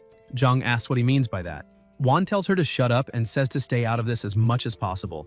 Huo asks if he does not want to get involved, and Ruo replies that whatever he decides to do will not be stopped, but that she does not want to be involved in his affairs and that he can act as he wishes. Yan thinks that he expected at least one of them to be eager to join the plan but did not expect both to refuse, and wonders why. At that moment, a voice announces that the clan leader has arrived. Huang Li Zhang and Huo think that a level 4 superpowered user, apparently truly the head of the Wu family, possesses a truly terrifying strength, but believe that if they work together, even at a cost, they should still be able to defeat him. Huang and the others bow in respect to the leader. The protagonist enters through the door enveloped in an immense aura, and everyone looks on in surprise and alertness. Xia asks about the soundproof barrier. Yan releases his flames and burns the insect responsible for activating the barrier, destroying it completely, and asks if they can now talk calmly. Zhang and Huo say that they cannot even perceive the extent of his power and ask what his true level is. Yue steps forward, says that the reputation preceding him was indeed not false, and greets him, thinking that by touching his body she will be able to probe the true extent of his supernatural abilities. Juan stands up quickly, visibly excited upon seeing him, and says that it is really him, stating that he missed him greatly. The protagonist dodges the embrace and Hao ends up hugging Huang instead, asking if he has forgotten him and saying that he was the one who saved him at the auction. He claims that since that sudden farewell last time, he has been thinking about him constantly and remarks that he did not expect the tattooed man to turn into a zombie midway through the process. Xia asks whether that is not loyalty enough. Juan replies that the moment he heard the family leader was him, he rushed over immediately, asks who he wants to fight, and says he will be the first to charge into battle. Yan comments that he is a tough man among the digital ability users of Huber City, but did not expect him to behave so cowardly in front of Xia. Zhang asks whether the two of them already knew each other. Hao says it seems those two are plotting something, as if conspiring against the leader. Juan rips his Hulk-style shirt and says they should teach them a lesson first. Zhang releases her power toward him, and the two exchange blows at the same time. Huo also takes an attacking stance, transforming into a wolf and unleashing a strike that generates tremendous pressure around them. Yue watches and advances, while herbs appear in front of her. A woman appears asking why there is such a rush to leave. Zhang looks back, summons a leaf, and begins to fly, saying that if she wants to leave, no one can stop her because she is safe. Meanwhile, the others continue fighting, and Li comments that if the fight goes on, the entire house will be destroyed. The protagonist calls everyone and releases his power, emitting an extremely intense light that makes everyone fall to the ground at the same time. Xia asks whether they are already tired of falling to the ground. Huo, shocked, asks whether that was his doing. The woman beside him thinks that with a single move he made all four completely lose the ability to fight, while Yue wonders how strong he really is. Juan says that enough playing around, it is over since they were summoned, and asks what the orders are. Yan replies that the territories of all faction leaders are within Hanzhou, and that from now on, Hanzhou will be under his administration, with all laws and rules decided by him, asking if there are any objections. Juan asks what those laws are, and the protagonist replies that in this dark world filled with zombies and with supernatural abilities emerging more and more, it is necessary to unite everyone and establish clear rules. First, all ability users must be officially registered, with their powers and histories documented, and must obey orders when necessary. Second, labor must be organized in a unified manner to gather resources, protect ordinary humans, establish bases, and take responsibility for clearing zombie-infested areas. Third, a special squad of ability users must be formed, responsible for investigating strange events and powerful supernatural entities. Fourth, contact must be established quickly with capable leaders from the other provinces until the 5 provinces are united under a single leadership, with him as the supreme commander. Everyone looks on in shock. Zhang asks whether he does not intend to rule only Shangzhou and whether he wants to place all of China under his control. Huo comments that his ambition is enormous and questions why they should waste their lives serving that. The woman says that if he wants their loyalty, then he needs to show something truly valuable because the strength of ability users has already reached its peak, and even in the apocalypse they can still live well. Xia replies that this is natural. Something is summoned, and everyone is stunned to see an enormous quantity of pills, dozens of times greater than the stock of the family shops. Jiang realizes and thinks that the idiot who bought an absurd quantity of Shangqing Dan at the port was Xia himself. Yan moves his hand and everyone appears in another place. Zhang says that it must be fake, takes an apple, bites into it, and realizes it is real, a true fruit. She kneels and says that everything she said before was wrong, that she was blind, and that from now on she can follow him, even if only as a servant at his feet, doing whatever he wishes, asking only to be able to keep tasting that fruit. Huo says that this is shameful. The protagonist moves his hand once more and they appear in another location. Juan observes and says that spiritual energy is pure essence, 100% free of any pollution, and that with just a single drop, it would be possible to advance without pain. Hao perceives its value and says that he is willing to become a loyal servant, asking that he be granted 3 drops of that liquid, since even a single drop would already be enough to reach the 5th stage. Everyone is completely shocked and kneels before him. Juan calls the two of them bastards and asks whether they still want to steal his place as followers, ordering them to stand up immediately. The two reply that if the leader does not acknowledge them, they will not stand up. Huang says that he never imagined a clan leader could be so terrifying, stating that he not only possesses abundant energy resources, but also the ambition to unite the country and revive China, saying that this is the bearing of a true man. Xia asks whether those things are valuable enough to them. Ruo falls silent for a moment, recalling 2 people, and the time he asked them whether that boy everyone talked about was truly capable of saving the world. receiving the answer that he was. Jiang thinks that, unfortunately, he had always been pessimistic, believing that humanity had already reached its end, and that what they were living now was merely borrowed time. But upon looking at him, he finally sees hope. Ruo sighs and says that, starting from the port of Fengqi, he will give everything he has to complete the mission. Huo and Zhang state that from the cities of Heiyao and Chiti, they are willing to serve the leader. Wan says that he himself, from Feikui City, is ready to serve him. All the other members of the UN family also step forward, saying they are ready to serve him, crossing fire and water without hesitation. The protagonist says that this is very good, summons a chest for each of them, and states that everyone there knows how to distribute these resources.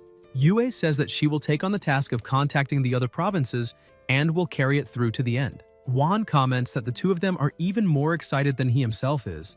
Yan says that he knows, of course he knows, and states that he will return immediately to carry out the orders, gathering all ability users, rewarding merit and punishing faults. Jiang comments that this is a matter of utmost importance and that, to carry it out properly, a clear system will be required, saying that he will prepare a report later for the king to review. Huang recalls that earlier the clan lord mentioned the desire to seek out strange phenomena and powerful beings in different regions, and that during this period the UN family had been searching for treasures and happened to find something unusual that he would like to report. Yan asks what it is.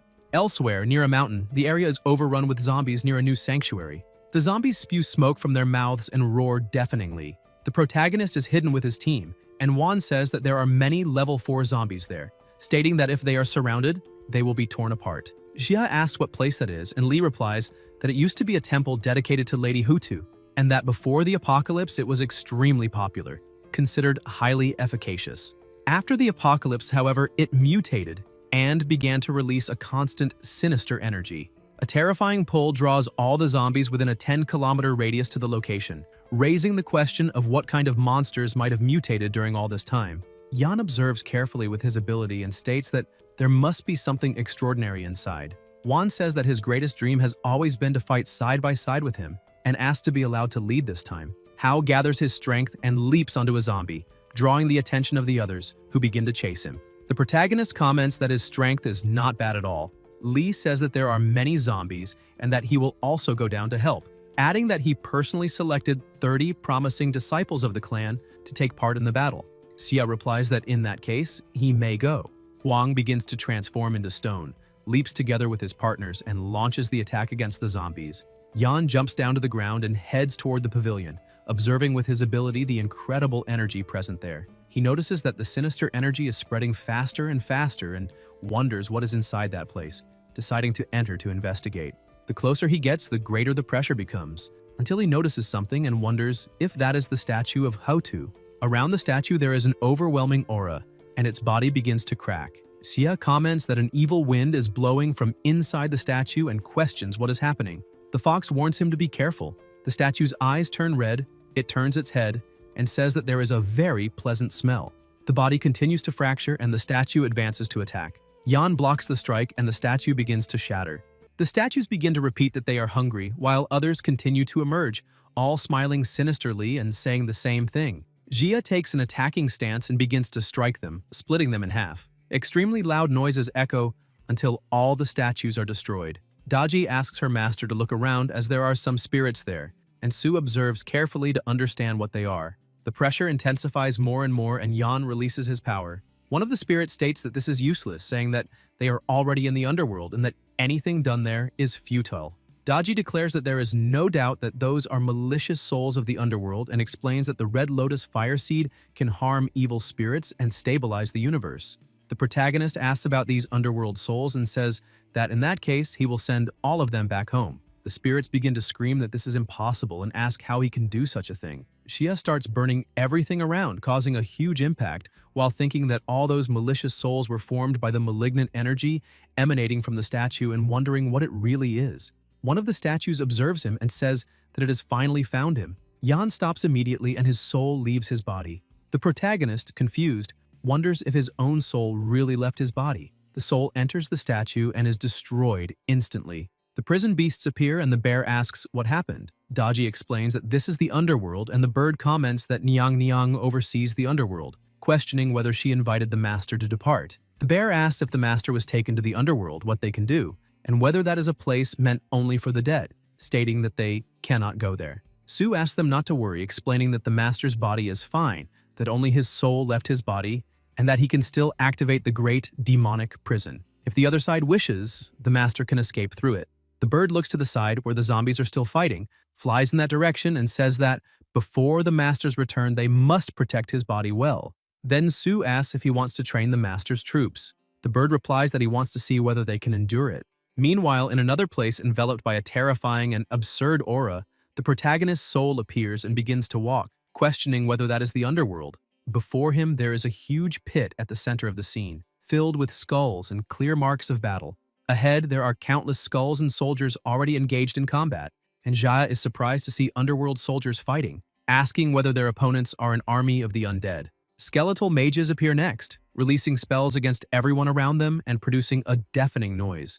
An elder nearby, accompanied by his partner, comments that the person in black robes is extremely arrogant and, being a kind-hearted individual, claims he will repay evil with good by offering a few copper coins. Soldiers and skeletons clash head-on, and the elder says that since they accepted the money that allowed them to buy their own lives, they now need to fight on their own and eliminate them. The partner beside him responds that he can let them come, saying he has already massacred many ghosts, and asks whether the other is still trying to copy his black cloak. They also charge into the attack while the protagonist wonders how Western undead managed to invade the Fengdu underworld and thinks that, apparently, this war has been going on for a long time. Xia runs out of the area and looks to the side until suddenly he is pushed and ends up slamming his back against a stone that begins to emit light. Wolves appear and in front of them stands a child.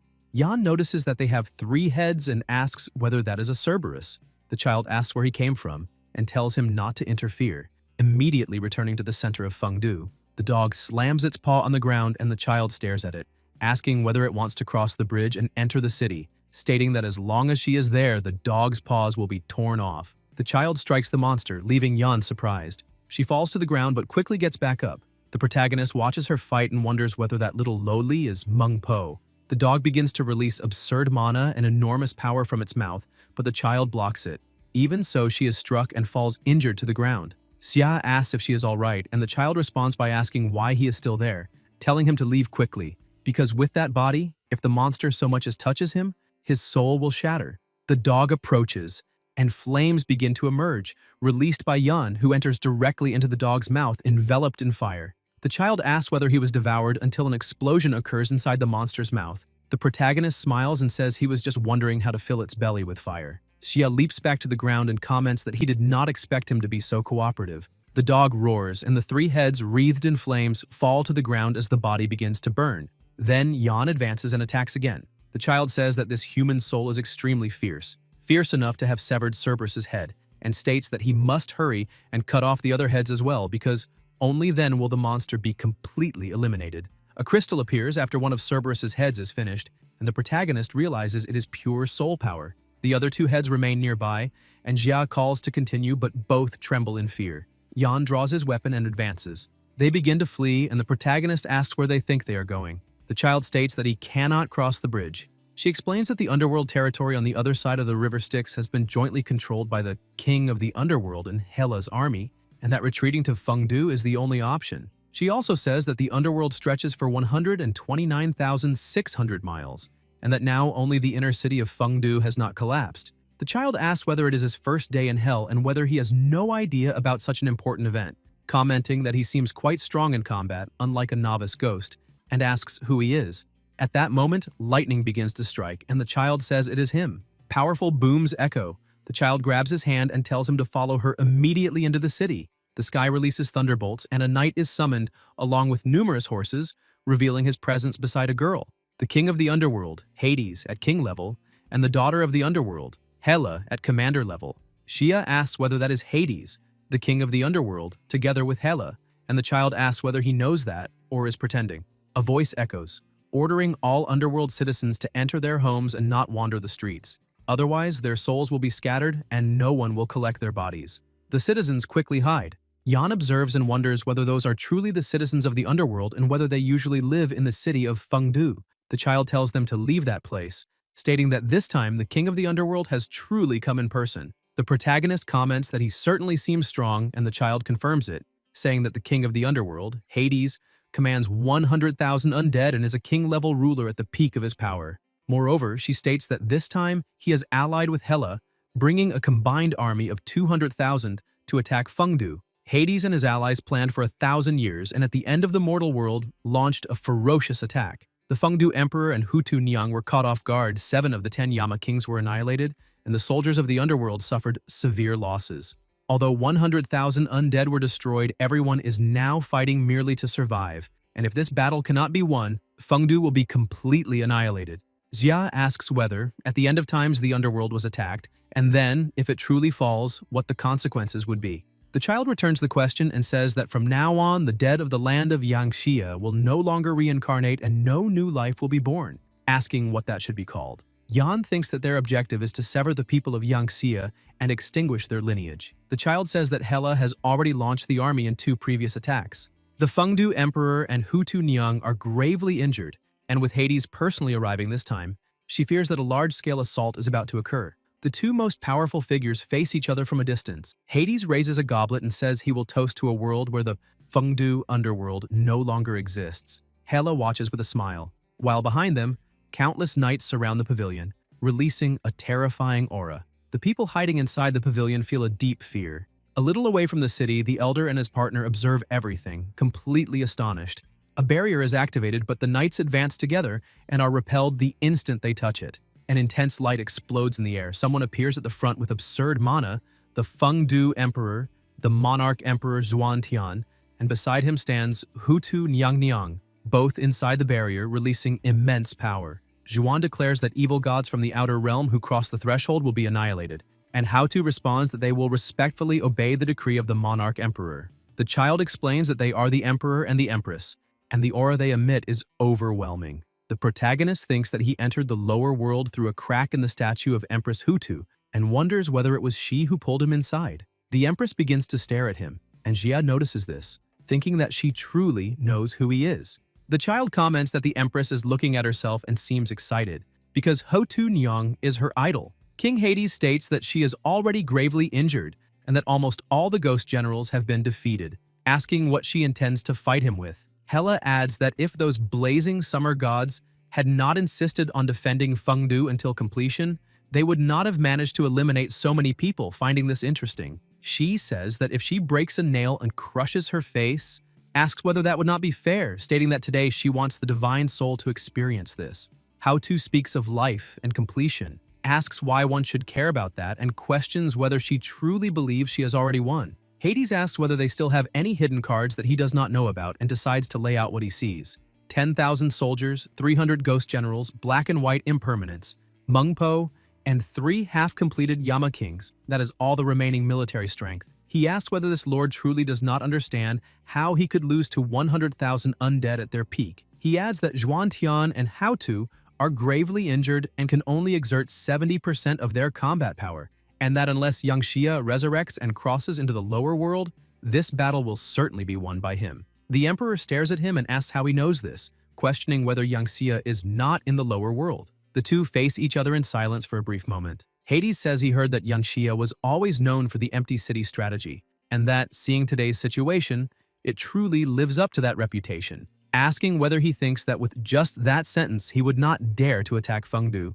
The Emperor replies that he can try. Hela laughs and says, "This is a joke." Moreover, Yangxia has been completed for 3,000 years, and even if he were alive, she asks how he could cross life and completion to reach the underworld, telling them not to be deceived. Hutu says that since the daughter of the underworld is so confident, she asks why she does not come herself as well. Hela thinks that this calmness is far too strange to be real. King Hades declares that the allied army has been preparing for many years, and that they cannot retreat just by hearing the name Yangxia, stating that no matter the cost, Fengdu must be destroyed today. Even if Yangxia truly crosses into the lower world, he will make him disappear along with all the troops. Hela agrees, saying that Fengdu's formation depends on the Fengdu Emperor, and that he is already gravely injured and cannot sustain it. Hela advances, and the Empress steps in front of her, ordering her to stop. Hela replies that with only her, she fears it will not be enough to hold her back. The Empress watches in surprise as overwhelming powers are unleashed, and the Emperor keeps the barrier active.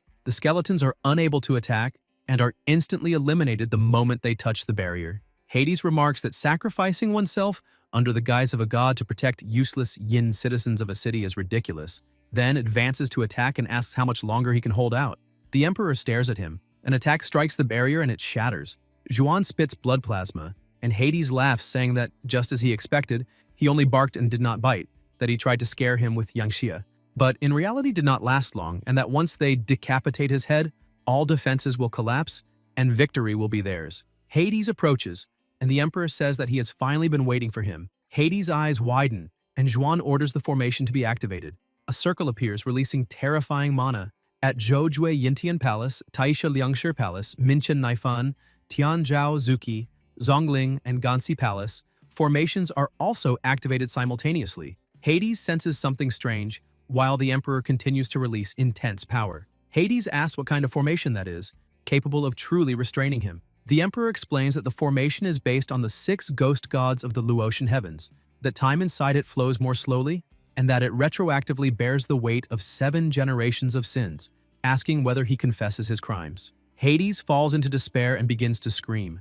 Juan says that all of this is a conspiracy, a trap, stating that Yangxia and the gods are cunning and treacherous, and that in war anything is permitted, having deliberately shown weakness only to lure him there in person and capture him in one stroke. Hades grows even more panicked and continues screaming while overwhelming power is released and destroys part of the surroundings. The Emperor spits more plasma, and Hades says that he will not last much longer and cannot eliminate him. The Emperor replies by asking who said he wanted to eliminate him, and states that the one who can truly resolve this crisis is not the king. Yahello watches and calls out to her partner, but a light appears before her, and beside her stands the Empress. Hela curses her, and the Empress, holding a mirror, comments that she accidentally hurt her face and that next time she will be more careful. The Empress releases her power, Hela tries to flee, and the Empress looks to the side toward the Emperor. Then she closes her eyes and raises the mirror, emitting an intense light. Meanwhile, inside the pavilion, everyone watches. The child comments that this is excellent, saying that Emperor Shandu managed to contain Hades with an armor formation. The protagonist thinks that this is only a temporary solution, since Emperor Shandu's injuries are now even more severe, and wonders whether there is an alternative plan. The light approaches the pavilion, enters it, and the Empress is summoned inside. The child asks whether she was not fighting and how she came to be there in person. Everyone kneels before her and offers their respects. The child lowers herself and pushes Jia to do the same, asking what he is waiting for and telling him to pay homage to Houtu immediately. The Empress asks them not to be rude. Everyone remains frozen until a light begins to emanate and the Empress says, "Little God Houtu," and pays her respects to Emperor Xia. The child and everyone around are shocked and ask whether he is Yan. The protagonist replies that he is not that Yan, that he is merely someone who inherited the will, and says that Houtu Nyang does not need to bow to him. The Empress explains that she was scratched by Hela and that because the situation in the lower world was critical, the golden statue in the human realm ended up cracking, becoming the point through which yin energy began to leak. This overflowing energy attracted zombies and caused mutations, and she knew that this would certainly draw the attention of the gods of the human realm, so she simply went with the flow and waited for his arrival. That was when everything happened. The Red Lotus fire seed and his power could not deceive her, because even though he is not the original, he is deeply connected to him. Otherwise, she asks, how could he have taken possession of that tower? Jia asks whether she can see the demon-suppressing tower. Houtu replies that its construction involved the participation of the Lord of the Prison to help Shandu save this critical situation. The protagonist thinks that, then, this tower was built with Shandu's involvement, and wonders what other powerful beings and factions were also involved, concluding that the gods of Yangxia know very well how to keep their secrets. He says that since she is so certain that he can help, she should explain the details, and states that he will do his best to assist her. The Empress thanks him and says that inside the demon-suppressing tower there exists a person and an object capable of resolving this crisis. The protagonist looks on completely astonished. In the prison, Jia walks in silence. The bear says that he missed him greatly and asks whether he was all right in the underworld and if it was dangerous since they were unable to reach that place, while Daji also shows joy at his return. Yan keeps walking without saying a single word. The bear comments that he has no idea that the Birdman is still roaming free outside and that the old bear cannot persuade him to let that fellow escape without punishment. Sue asks what happened. The protagonist replies that Shandu's underworld was jointly attacked by Hades and Hela and is on the brink of destruction. The two are shocked upon hearing this. Sue asks how they can provide support, and the bear agrees, saying that even if they cannot reach that place, they also cannot allow the lower world to be destroyed, because after completion, where would they reincarnate? Shia says that Hutu sent him to the demon-suppressing tower to find a person and an object capable of resolving this crisis. They ask who it is. Jan stops in front of a set of bars where a young man is held and says that knowing where to rest brings stability, stability brings tranquility, tranquility brings peace, and peace brings contemplation. Between heaven and earth, gains and losses are predestined. Challenging fate and changing it is foolish, and it is better to lie down, rot, and enjoy the remainder of one's life. He asks what the lord of the prison thinks of this, and whether these words of the sages are correct. The protagonist says that he sees him as a hidden dragon in the abyss.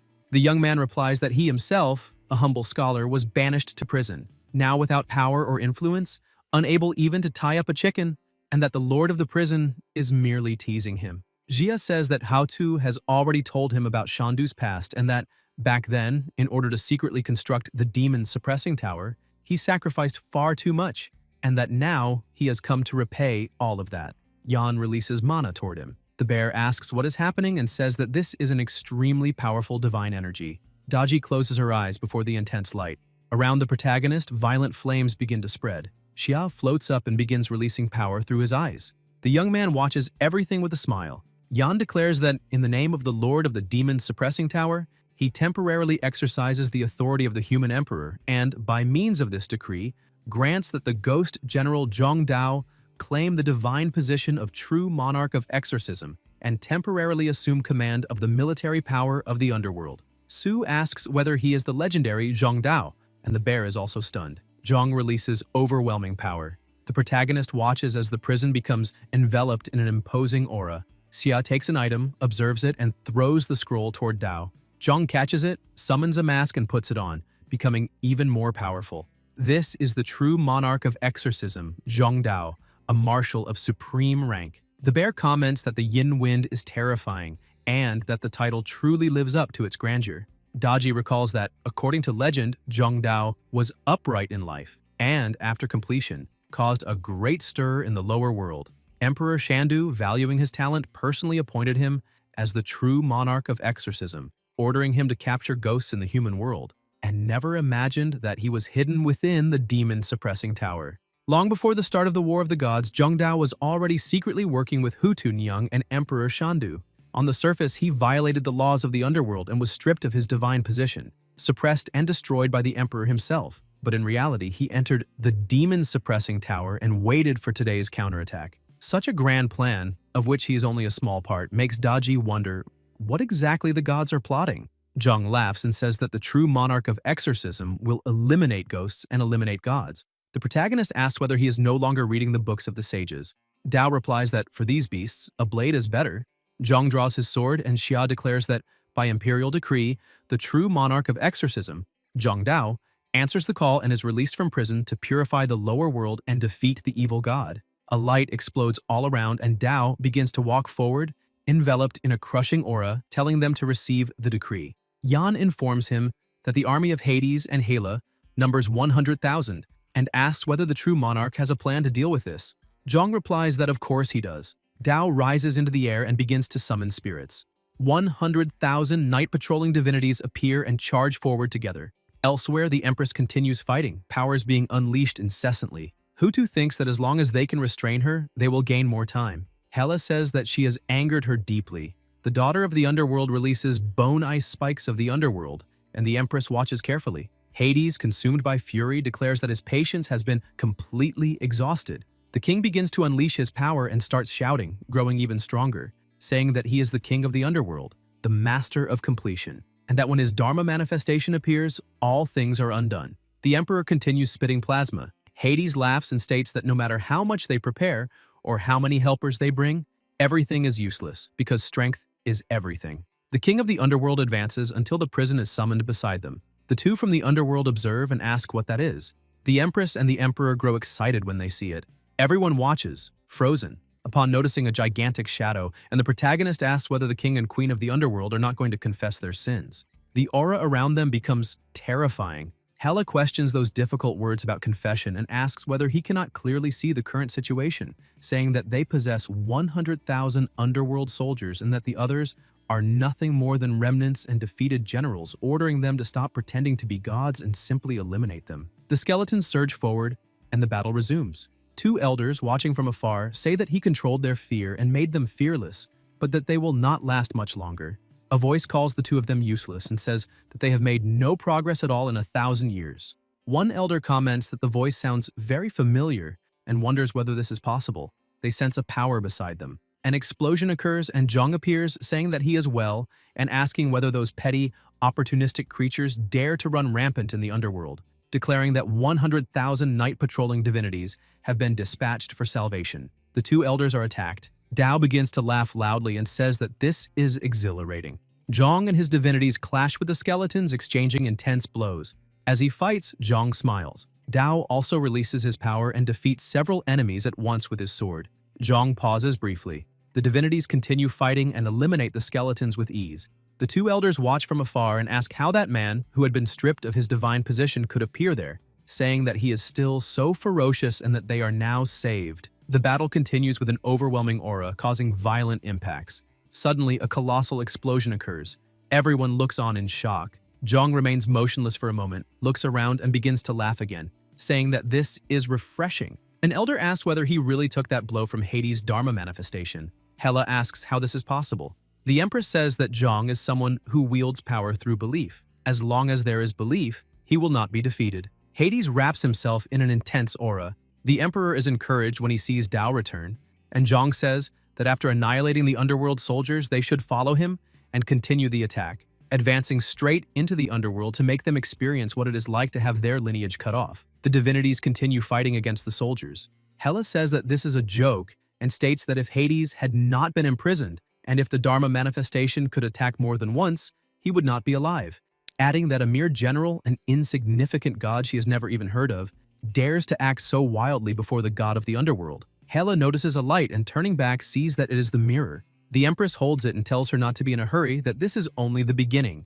and to watch carefully what everyone has waited 1,000 years for. How-To stares at her and Hela asks what she said. Meanwhile, on the other side, Hades laughs loudly and says that so this is how it is. 1,000 years ago, he was already conserving his strength, merely waiting for everyone to gather in force and fall into the trap, stating that this is excellent and that they think too highly of themselves. Zhuan continues spitting plasma. Power is released along with lightning and Hades grows even stronger, saying that in the battle 1,000 years ago, Yangxia and many powerful celestial gods sacrificed themselves to seal the 6 paths of the gods beyond the heavens, which left their gods extremely weakened. Now, 1,000 years later, the 6 paths have returned, but the gods have either died or been destroyed, leaving only a few minor and insignificant divinities. He claims that Jia is already finished, and that no matter how much he struggles, he will not be able to stir anything, because no one can change the current situation, and Shandu is doomed. The protagonist smiles and asks if that is really so. Everyone is stunned, and Hela asks who he is.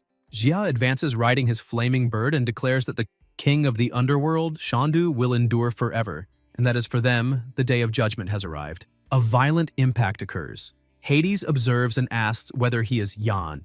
The king of the underworld begins to tremble and says that something is not right, that he is not Xia, asking whether he is merely a level 6 human, but then questioning why he exudes such a sinister feeling. Hades wonders whether that tower is comparable to a divine artifact, and, even so, is controlled by a weak level 6 human, and whether something like that can truly exist.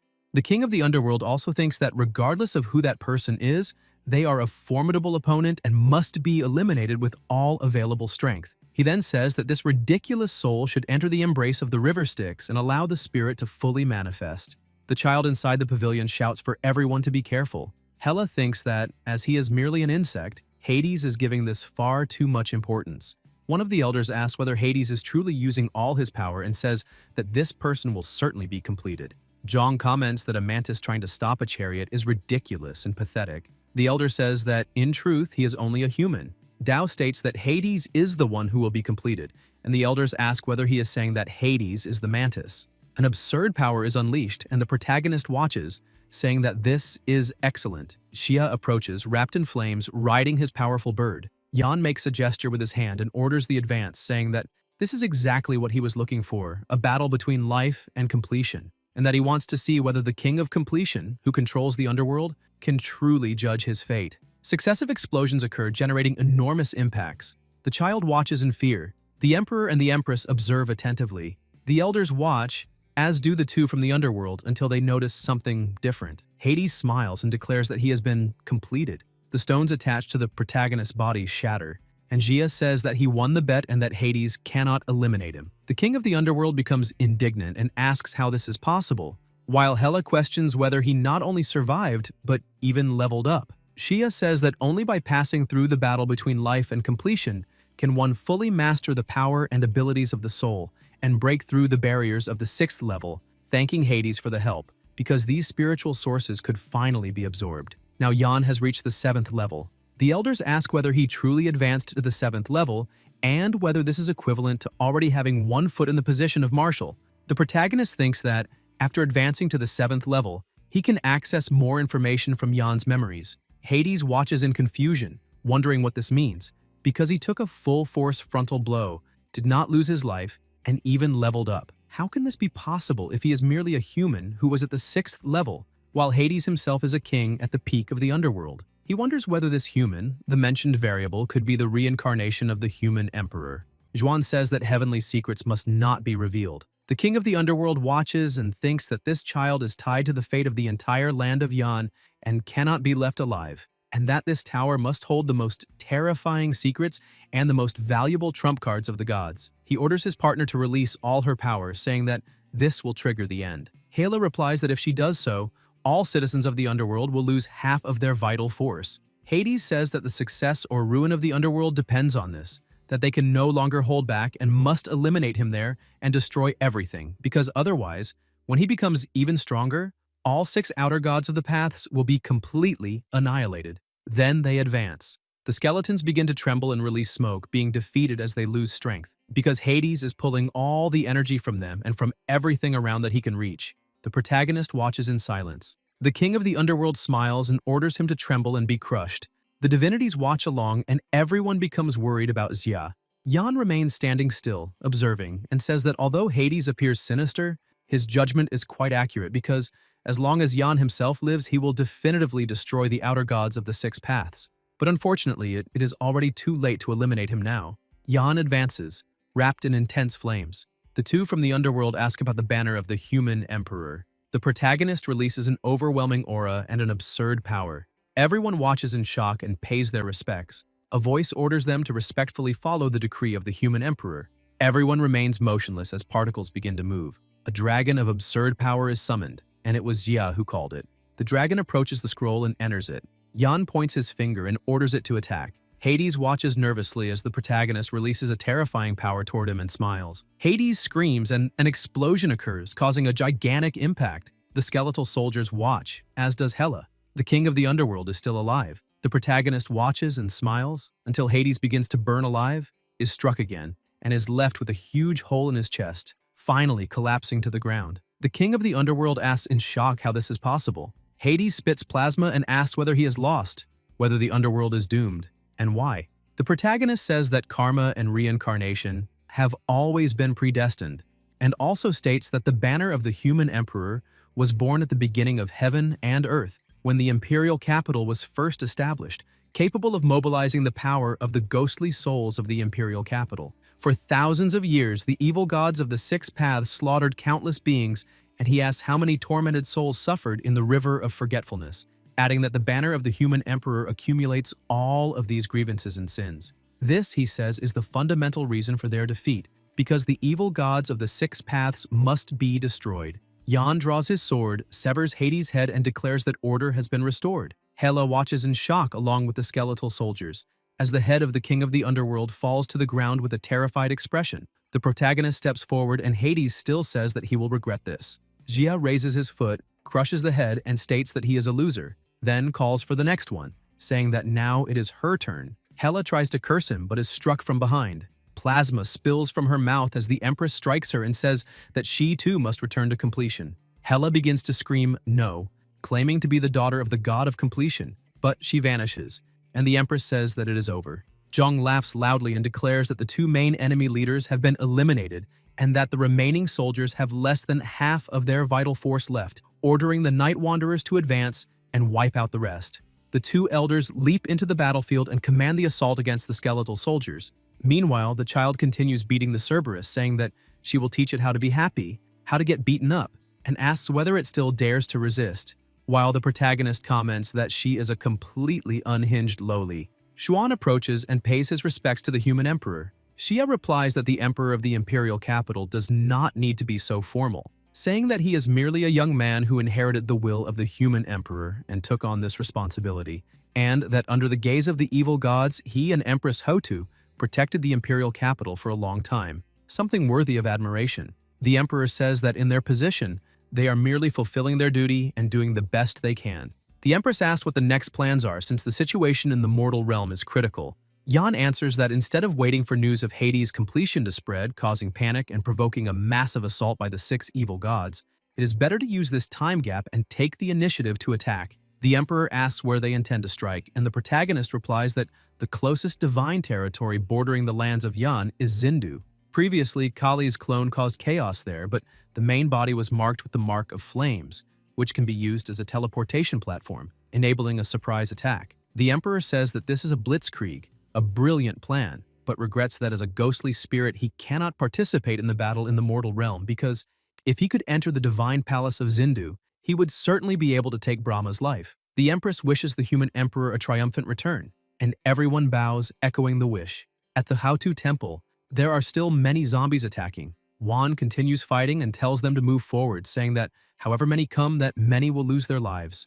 The bird approaches, observes, and orders them to form a battle formation. The warriors organize themselves, the black tortoise advances 3 steps, the heavenly pivot retreats 2, and a combined attack is executed, striking several zombies at once. The bird lands and comments that the battle formation is beginning to take shape, but still needs much practice. Because 30 people being able to unleash the power of 100 is truly something worthy of a thunder general. Daji asks where, and beside her, Wan and his partner attack together, finishing a zombie with a single strike. The bird comments that after 7 consecutive days of battles between life and completion, those 2 children finally reached the peak of the 4th stage. The bear says that of course they did, recalling how they were beaten by zombies, and when they finally thought they could rest, he electrocuted them, and that if they had not worked hard, they would have ended up as charcoal. Eventually, all the zombies are defeated. Daji remarks that this team has now become a powerful fighting force and that the director will certainly be pleased to see this. The bear says he would like to know how the director is doing and when he will return, since 7 days have already passed. The bird smacks him and questions what he means by 7 days, asking whether he does not know how to speak properly, while Su comments that he is asking to get beaten. Daji comments that, however, the power of the yin wind emanating from Empress Hautu's stone statue is weakening. Presumably, Empress Hautu herself has already taken control of the situation, and the Guardian should return soon. The protagonist releases his power toward the statue, terrifying mana spreading all around. A loud boom echoes as energy coils around Jia's body and an intense light explodes at the sight. Everyone watches. Yan walks down the stairs and everyone bows to greet him. The protagonist asks whether they have already reached the peak of the 4th stage and says that this is excellent as everyone has made great progress. The bear says that he has finally returned and that he missed him greatly. Daji says that it is good to have him back. The general worked very hard to train those people. The bird comments that he has advanced again. Jia says that he managed to advance a bit there, that he did well, and that to launch a surprise attack on Zindu, those combat forces are indispensable. They ask about the surprise attack on Zindu. Yan says that before tonight they must immediately gather the heads of all ability users from other regions of Yan. If anyone dares to resist, they know what to do. Huang and Hao say that they understand. The protagonist extends his hand, releasing an energy, and everyone is surprised to realize that these are spiritual sources, commenting that with them they might be able to reach the 5th stage. Wan says that he already knew it, that following the chief always brings good fortune, and everyone gives thanks. Xia says to divide them among everyone, explaining that they are pills of supreme purity. Everyone becomes extremely excited and expresses their gratitude. Yan states that before setting out, they must do their utmost to raise their combat power and gather energy in order to deliver a devastating blow to the enemy. The people respond that they will follow the patriarch and fight until completion, fighting to the very end. Daji comments that the Guardian's talent for leadership is truly extraordinary. A surprise attack on Zindu, although bold, has an incredibly high success rate. The protagonist says that this battle is a group battle. Besides high-level gods, Zindu also possesses many elite ability users, cultivated by the gods themselves, because as long as faith remains, Brahma can be reborn. Initially, he only thought of a surprise attack to eliminate a single god. If that person had not advised him, he would not have had the confidence to initiate a group battle. This surprise attack is not only a clash between high-level combatants, but also requires military command, and that person happens to be a master in this field. The bird says that she is not only skilled in military strategy, but also knows Brahma's weaknesses well, and asks exactly whom the guardian is referring to. Jia says that as his soul power advanced to the 7th stage, the 3rd cell on the 2nd floor of the demon-suppressing pagoda was lit up. They will know when they arrive there. In the prison, a noise echoes. They walk and stop in front of a gate, standing still as they observe. The protagonist smiles as he looks ahead, and the bird says that it is exactly as he imagined. Daji states that with this person in command, the battle for Zindu will certainly be victorious. The bear says that it is invincible. The child appears and asks what invincible means, asking whether they are really going to Zindu to fight, saying that she is already tired of little games. She then says that she will go there and be the commander to stretch her muscles, stating that when the time comes, everyone must listen to her and victory will be guaranteed. Su says that this needs to be discussed more carefully. The child asks what he means by that, saying that he does not believe in her strength, commenting that she heard everything and asking whether he thinks the people inside are stronger than her, stating that she wants to see who can surpass her. When the child looks through the bars, she becomes completely frozen. Elsewhere, there is a woman mounted on an extremely powerful bird. The child looks and immediately steps back asking who she is. The woman begins to speak, saying that the world usually calls her, when a sound echoes and Daji says that she is the Great Supreme, the profound lady of the 9 heavens, Yuan. The woman says that she specializes in military tactics and that, since the Battle of Zhuolu, she taught strategies to the Yellow Emperor. After defeating Qiyu, she withdrew to devote herself to cultivation, and that the Queen Mother of the West ordered her to wait for the right moment, perhaps precisely this one. The Great Supreme steps forward and says that she requests to participate in the mission, asking what the next steps are. Meanwhile, near the mountains, a man speaks on the phone, telling the Lord of the Underworld that he and Zhang completed the mission and captured all the regional leaders of Shizhou. On the other end of the line, the Lord of the Underworld says that this is excellent. The man continues the call while beside him several people are bound. Some threaten, saying that their people will not let him go unpunished. Zhang tells them to calm down, saying that they are from Nanzhou. They are taken aback, and one of them remarks that they are the weaklings of the south, saying he has heard that region was unified by someone with a certain name and that this is ridiculous. He claims that this person even tried to unify and govern all espers and asks who he thinks he is, saying he is not worthy. The guard strikes one of them and asks how he dares insult the king. The warrior observes and asks whether he also intends to conquer them. The man replies that Zhizhou is vast and its people are fierce, with men and women alike unyielding and resilient, and that it is nowhere near as simple as Nanzhou. The fallen man agrees and says that their strength is insufficient, since they are only at the middle of the 4th level, while she has already reached the peak of the 4th level, is highly respected, and is also the clan matriarch, making surrender even more unlikely. The warrior states that with the Great Witch Amma in command, Zhizhou cannot be swallowed by ruthless ambition. A voice asks about ruthless ambition, and it is Jiang, who also tells the Great Witch that he has already explained all the details. The old woman replies not to worry, saying she has not yet grown senile, and orders them to detain everyone, as the sharp fangs have already decided to follow King Xia. The warrior asks whether she was coerced.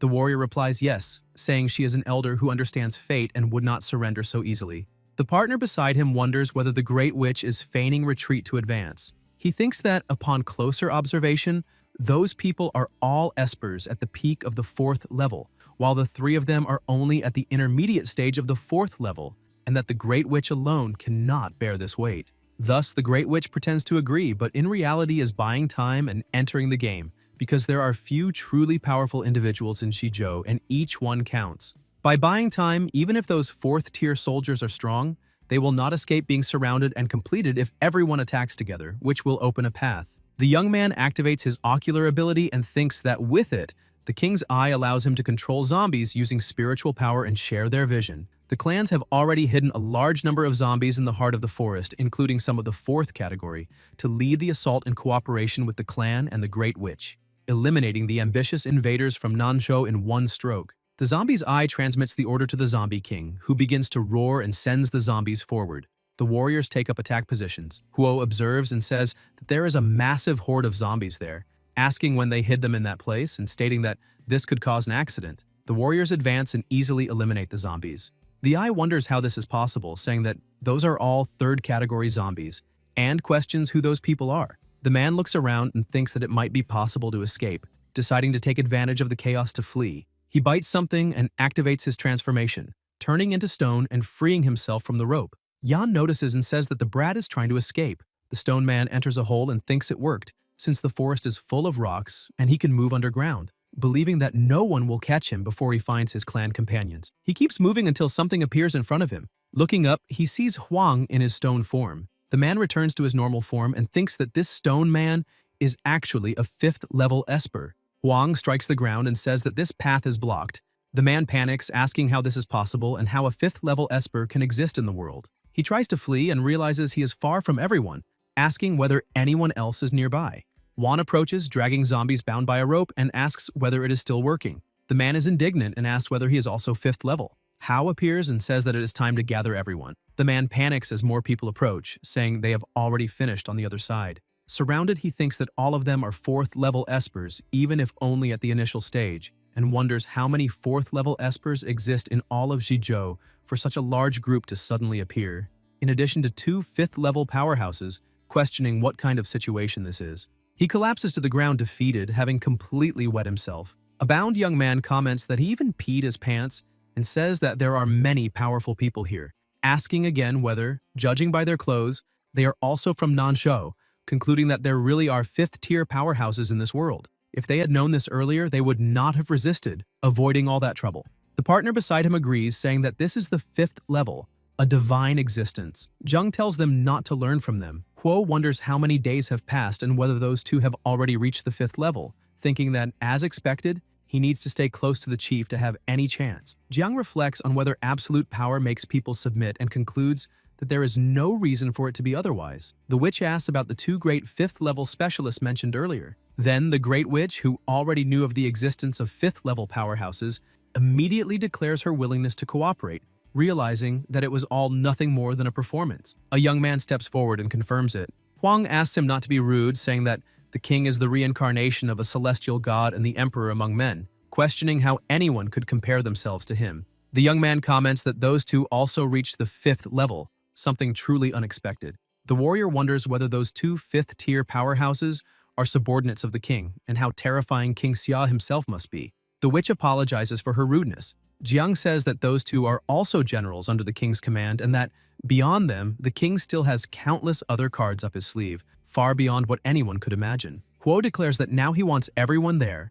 as well as all the espers of Zhizhou, to submit to the king's rule and asks whether there is still anyone who opposes it.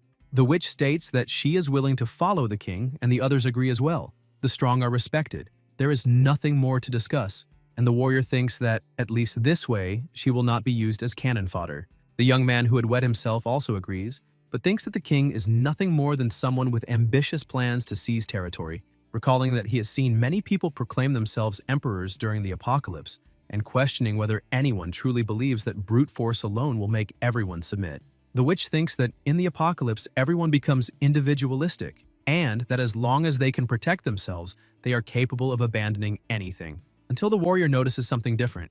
A divine bird approaches, carrying the protagonist and Hutu upon it. Recognizing the king, Huang immediately bows and salutes him. Everyone watches in surprise and asks whether that is King Xia.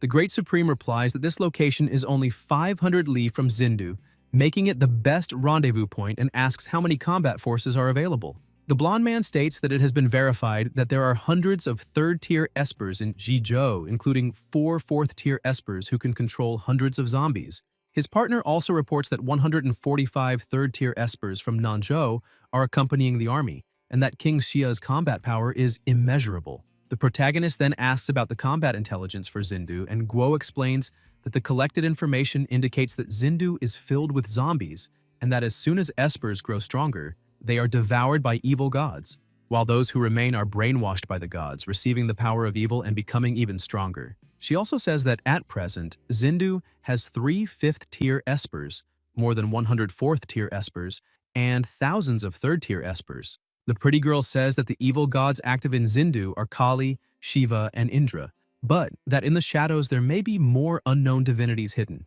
Hearing this, the Great Supreme smiles, explaining that the first strategic objective of this battle is to kill the supreme god Brahma and that, as long as he dies, the 6 paths of the evil gods will lose a finger. Everyone shouts excitedly, saying that they will exterminate Brahma and secure victory. However, one of them is left in shock, wondering whether these people are putting on such a spectacle not to seize territory, but to kill their supreme god. The warrior, also stunned, wonders whether they truly believe they can kill Brahma as if he were an old chicken. Meanwhile, the young witch wonders why they are so confident when the enemy is more powerful, and the old woman, astonished, thinks that this information is even better than what Jiang Yilan revealed. Suddenly, someone kneels.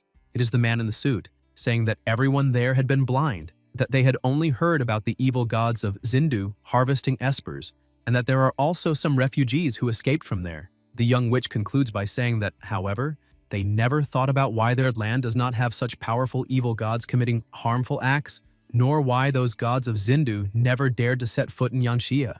The protagonist observes and listens to everything in silence, beside the Great Supreme. Then the young witch bows, as does the warrior, saying that they now understand that it is not that Yanxia lacks evil gods, but rather that they have the great King Xia, and from now on they are willing to follow Xia, enter Zindu, and kill the evil gods. Everyone bows before the powerful bird, declaring that they will follow King Xia. Observing the scene, the Supreme says that she admires this about the people of Yanxia, and that, for this reason, she is willing to protect them. The protagonist, filled with fervor, says that gods are meant to help people, and that people are willing to believe in gods, asking how evil gods who feed on humans could ever be worthy of the people's faith. And with that, he orders everyone to prepare for the great battle. In Zindu, at the Kali Palace, someone screams loudly while holding her own face. It is a woman, and a liquid is released onto the men beside her, causing them to collapse to the ground. The woman looks on irritably and says her eyes are starting to hurt again. Since that burning accident, she has not had a single peaceful night of sleep, and she declares that she will eliminate him. A power is then released over the fallen men by someone else. It is a healer, who comments that creating God-favored beings is not easy, and that if she keeps consuming them so carelessly, Brahma may end up becoming angry. The woman glares at him and asks where exactly Brahma is, questioning why he continues creating those useless human espers instead of helping her cure her eyes. The healer remains silent for a moment and then replies that both he and she are gods created by Brahma, so how could they neglect their own creations, and says it is better to leave that aside. A sound then echoes and the healer asks her to accompany him. He walks through a portal and the woman follows.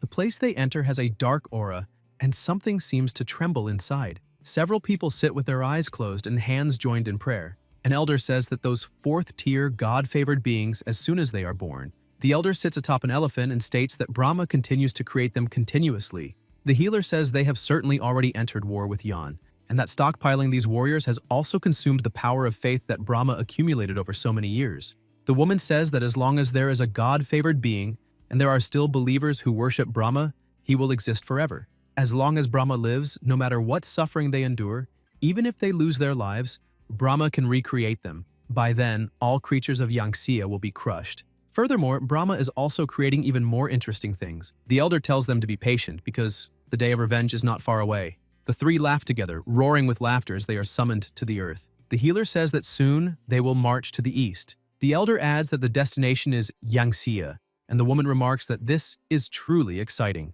In another place, several people kneel before the woman, and she orders them to bring some babies to pair with her drinks, saying that tonight she will drink to her heart's content. Thinking that soon she will be able to tear that brat into 1,000 pieces personally, she declares that she will crush him completely, eliminate him, and cook him as soon as they arrive there without wasting the plasma. At that moment, someone approaches. Kaylee looks and realizes it is only a child who asks if she really said she wanted to eat him. Kaylee does not understand. The child says the most outrageous thing he had ever heard before was someone wanting to eat Tang Monk's flesh, and he never imagined he would one day encounter someone who also wanted to eat his flesh. Compared to a scumbag like her, he says Tang Monk even seems like a person of high moral character. Kali looks at him coldly and asks whether all the prepared guards have already left, questioning who exactly he is. The child asks whether her eyes hurt and whether she needs him to give them a little more heat. Kaylee becomes furious and releases her chains with skull heads toward the child, but the child blocks the attack and comments that the timing was perfect. Kaylee opens her mouth and begins releasing her power, but the child easily dodges and asks if she still has not learned her lesson, reminding her that he is her perfect counter and saying he will roast some insects for fun. The insects are burned instantly. The child then changes appearance, assuming a terrifying form, and rushes toward her. Kaylee says she had been worried she would not be able to find him,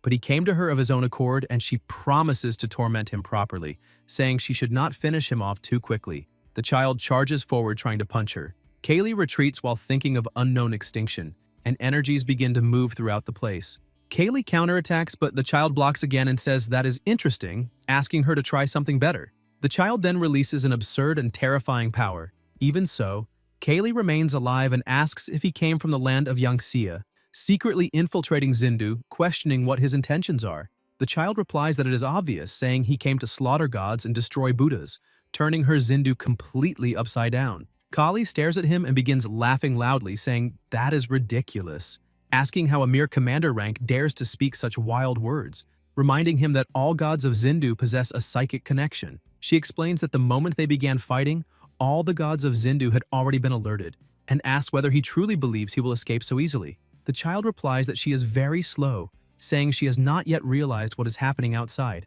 Kaylee freezes and senses something strange. There is no sound at all. She thinks they have been fighting for so long and causing such a huge disturbance, and wonders why Indra has not come to help her. Then Kaylee notices something in the sky, a strange circle, and asks what it is.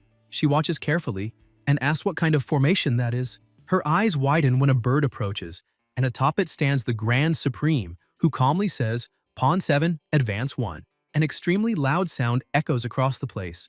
The Grand Supreme presses something in her hands while the child begins to laugh. The child's aura grows even more and demons begin to be summoned. The energy released there is simply surreal, and the child says they will cut down that pawn. Kaylee is shocked as she sees that terrifying energy advancing and covering her face. The Grand Supreme remains atop her bird, smiling as she moves the pieces again and says, "Cannon 2, advance 4, check." Another massive explosion echoes, the pressure increases, and some people are instantly eliminated. Meanwhile, elsewhere, the king sits atop his elephant drinking something and remarks that the plasma of a virgin is indeed more suitable for winemaking. He says humans are not completely useless and thinks that when they conquer the land of Yangxia, his cellar will gain many even finer wines. The king notices something approaching and remarks that he has long heard Yangxia also has gods capable of controlling wind, rain, and lightning. A bird appears surrounded by lightning and asks if he wants to fight a little. Soon after, a bear also appears, saying the elephant looks quite cute and wondering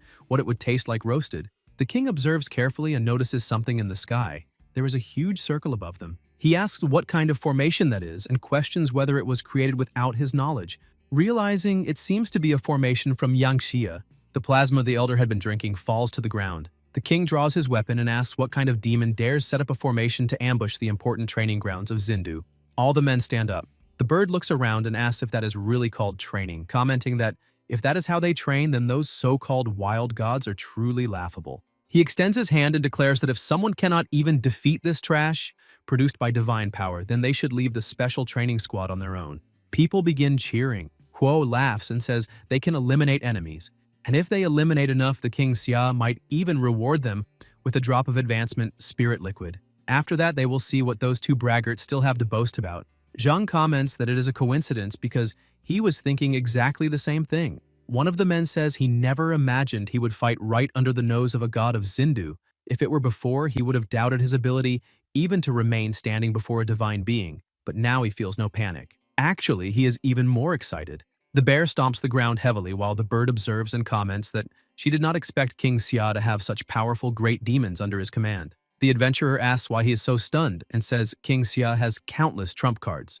They only need to obey orders and complete the mission. Her partner agrees, saying exactly that, and reminds them that this is also the sword of the ability users of the Western continent. Whether they can attract King Xia's attention depends on how hard they work. Huo says he will certainly make King Xia look at them differently so they cannot lose. The adventurer runs her finger across a symbol on her forehead, releasing a surreal energy that spreads across everyone there. Another adventurer agrees and then uses his hidden blade to break obstacles with a slash of the snow domain. The men charge forward while Zhang summons his wolf and asks whether the guys from the Western continent are taking the lead, telling everyone to hurry because they need to form a battle array. They advance together. The king watches everything and says they are merely a group of third-tier ants with only a few fourth-tier ones. while his entire army consists of 4th-tier warriors and even greater numbers. In his mind, believing they can win is simply a ridiculous illusion. Suddenly, however, the king notices his men being attacked and is shocked to see his soldiers being defeated. He asks how that is possible, questioning how ability users created by Brahma could be so vulnerable. The bird replies that the reason humans are powerful lies in the 7 emotions and 6 desires. Ability users are merely beings endowed with power, and, although they do not fear death, before a truly powerful army, they are nothing more than clay chickens and ceramic dogs. The king smiles and says disputes among insects seem to make them very proud, but reminds them that what truly determines the flow of battle is power, asking whether the two dare face him directly. The bird replies that the difference between a commander and a king is not an insurmountable abyss. The prison master has surpassed stronger opponents many times, using enemies stronger than himself as whetstones. Lei also says he wants to follow that example, tempering his soul in battle and advancing when cornered, and the bear declares he thinks the same. The king then calls them to fight. Energies begin to surge as they face each other. The bird remarks that it is a good opportunity, saying both of them play with electricity and they can compare their abilities. The two charge together, unleashing their full strength, and the surrounding pressure increases more and more until their attacks collide violently. After the clash, both retreat at the same time. The king looks aside, but at that moment, the bear charges toward him and reminds him not to forget his presence. The bear attacks the elephant, injuring it, and comments that, not bad. The plasma of elephants really does have a different taste. He manipulates lightning while saying he will ambush him with his black wind, and that they will play with him until he is finished sooner or later. The king thinks that both the lightning and the storm abilities of those two seem to share the same origin as his own power, which could complicate things. Observing the formation more carefully, he realizes they did not just set up a blocking formation, but are also restraining him at every movement. All of this was clearly planned in advance. He begins wondering who would be so bold as to scheme against all of Zindu and starts shouting repeatedly, demanding to know who is behind it. The Grand Supreme watches the scene, smiles faintly, and says the chess situation has already been decided. The protagonist comments that the 9 Heavens Zhuan scale is truly extraordinary. The Grand Supreme explains that during the ancient divine war, the scroll of rivers and mountains was shattered, and the gods melted it using the 5 brilliant seals in the Tai coiling mechanism map, finally forging that unparalleled artifact. She then calls him to begin the 3rd game, and Xia replies to start. The Grand Supreme says she understands and then declares, "Chariot 1 advances too. We must seal the point." The formation around them expands even further. The healer sits on the ground with his eyes closed until he senses something. Daji approaches and says this humble maiden boldly asks him to lend her his head. The healer asks who she is. The fox suddenly attacks, slicing him in half in an instant. Daji watches with a smile, wondering if he truly lost his life. A surreal energy begins spreading around the fox. She closes her eyes, assumes her true fox form, and devours the enemy's body, swallowing it. When Daji approaches his head, about to devour it as well, the healer senses something strange and thinks something is wrong, that all of this is an illusion. The moment he realizes it, he understands he had indeed been trapped inside an illusion. The fox remarks that she was discovered. The healer replies that an illusion can also eliminate someone, but unfortunately he can heal himself. His body begins regenerating and his belly returns to normal. He then states that he presides over fertility and creation, and that to eliminate him, one would need to exhaust his entire life force. With the power of a small demon like her, he fears even 100 years would not be enough. Daji admits he is truly formidable and says she heard that even if he is finished, as long as Brahma is alive, he can resurrect at any moment, asking whether that is true or false. The healer replies that Brahma is the mother of all gods of Zindu since they were all created by him. Brahma granted them authority and power, so anyone who dares harbor ill intent toward Brahma must disappear. At that moment, the fox notices something, and water begins moving around her until it completely covers the entire area. The healer laughs and says that is ridiculous. A mere commander-rank demon daring to attempt to eliminate him. Even Kaylee would be severely injured by such an attack, so how could she possibly endure it? Suddenly, the healer notices something moving beneath the water and becomes confused. A massive turtle slowly rises and comments that after lying down for so long, he can finally come out to get some fresh air. Daji is standing atop the turtle. The healer wonders if that creature is one of Yangxia's 4 sacred beasts, Zhuanwu. The fox explains that since she swallowed Orochi's snake soul, this is her debut, and that now her life is in his hands. The turtle tells her not to worry, saying that even a king like Shiva, even the previous king-rank Susanoo, he could endure 100 blows from them. Besides, when it comes to water control techniques, he knows a few himself. He then tells the evil god of Zindu to try as much as he wants and asks if he can break the defense of this old man. The healer begins feeling that something is wrong, that none of this is right. A light appears and an eye emerges in the sky above them. The healer wonders when those demons of Yangxia managed to infiltrate that place, because his divine sense had always been active and yet he had noticed absolutely nothing. He also cannot understand why Kaylee and Indra still have not reacted. Looking at the sky and seeing the formation, his eyes widen. He asks what kind of formation that is and realizes he is actually trapped inside it. At that moment, he is struck in the back by a water attack. It is the turtle getting his attention. The healer closes his eyes and thinks that formation is enormous, and that this is probably only one battlefield. His two companions must also be trapped somewhere else. He begins suspecting that all of Zindu is being ambushed by the people of Yangxia, and then he thinks that if they discover Brahma's location. At that moment, the turtle strikes him again, knocking him to the ground and advancing while the pressure around them increases. The healer assumes a combat stance and faces the enemy. Daji also advances and attacks with her claws, telling him to be careful. Shiva looks at the wound on his chest and realizes his defense is extremely high.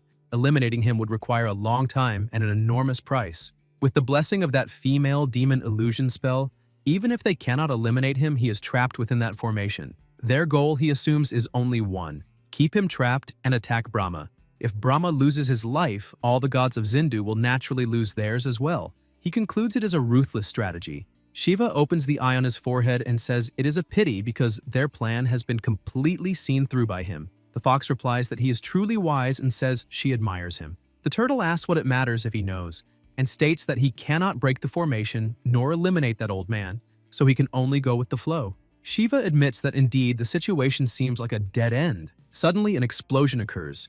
The waters churn violently and particles of plasma begin falling. Daji asks if he's self-destructed, commenting that an arch-immortal Kong rank really sacrificed his own life to attempt to eliminate a king rank. The turtle remarks that since he presides over fertility and creation, there must be seeds of spiritual source in Zindu. By self-destructing, the true body might indeed lose its life and escape the control of the nine heavens scale formation. After that, he can resurrect anywhere outside. The fox says that is a pity, so all that remains is to share equally and waste nothing. The turtle begins swallowing every drop of plasma to evolve a bit more, while Daji says she also wants to evolve and asks them to leave some for her. Meanwhile, the Grand Supreme continues controlling the formation and remarks that Shiva self-destructed and managed to escape. The protagonist simply smiles. Elsewhere, an egg begins moving until a hand emerges and breaks the shell. Shiva appears, commenting that after being pushed into that state, his power was exhausted by at least half this time.